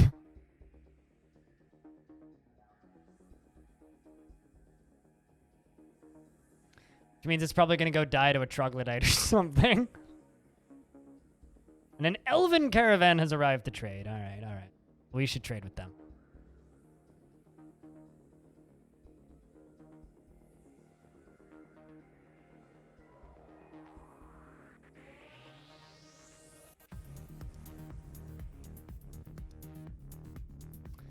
Should trade with the humans. How's Crocodile doing? Crocodile's gotten better on the stress front, which is good. Glaze statue. 20. Got 20 statues that need to be glazed. But does DF run Doom? I don't know about Doom, but it does run Space Invaders.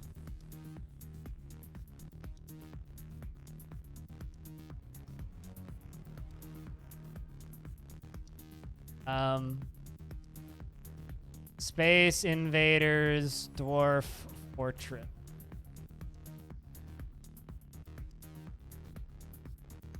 This is Space Invaders running in DF.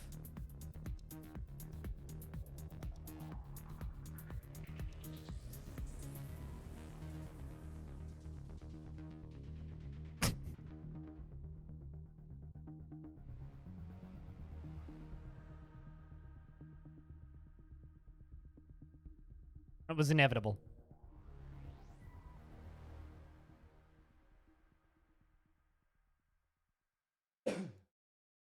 I do know that Doom runs in Factorio, though, right?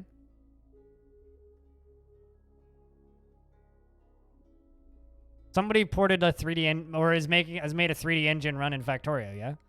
I seem to recall seeing that screenshot.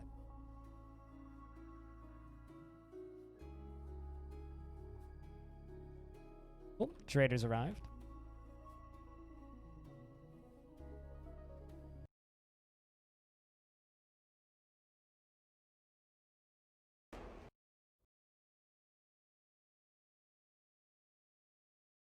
Oh, they brought the feather tree egg yolk. It's been a little bit since they did that. Well, they brought a bunch of cougars. Can it run Skyrim? No. We might get, I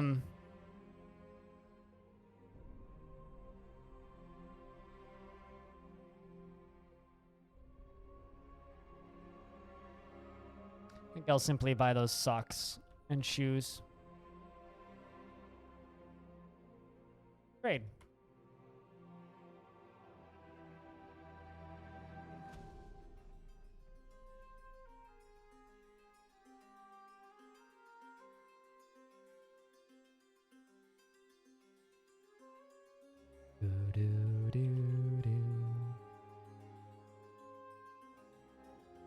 Also, streamer's gonna sell out for a minute and say, I know that people have noticed a lot of ad bits recently, and currently there's only one cheer on that leaderboard. There's also no gift subs on the gift sub leaderboard.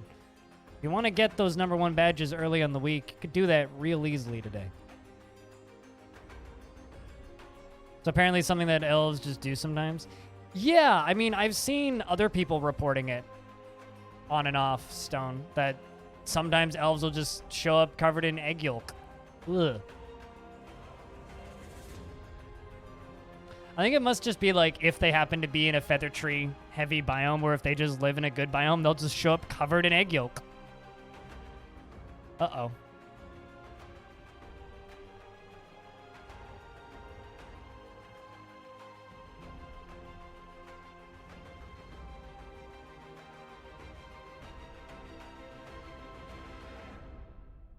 I just saw a sentence, or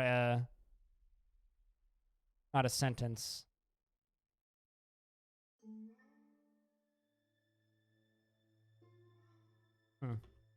We just had a mandate end, but I didn't see anybody go to prison, so it'd be okay.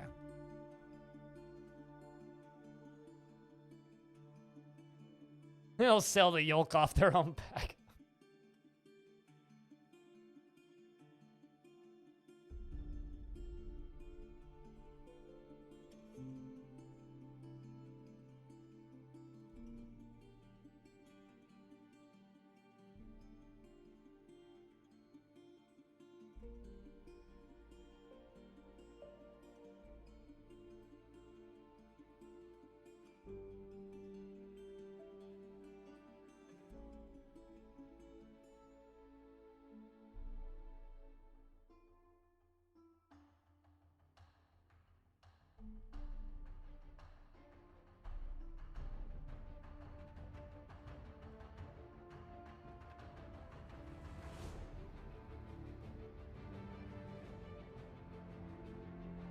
Also, it looks like this is going to be my best month ever on YouTube.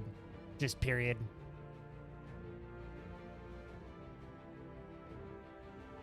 In almost every way, which is kind of wild. So thank you to those of you who watch the YouTube videos I put up. Especially those little news videos. Because they're the things that are kind of actually carrying my YouTube channel.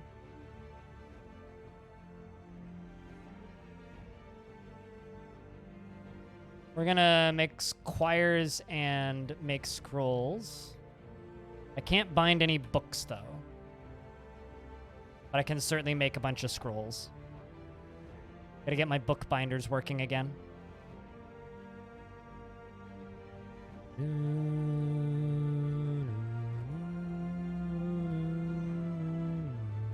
Kinda wish I had full vision of that cavern layer, but unfortunately we just don't. We do, however, know that there are 2 forgotten beasts down there.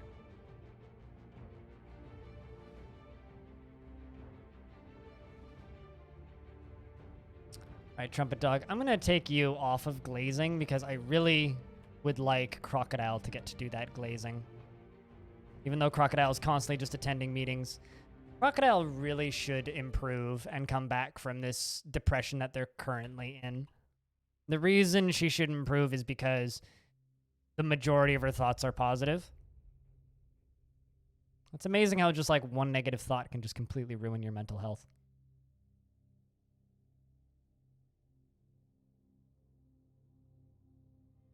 Also, I just wanted to say a big, quick shout out and thank you to Cat on Mars for the raid at the beginning of the stream, because I was kind of expecting the stream to be kind of chill and quiet, but, you know, we've had over 100 people steady, more or less, the entirety of today. Sounds like real life, right?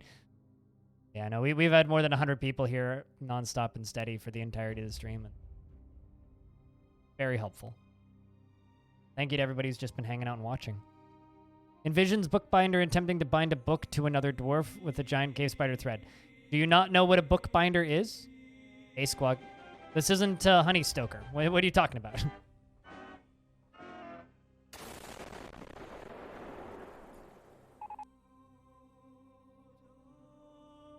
But Findal, yeah, no, they're not binding books to dwarves. They are binding the spine of a book. Taking the paper and then binding it into a book cover. Hence being a bookbinder. It's just a silly thought that came to mind. Yeah. I assumed.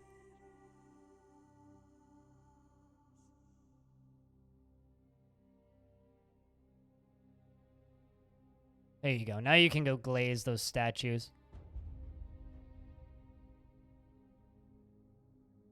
I yelled at somebody in charge. I am relieved. That I can agree with. Yelling at somebody in charge is very relieving.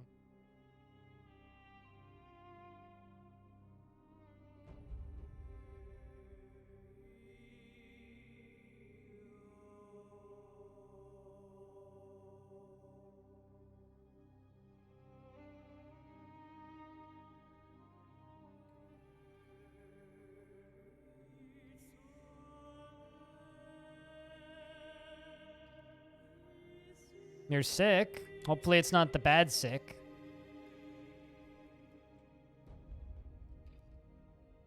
And hopefully you feel better soon. Chat, can I get some get well soons at Squawk? Just a cold, God.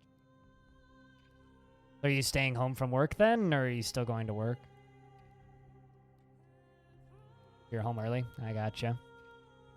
Get well soon, Squug. Play lots of Hades.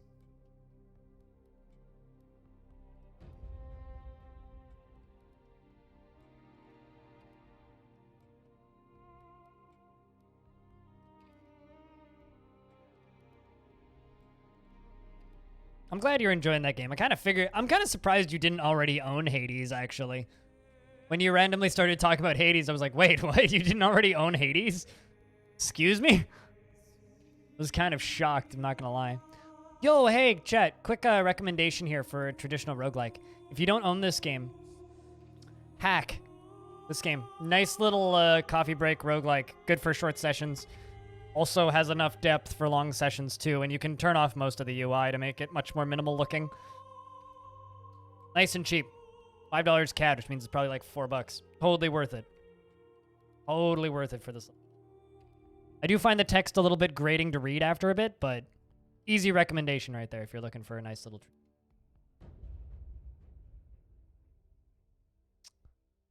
Feels satisfied at work.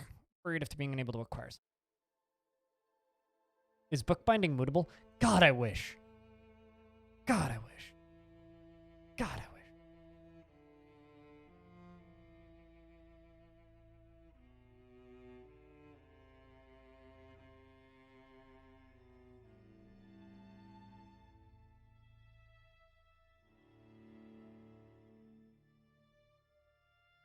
You're brewing tea now? What kind of tea are you brewing?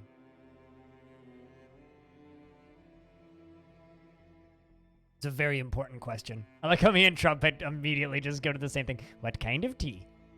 Do tell.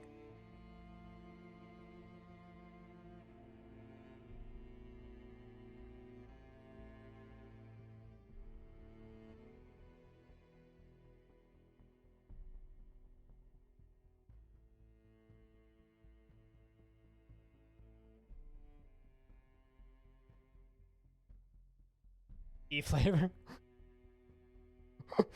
What kind of tea you making? Tea flavored tea. What kind of pie do you like? Pie flavor. I love pie. What kind of pie is it? Pie flavor. Has created a masterpiece wolf parchment scroll. I wonder if we've had any new scrolls.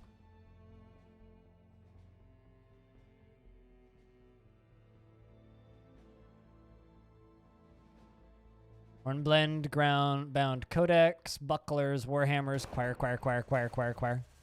Haven't really had any books written recently. Pi. Yes, a Pi.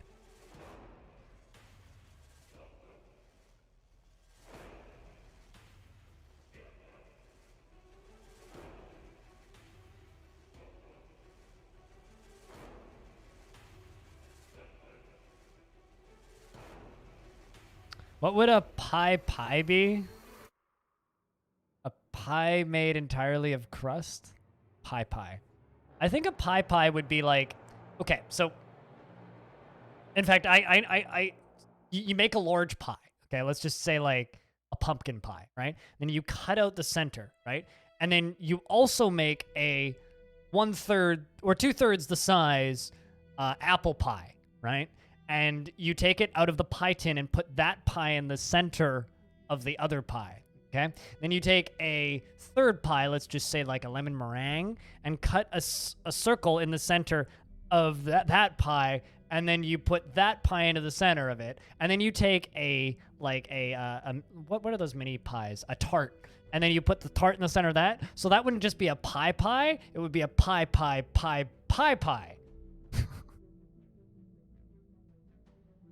Yeah, it's like a turducken, but with pies. Also, I want somebody to do that now. Isn't a pie just a pie with an extra thick crust? I'm a type 1 diabetic. I can't open a bakery. Also, I always want to punch Kirby. Does your name imply that you are currently punching Kirby? That you want to punch Kirby, or is it a Kirby that is punching? Because I need to know. I love lemon meringue. My vision should not go to waste. It's out there in the internet now. Someone can do it. You know, I have the imagination to will these things into existence, right? It's up to you to actually create them.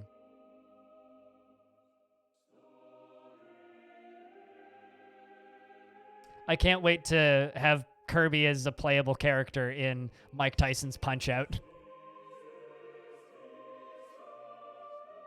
Not gonna lie, that would actually be kind of amazing. Just getting to play like an arcade boxing game as Kirby, just beating the shit out of things. Put those earthenware statues all the way kind of around this.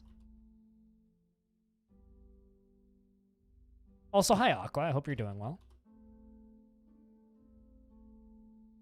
Yeah, why haven't... I know why they wouldn't put Mike Tyson in Smash. It's because they don't have the rights for Mike Tyson's likeness in Punch-Out anymore.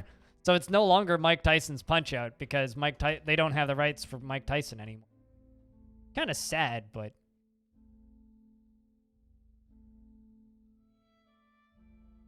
Really? It's a really good username. I like it. I like usernames that have a story. It's one of my favorite things about, like, Twitch and just internet and online video games and all that stuff.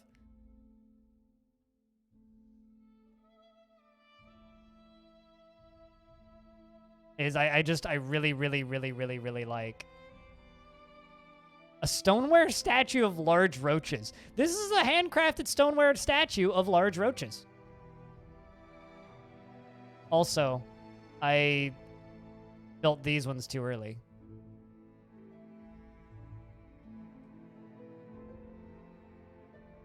Because I haven't been finished glazing yet.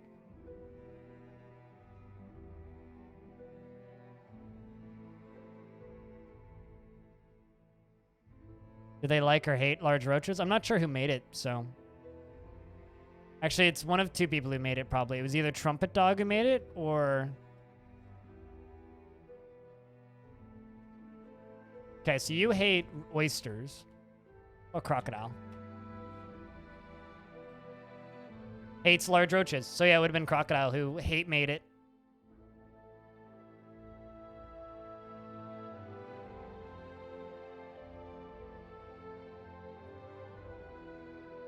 Is you're 15 or 14 years old and you needed a nickname for Heroes of Newerth? And you really liked that smiley? I can confirm that I'd been playing a lot of Counter-Strike as a username that I will never admit publicly. And then it was very weeby, so I'm never going to admit it. Anyway, I used to play a lot of Counter-Strike, and then a friend of mine introduced me to this video game called Heroes of New Earth and said, hey, we should play this. And I was like, all right. And then eventually started playing League of Legends as well as Dota 2 when that came out.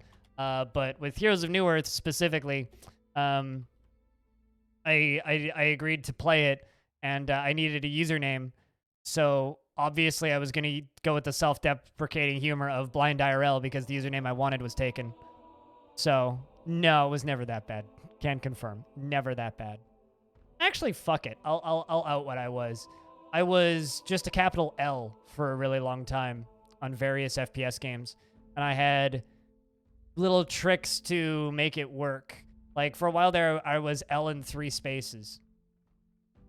Crossfire, which was one of the games I played. Steam, you could just set your name as whatever the fuck, so I just had an L. I had just L on several games. Because Death Note was a thing that I enjoyed at the time. This was like 12 years ago. Death Note, still pretty good story, though. It's aged better than a lot of the anime. I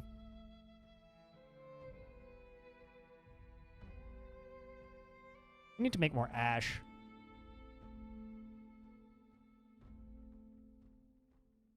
Probably running low.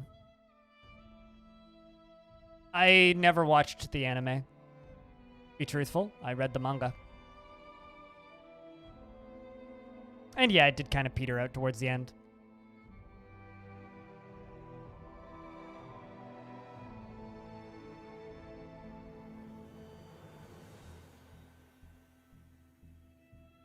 I will agree with that there. It certainly did peter out.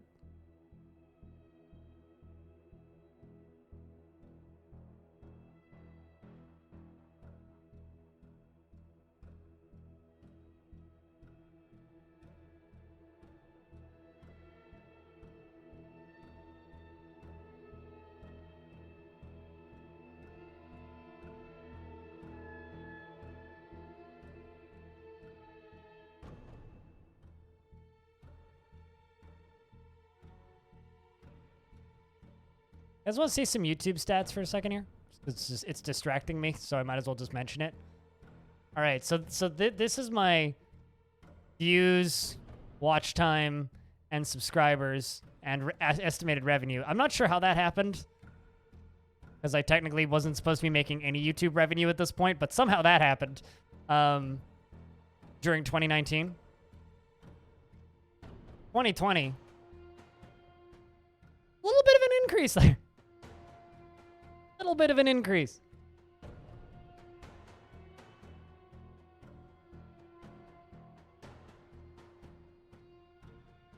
I'm still trying to figure out how I made 0.0004 cents one day when I technically wasn't supposed to be getting any ad revenue. Any. At all.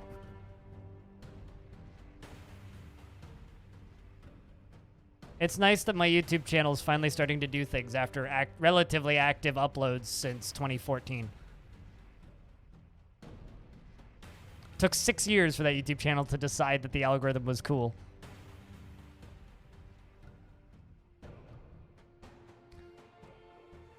I'm still seeing lag spikes every time we hit the full moon. We're at the full moon right now.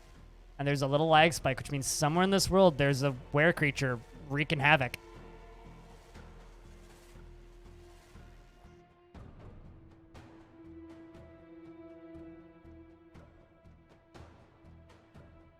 That's how a lot of people have found my channel, and I'm incredibly thankful for that. Punching Kirby. I'm incredibly thankful for that. I also know a lot of people who just kind of watch those with no interest in DF. They just find them entertaining, which I think is interesting. Like, I've been running into more and more people who are just like, yeah, I just watch those Steam DF updates because they're fun to watch. And I was like, wait, what? Which is, like, kind of weird to me, but... hey, you know, if people like them, I ain't gonna stop you from watching them.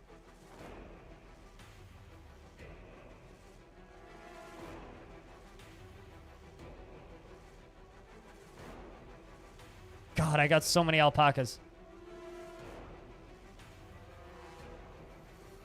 All right, have any of those Forgotten Beasts shown up again yet? Nope.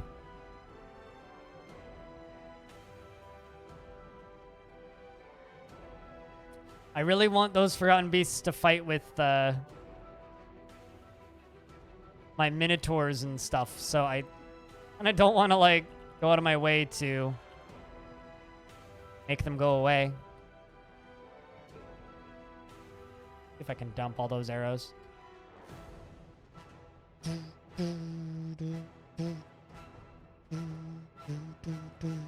Battletech soundtrack. A+ tier.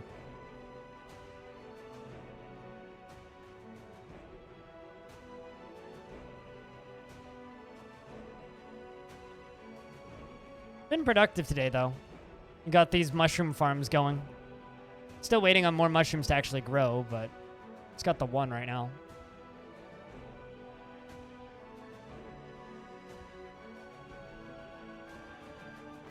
Actually, something that I need to do is I'm just going to do something that's going to appear kind of odd. But I'm going to construct all of my lead cages. And then I'm going to deconstruct them. Because if I construct them and there's dead animals in them, then they will realize that there's dead animals in them and remove the dead animal corpses. If the cages are just sitting in stockpiles and there's dead animals in them, they will still think that there's an animal in them until the cage is constructed. So if I just construct all of these cages, there's going to be a mass realization of all of the dead animals in my cages. And then I can deconstruct all the cages and they will remove the corpses from them. But I'm tired of seeing all these animals in these cages that I know are dead, but the dwarves still think there are living animals in them. So, time to, you know, literally take out the garbage, you know?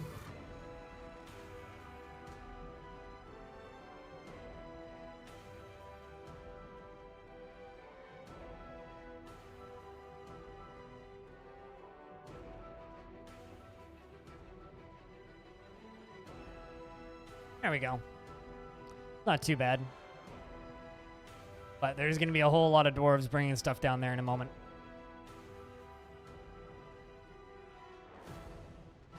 Hey, let's just... I don't know, but like, regardless of how I made the 0.0004 cents, it's very confusing that I made 0.0004 cents that year. When I wasn't supposed to be getting any ad revenue from YouTube that year. It is now summer in the year 113. Meaning this fort is 108 years old, I think? No.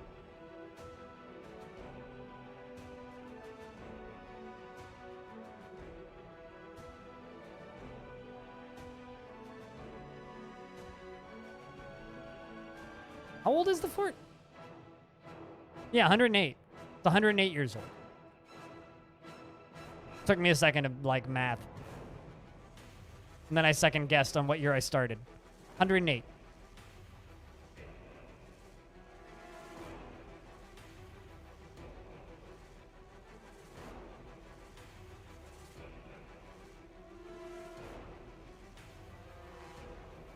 Howdy, howdy, how we do? Ozzy?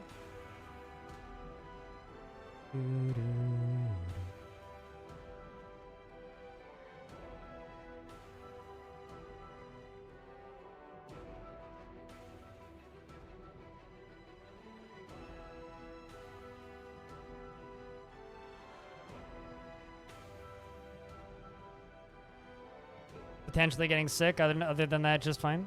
Good to hear.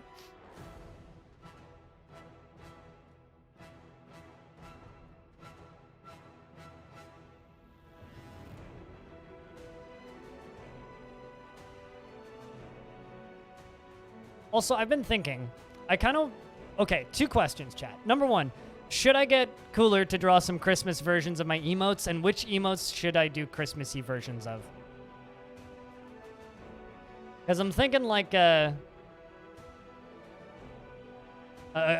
Santa version of my Dwarf would be pretty good. Eggnog? Look at my emotes.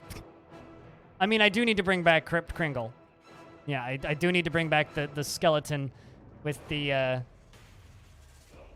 Santa hat. Although it was Crypt Krampus last year, not Crypt Kringle. So that's what I'm bringing back is Crypt Krampus. Why? Okay. Stop for a second. How is beer not festive? You're telling me to make my beer festive? Beer doesn't need to be made more festive. Beer is already the most festive.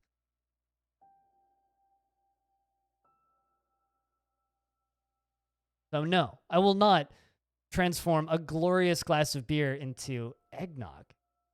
As good as eggnog is. No. Just, no.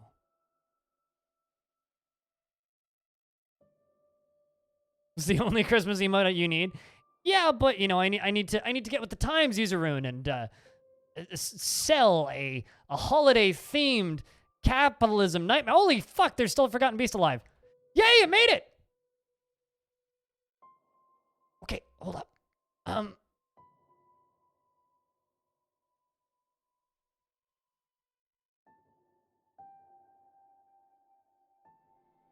Suddenly there's a glass boy in my trap.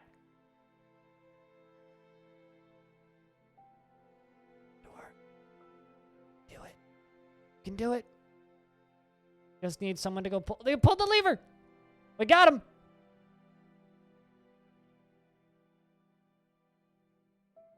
Now, what I'm going to do is I'm going to put a wall piece in here. Doesn't matter what it's made out of. Silver bars in this case. Actually, no. Let's make it out of a boulder, not silver bars. Like granite. An enormous quadruped composed of clear glass with wings, and it undulates rhythmically. Beware its webs. Beware its webs.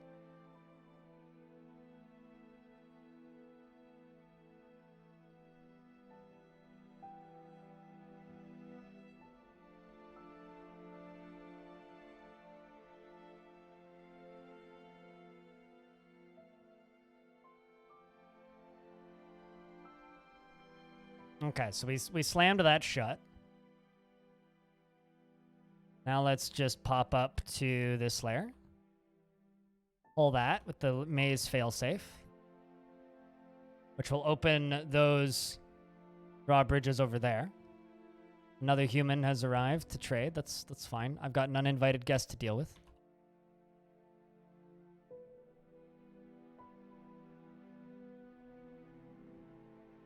And it moves forwards. Kills the first piggy. I jump back up here. Pull this lever again.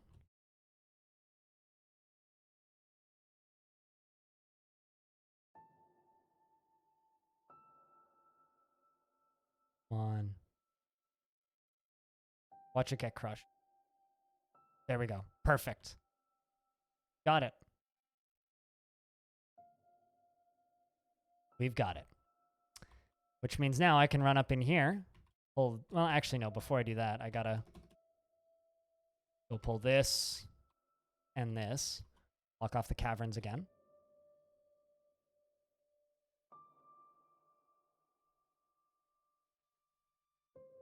Absolutely not. Battalier. That would imply it's the worst beer. You know what? I'm gonna just go back to what I always say and just not ask chat for feedback when it comes to branding decisions, because your ideas are all horrible.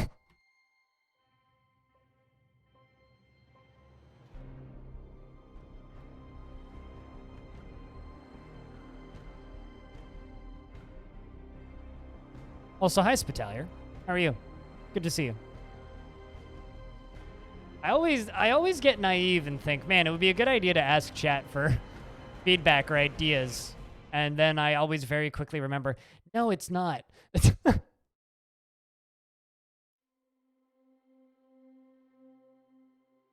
right, Dwarf, I need someone to go pull that lever.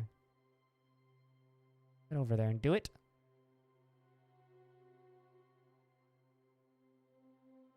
Now we can go over here and... What? Oh, have they not opened that up yet? Now they have. Now we can go all the way up here.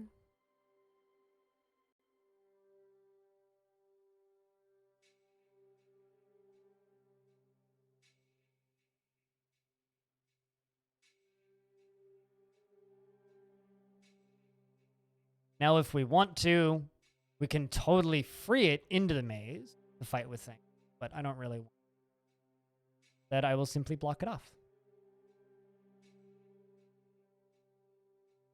So now we have a caught forgotten beast, which is a badass.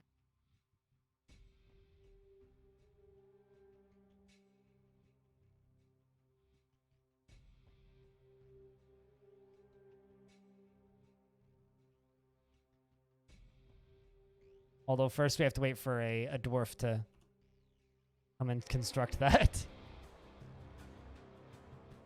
Here you come, dwarf.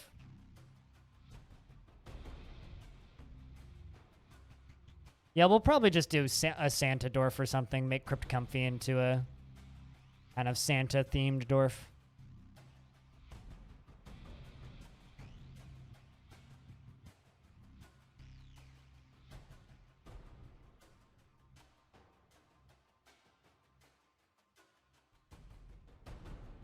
That or just, like, swap out Crypt Beer for Crypt Wine.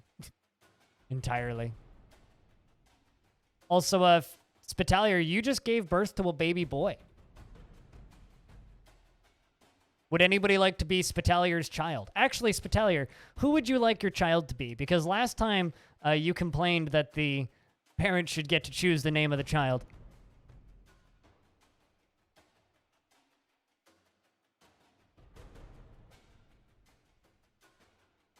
What?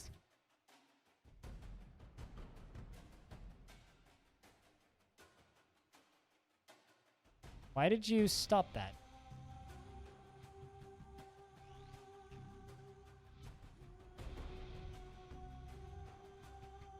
Piggies stink too much, I guess. How many kids makes that? How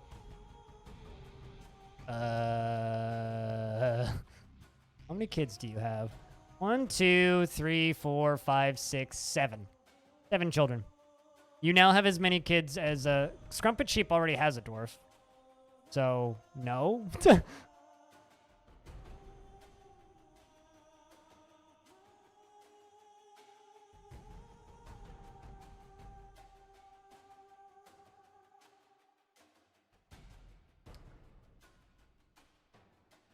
The days pass by, work happens, evening MWO, DF action before sleep calls. Bit bored, yeah. No, you don't have any kids. Right, I don't think so.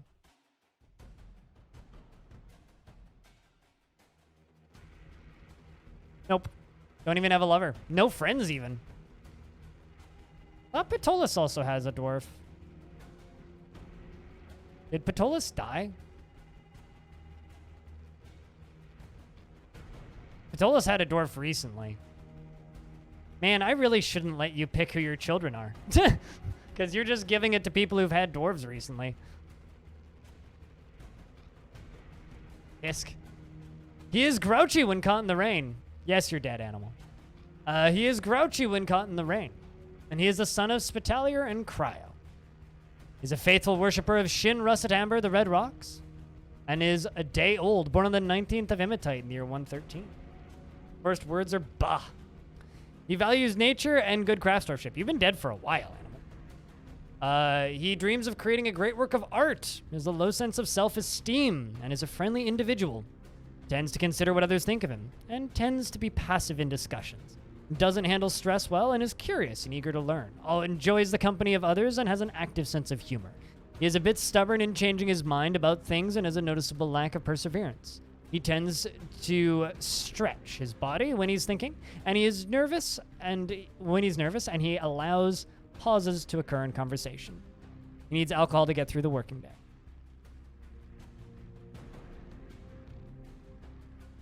Success not guaranteed, I guess. Nah, it's fine. Welcome back to the fort, Patolis.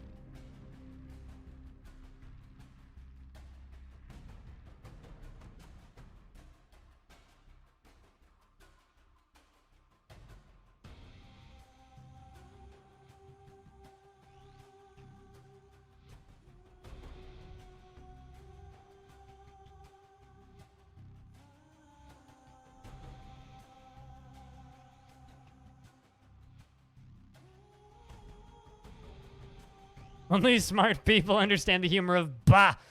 I mean, I understand the humor of bah.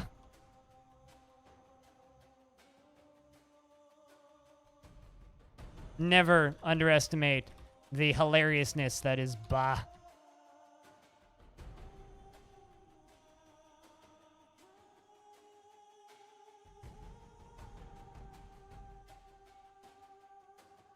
Let's see how long you last this time. I'm sure you'll be fine. You'll make it at least to adulthood. I haven't had any children die pre-adulthood in a while.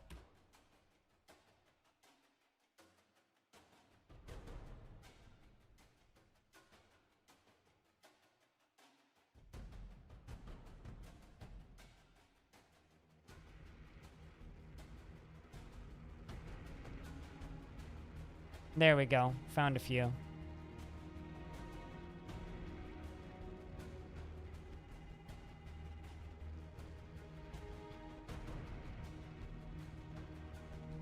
Quest trader at Depot.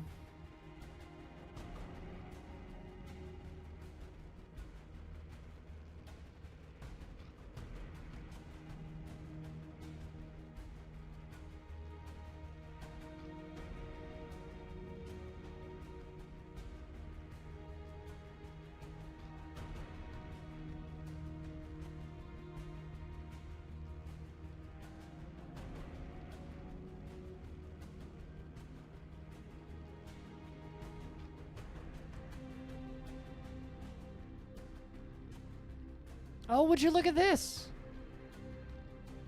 The giantess. Bene Teanoren. Teonade? Teonade. Not to be confused with Gatorade or Kool-Aid. Teonade. Fuck, that's hard to say. Teoade. Teoad? Tayodad. I don't actually know. Kareth has come. A gigantic creature resembling a human, almost unparalleled in size. She is naked. Well, that's 2 giantesses to add to the collection, I guess. There's no way she'll get past this. Boom! We have another giantess. Mayonnaise? That doesn't spell mayonnaise, though. Also, I must have just gotten auto-hosted by somebody because my views just bumped up. Here's to whatever caused that to happen.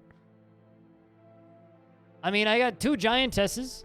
This is actually very frustrating. I have 2 male Ettins and 2 female giants.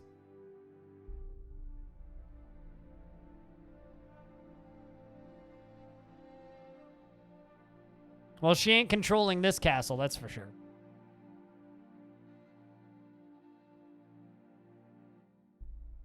A manly form of energy drink?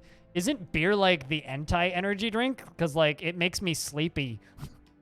Beer makes me want to go take a nap, not, like, be super energetic-y.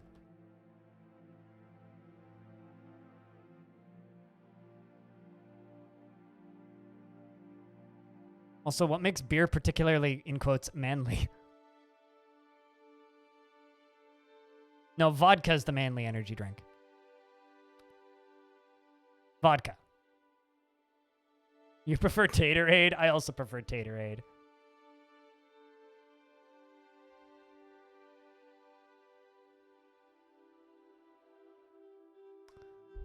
All right, chat room. So, I hate to say this, but it's been a lovely little stream this morning. I had a decision early on today where I could either take today off entirely, stream all day normally, or start super early and end early, which is what I planned to do. And that's what I did. So we've been streaming for 5.5 hours. I started the stream at like 6:30 in the morning. But a little bit later than that. It was like 6:45. So I normally start at 9. But the reason we're ending now is because Sui, one of my stream team members, is literally starting an interview with Tynan, the developer of RimWorld, over on her stream, and capping off the Hot Potato Charity Marathon, which is a thing that I took part in and helped with and volunteered with over the past few days. If you want to donate to the cause, which is Doctors Without Borders, we've raised $61,000 over the last 5 days as part of that marathon, and that link is a link that you can donate in my name if you want to keep it going. But thank you very much to everybody who's spent time here. Seriously. And Soul of Dingo, hello. Thank you to everybody who's just tuned in today. Lots of new follows today as well. Cheers to everybody who stuck around from the Cat on Mars raid. As far as the next few days go, schedule's going to be returning more back to normal. We've been wild the last 5 days because of the charity marathon going on over in the realms of RimWorld. But there will probably be some sort of late night stream tonight. Just keep an eye out because I didn't get streaming today. But hopefully as of tomorrow, schedule will go back mostly to normal. I probably will take a couple days off in December because, frankly, I'm egg-fucking exhausted. I'm completely exhausted. Like, I took a couple of days off for the charity, and I'm going to be honest with you, like, none of them felt like a day off. They just... I worked more over the charity than I normally do. So, also, for those of you who like those the YouTube videos that I do, the news videos, there will be one, because there's a screenshot that got tweeted out by Kit Fox around 10 a.m. So I will be, you are a mom, or were a mom in my fortress, actually.